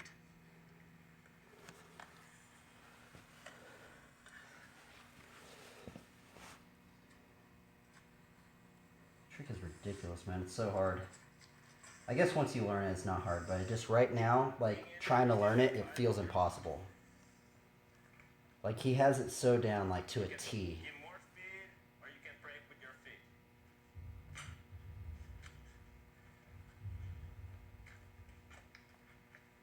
The legend.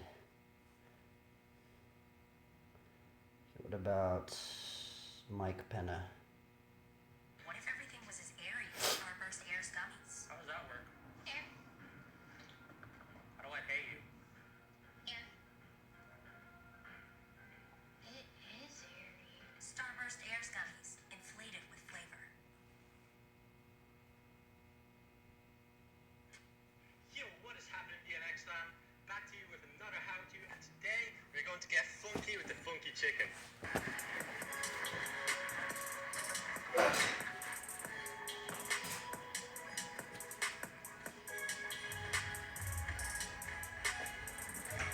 This is an old school trick, so it might not interest all of you, but it should interest all of you because it is a great foundational trick for flatland BMX, great front wheel trick if you're a beginner, and a great trick to learn how to scuff with. So it's a great one to learn a new technique with that you'll use in other scuffing tricks in the future. This video was requested by Mark Block. Thank you for requesting this Okay, video. yeah, so he had And it as more always, like if you guys this. have any suggestions or requests for future how-tos, then leave them down in the comments. Okay, And let's get I on think with I it. feel like how he's doing it. You have to be So kind of what like is more scuffing? like that. Scuffing is an I was important kind of having it technique like used in this, you have to be more like flatland, especially in that. old school flatland tricks, where you use your foot to generate rolling momentum by kicking off the tire and then dragging your foot back with less foot pressure than you use to kick off to act as sort of a brake on the tire. Then kick, drag, and that is basically it. It's just a technique that you use to control the bike, and you should practice it until you Dude, feel this trick comfortable with is it. impossible. And you feel confident with scuffing and just controlling the bike while Let's try the using this ride in. technique to move. If you can already scuff, great. Let's move on. So as with a lot of beginner tricks, we'll start off by walking into it.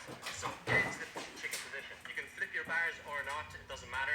Whatever way is comfortable for you. Grab the seat, grab the bar. If you're going clockwise like me, you're going to put your left foot on the peg.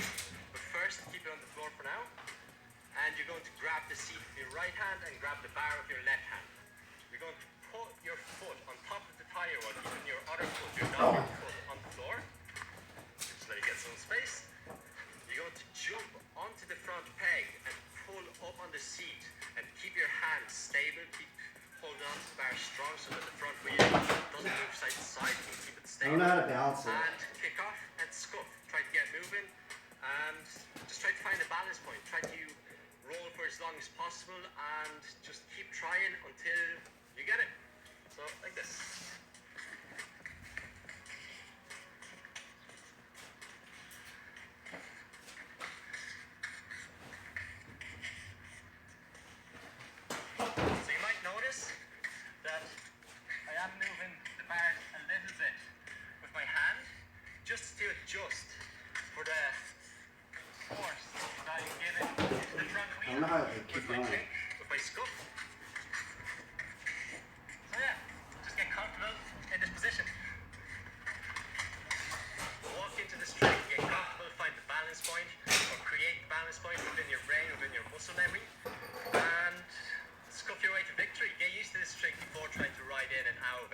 When you're comfortable, let's move on to the riding.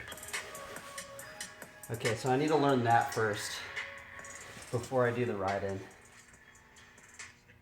That's the thing, is if I can't do that, then I'm not going to be able to do the ride-in.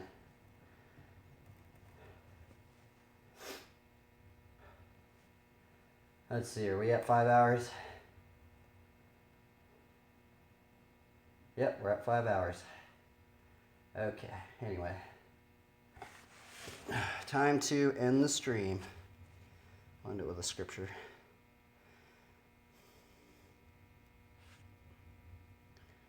Let's see here.